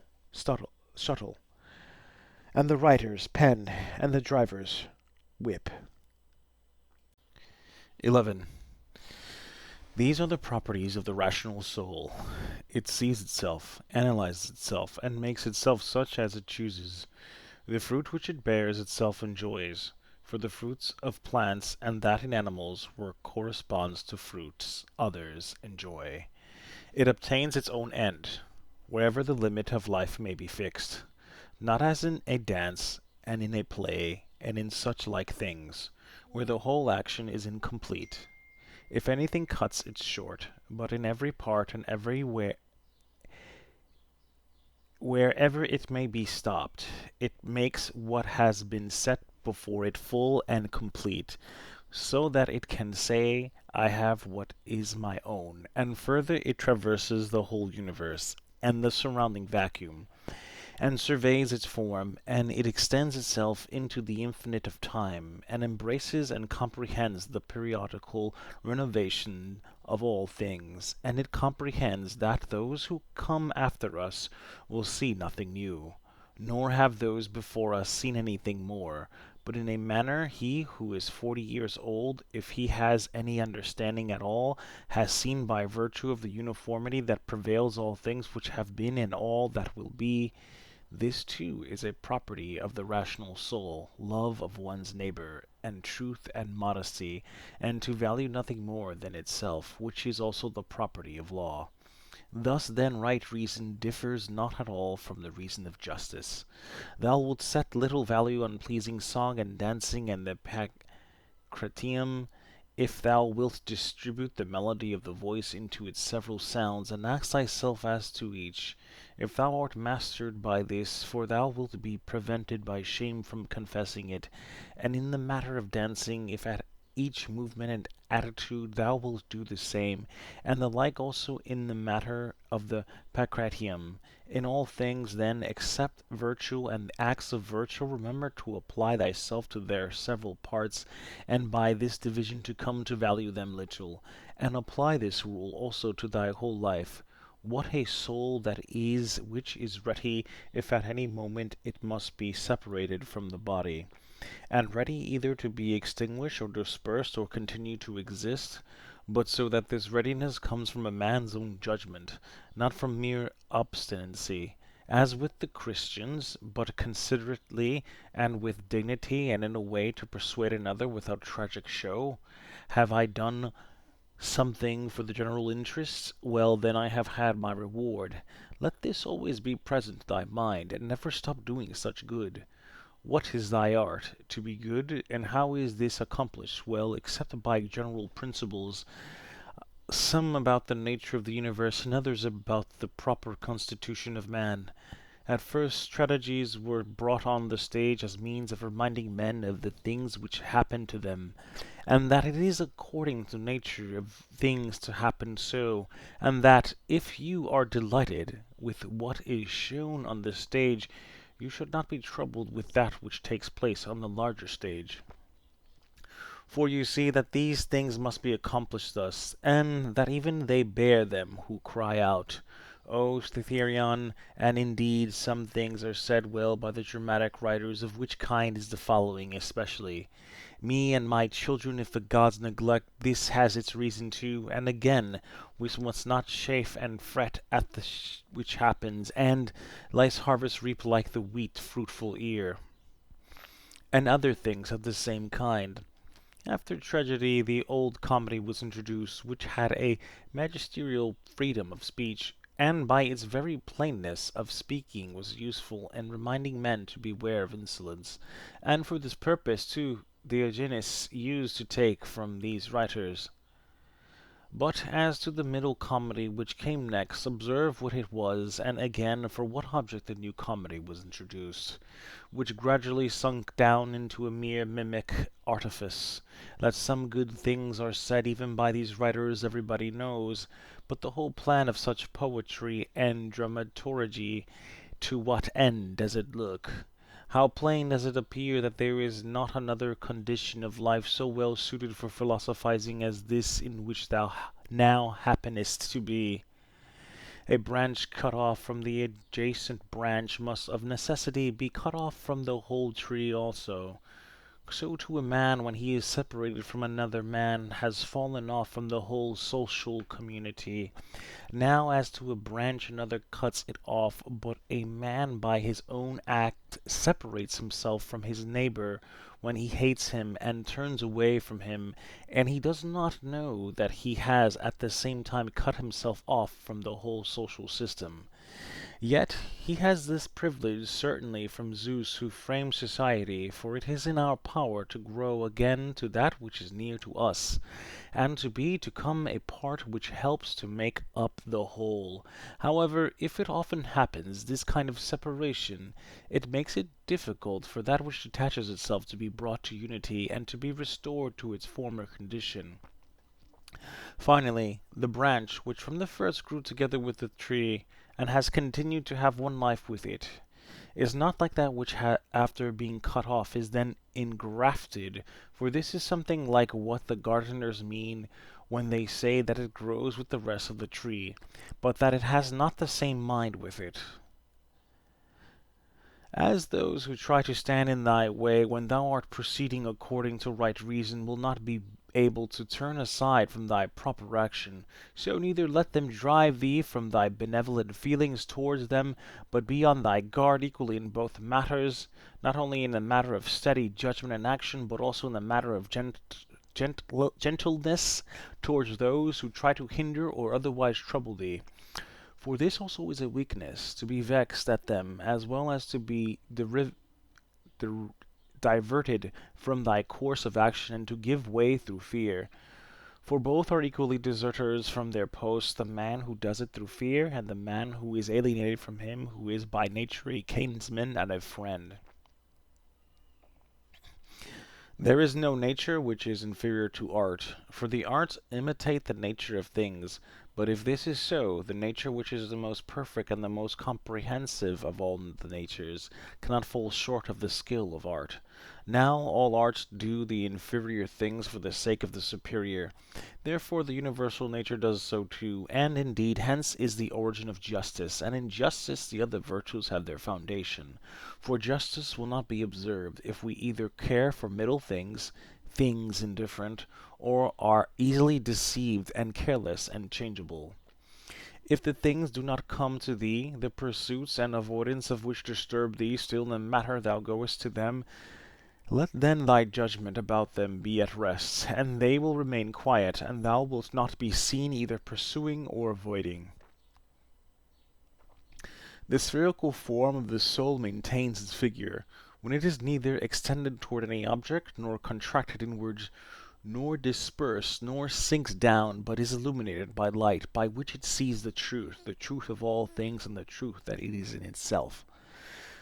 Suppose any man shall despise me, let him look to that himself, but I will look to this, that I be not discovered doing or saying anything deserving of contempt.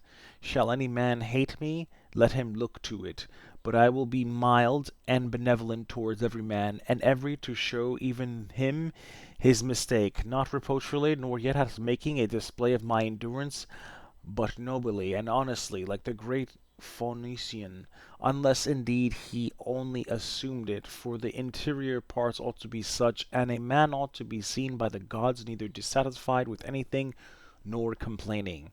For what evil is it to thee if thou art not now doing what is agreeable to thy own nature, and art satisfied with that which at this moment is suitable to the nature of the universe, since thou art a human being placed at thy post in order that what is for the common advantage may be done in some way.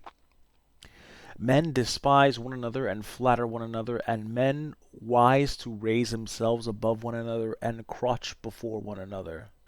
How unsound and insincere is he who says, I have determined to deal with thee in a fair way. What art thou doing, man? There is no occasion to give this notice. It will soon show itself by acts. The voice ought to be plainly written on the forehead. Such as a man's character is, he immediately shows it in his eyes, just as he who is beloved forthwith reads everything in the eyes of lovers. The man who is honest and good ought to be exactly like a man who smells strong, so that the bystanders, as soon as he comes near him, must smell whether he choose or not. But the affectation of simplicity is like a crooked stick. Nothing is more disgraceful than a wolfish friendship, false friendship. Avoid this most of all. The good and simple and benevolent show all these things in the eyes, and there is no mistaking.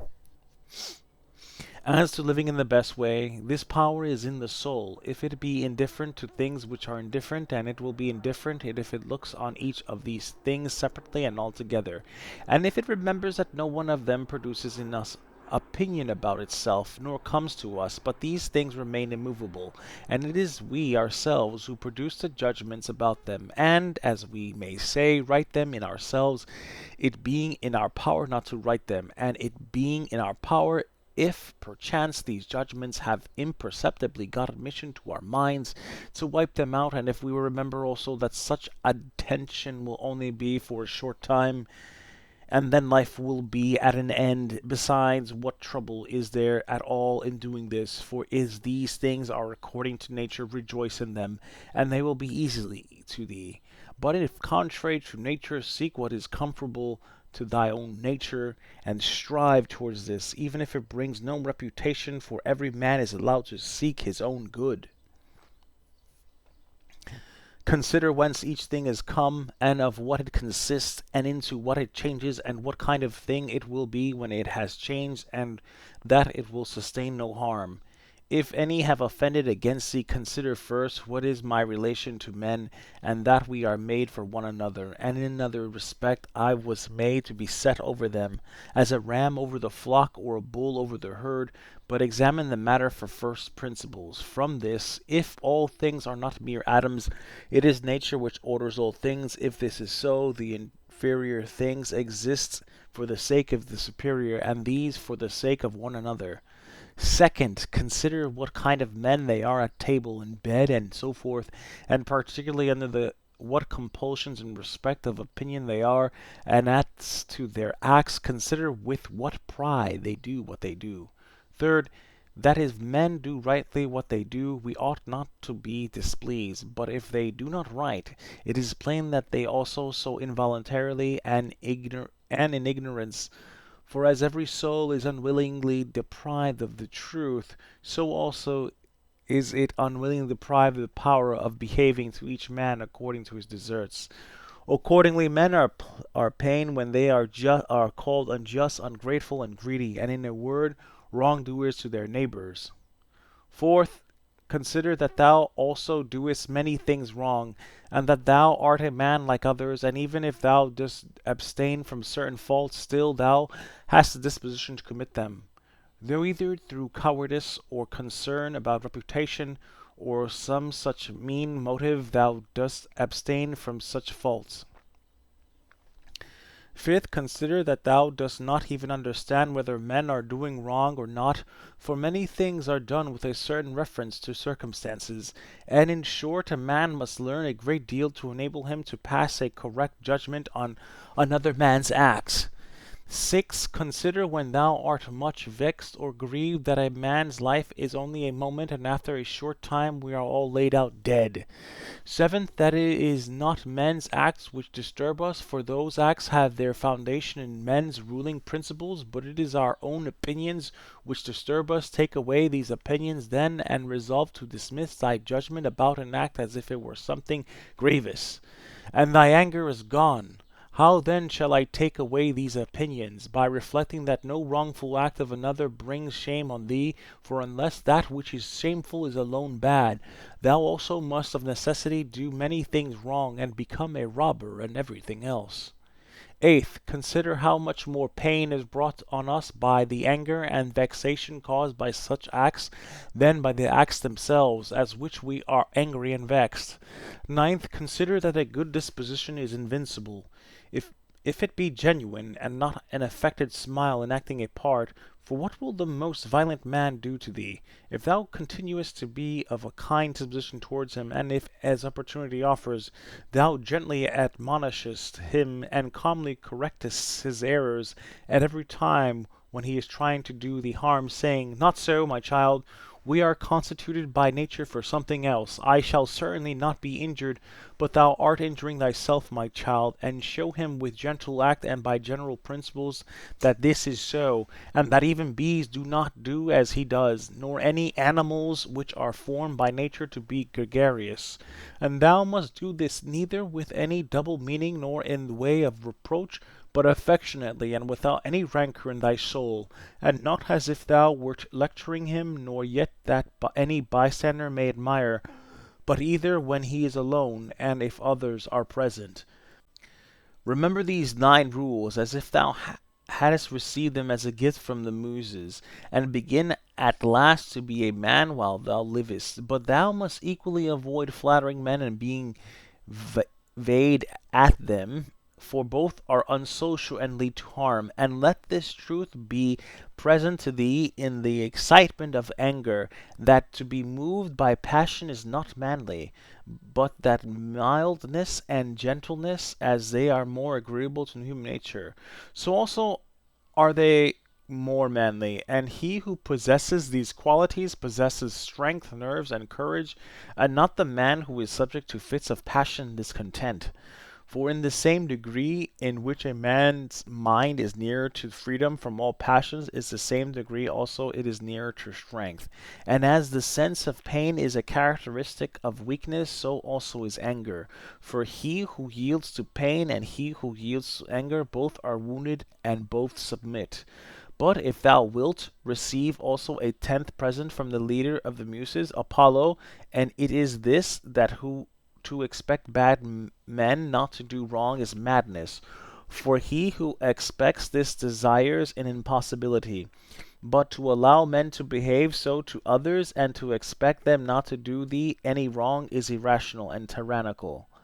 There are four principal aberrations of the superior faculty against which thou shouldest be constantly on thy guard, and when thou hast detected them, thou shouldest wipe them out, and say on each occasion thus: this doubt is not necessary, this tends to destroy social union. This which thou art going to say come not from the real thoughts, for thou shouldest consider it among the most absurd of things for a man not to speak from his real thoughts. But the fourth is when thou shalt reproach thyself for anything, for this is an evidence of the diviner part within thee being overpowered, and yielding to the less honorable, and to the perishable part, the body, and to its gross pleasures. Thy aerial part and all the fiery parts which are mingled in thee, though by nature they have an upward tendency, still in obedience to the disposition of the universe, they are overpowered here in the compound mass, the body, and also the whole of the earthly part in thee, and the watery, though their tendency is downward, still are raised up and occupy a position which is not their natural one. In this manner, then, the elemental parts obey the universal, for when they have been fixed in any place perforce they remain there until again the universal shall sound the signal for dissolution. Is it not, then, strange that thy intelligent part only should be disobedient and discontented with its own place, and yet no force is imposed on it, but only those things which are conformable to its nature? Still it does not submit, but is carried in the opposite direction. For the movement towards injustice and intemperance, and to anger and grief and fear, is nothing else than the act of one who deviates from nature.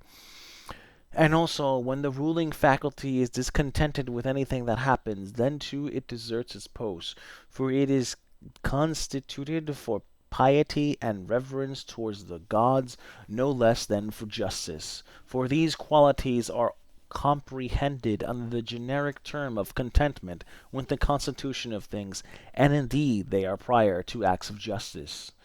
He who has not one and always the same object in life cannot be one and the same all through his life. But what I have said is not enough, unless this also is added, what this object ought to be. For as there is not the same opinion about all the things which in some way or other are considered by the majority to be good, but only about some certain things, that is, things which concern the common interests, so also ought we to propose to ourselves an object which shall be of common kind, social and political. For he who directs all his efforts to this object will make all his acts alike, and thus will be always be the same. Think of the country's mouse and the town mouse, and the alarm and trepidation of the town mouse. Socrates used to call the opinions of the many by the name of lamia, bugbears to frighten children. The Lacedaemonians at their public spectacles used to set seats in the shade for strangers, but themselves sat down anywhere. Socrates excused himself to Perdiccas for not going to him, saying, "It is because I would not perish by the worst of all ends, that is, I would not receive a favor and then be unable to return it.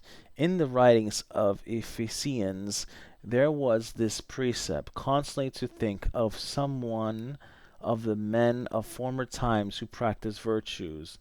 But the Pythagoreans bid us in the morning look to the heavens that we may be reminded of those bodies which continually do the same thing and in the same manner perform their work, and also be reminded of their purity and nudity, for there is no veil over a star.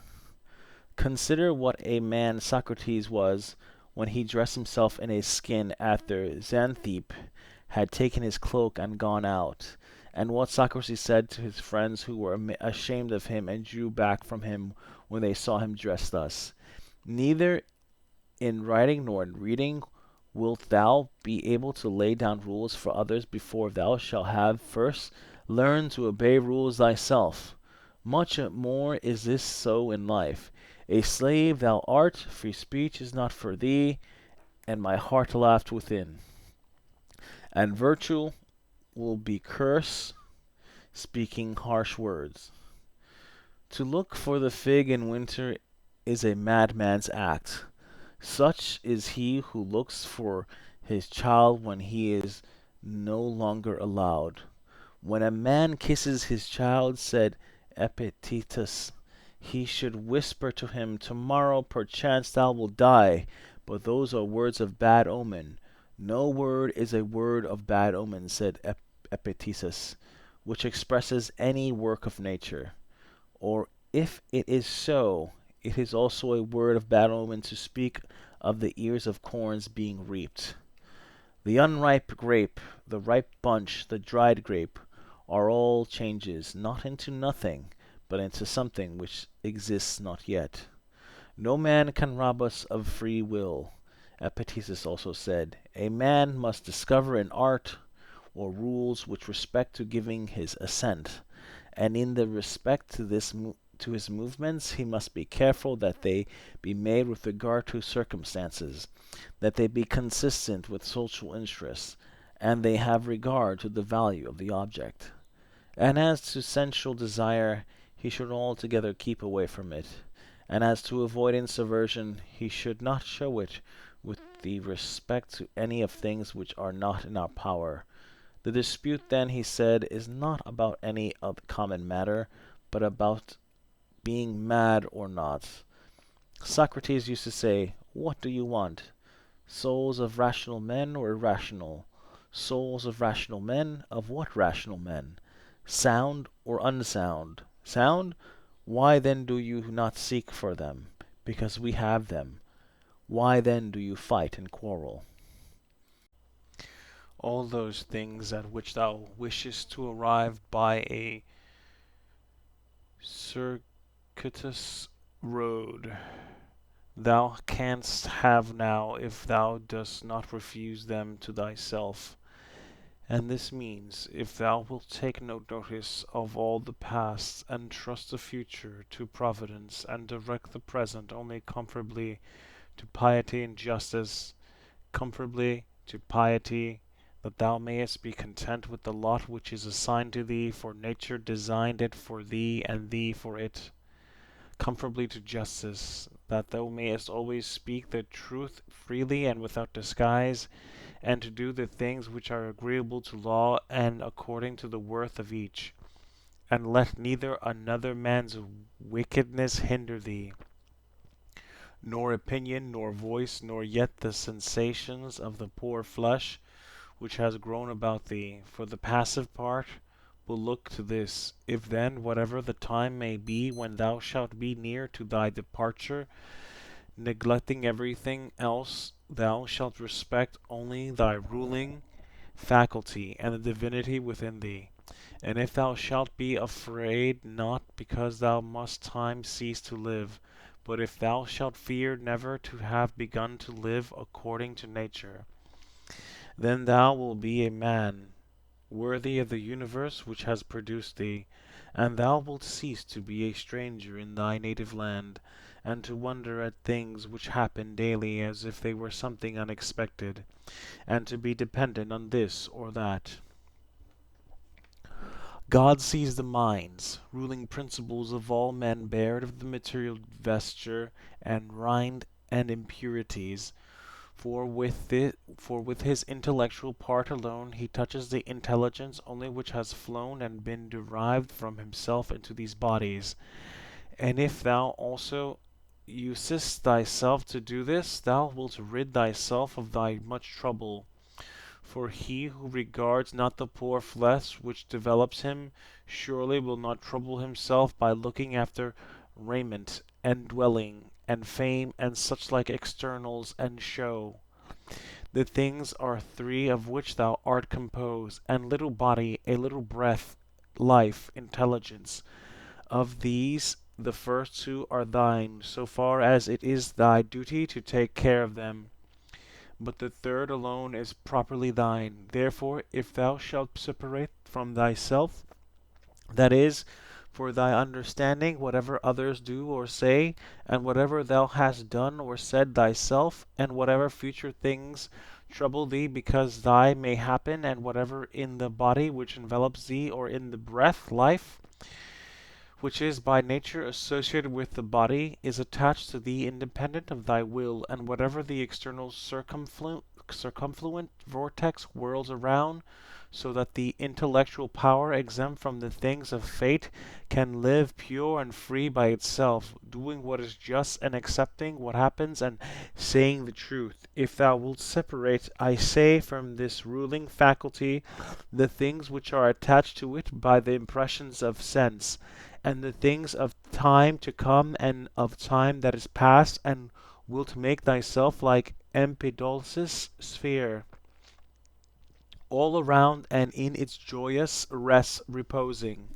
And if thou shalt strive to live only what is really thy life, that is, the present, then thou wilt be able to pass the portion of life which remains for thee up to the time of thy death, free from perturbations, nobly and obedient to thy own demon, to the God that is within thee.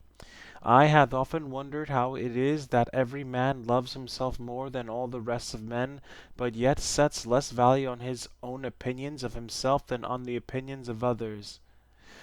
If then a God or a wise teacher should present himself to a man and bid him to think of nothing and to design nothing which he would not express as soon as he conceived it, he could not endure it even for a single day. So much more respect have we to what our neighbors shall think of us than to what we shall think of ourselves.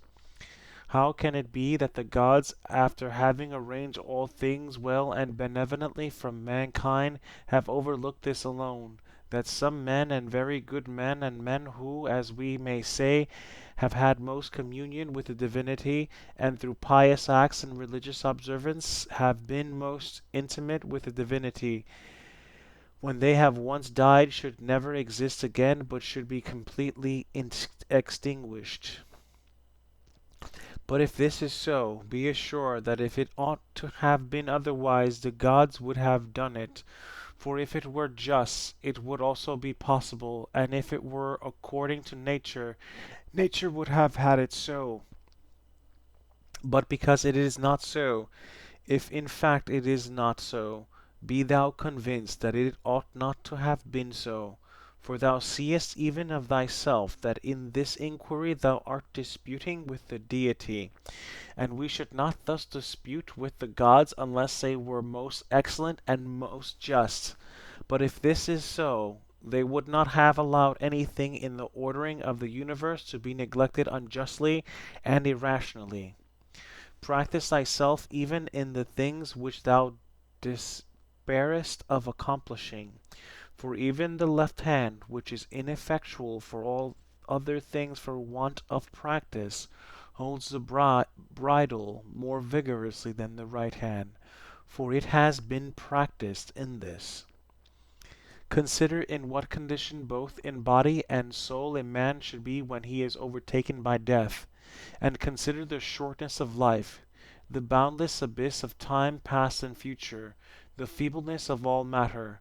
Contemplate the formative principles, forms of things bare of their coverings, the purposes of actions. Consider what pain is, what pleasure is, and death and fame. who is to himself the cause of his uneasiness, how no man is hindered by another, that everything is opinion. In the application of thy principles thou must be like the pancratiast, not like the gladiator.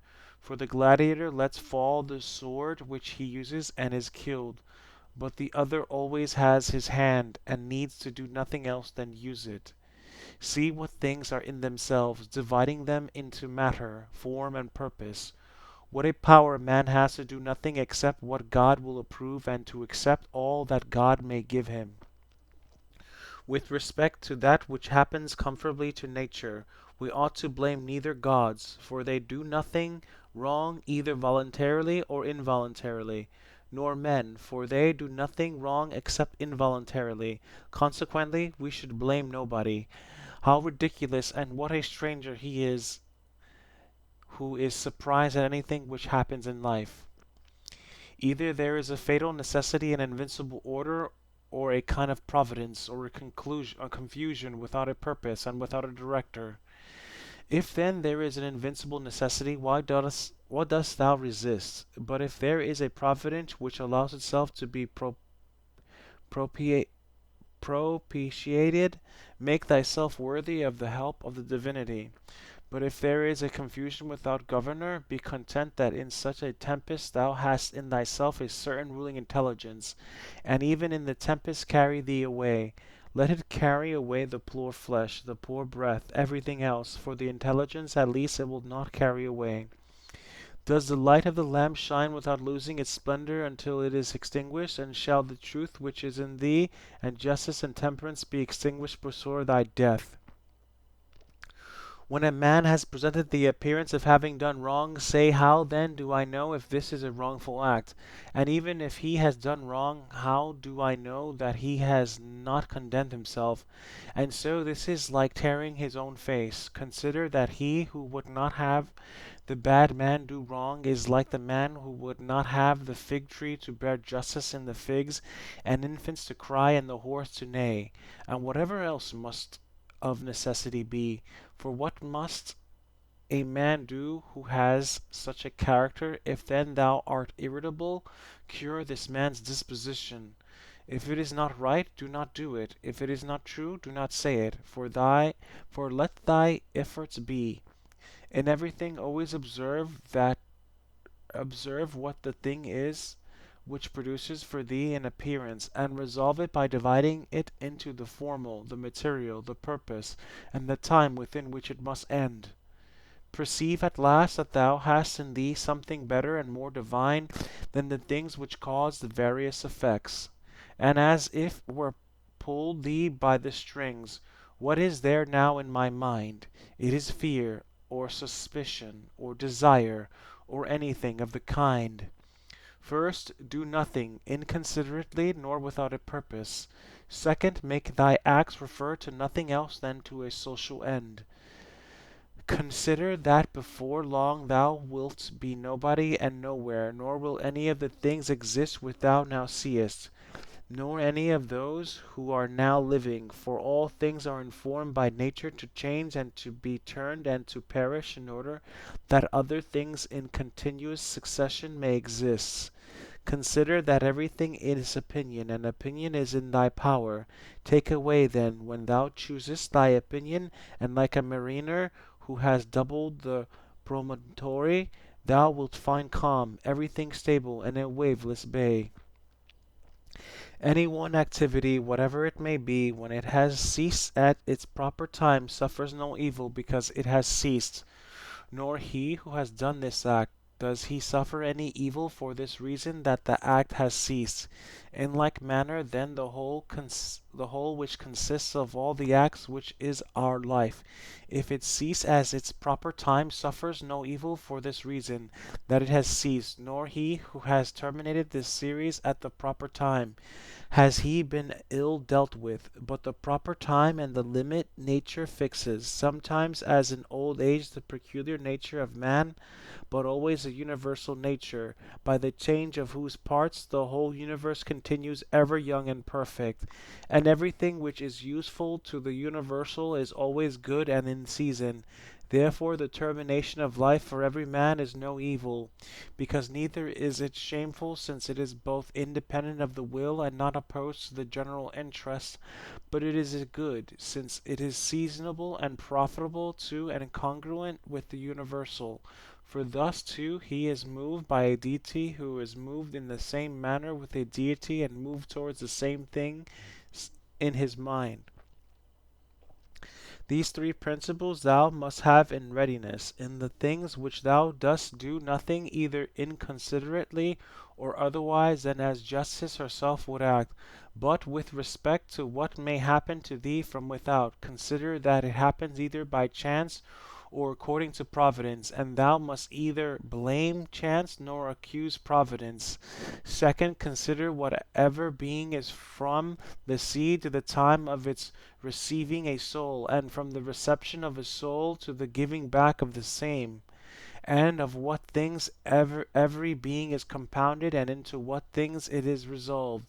Third, if thou shouldest suddenly be raised up above the earth, and shouldest look down on human things, and observe the verity of them how great it is, and at the same time also shouldest see at a glance how great it is the number of beings who dwell around in the air and the ether, consider that as often as thou shouldest be raised up, thou wouldest see the same things, sameness of form and shortness of duration. Are these things to be proud of? Cast away opinion, thou art saved. Who then hinders thee from casting it away? When thou art troubled about anything, thou hast forgotten this, that all things happen according to the universal nature, and forgotten this, that a man's wrongful act is nothing to thee, and further thou hast forgotten this, that everything which happens always happened so, and will happen so, and now happens so everywhere. Forgotten this too, how close is the kinsman between a man and the whole human race, for it is a community, not of a little blood or seed, but of intelligence. And thou hast forgotten this too, that every man's intelligence is a god, and is an efflux of the deity, and forgotten this, that nothing is a man's own, but that his child and his body and his very soul came from the deity. Forgotten this, that everything is opinion, and lastly thou hast forgotten that every man lives the present time only, and loses only this. Constantly bring to thy recollection those who have complained greatly about anything, those who have been most conspicuous by the greatest fame, or misfortunes, or enmities, or fortunes of any kind. Then think, where are they all now? Smoke and ash and a tail, or not even a tail, and let there be present to thy mind also everything of this sort, how Fabius Contulinus lived in the country, and Lucius Lupus in the gardens, and Sternicius and Bale, and Turbius at Capri, and Velius Rufus, or Rufus at Velia, and in fine think of the eager pursuit of anything conjoined with pride, and how worthless everything is after which men violently strain, and how much more philosophical it is for a man in the opportunities presented to him to show himself just, temperate, obedient to the gods, and to do this with all simplicity, and for the pride which is proud of its want of pride is the most intolerable of all. To those who ask, where hast thou seen the gods, or how dost thou comprehend that they exist and so worshipst them? I answer, in the first place, they may be seen even with the eyes. In the second place, neither have I seen even my own soul, and yet I honor it. Thus, when there is respect to the gods, from what I constantly experience from their power, from this I comprehend that they exist, and I venerate them.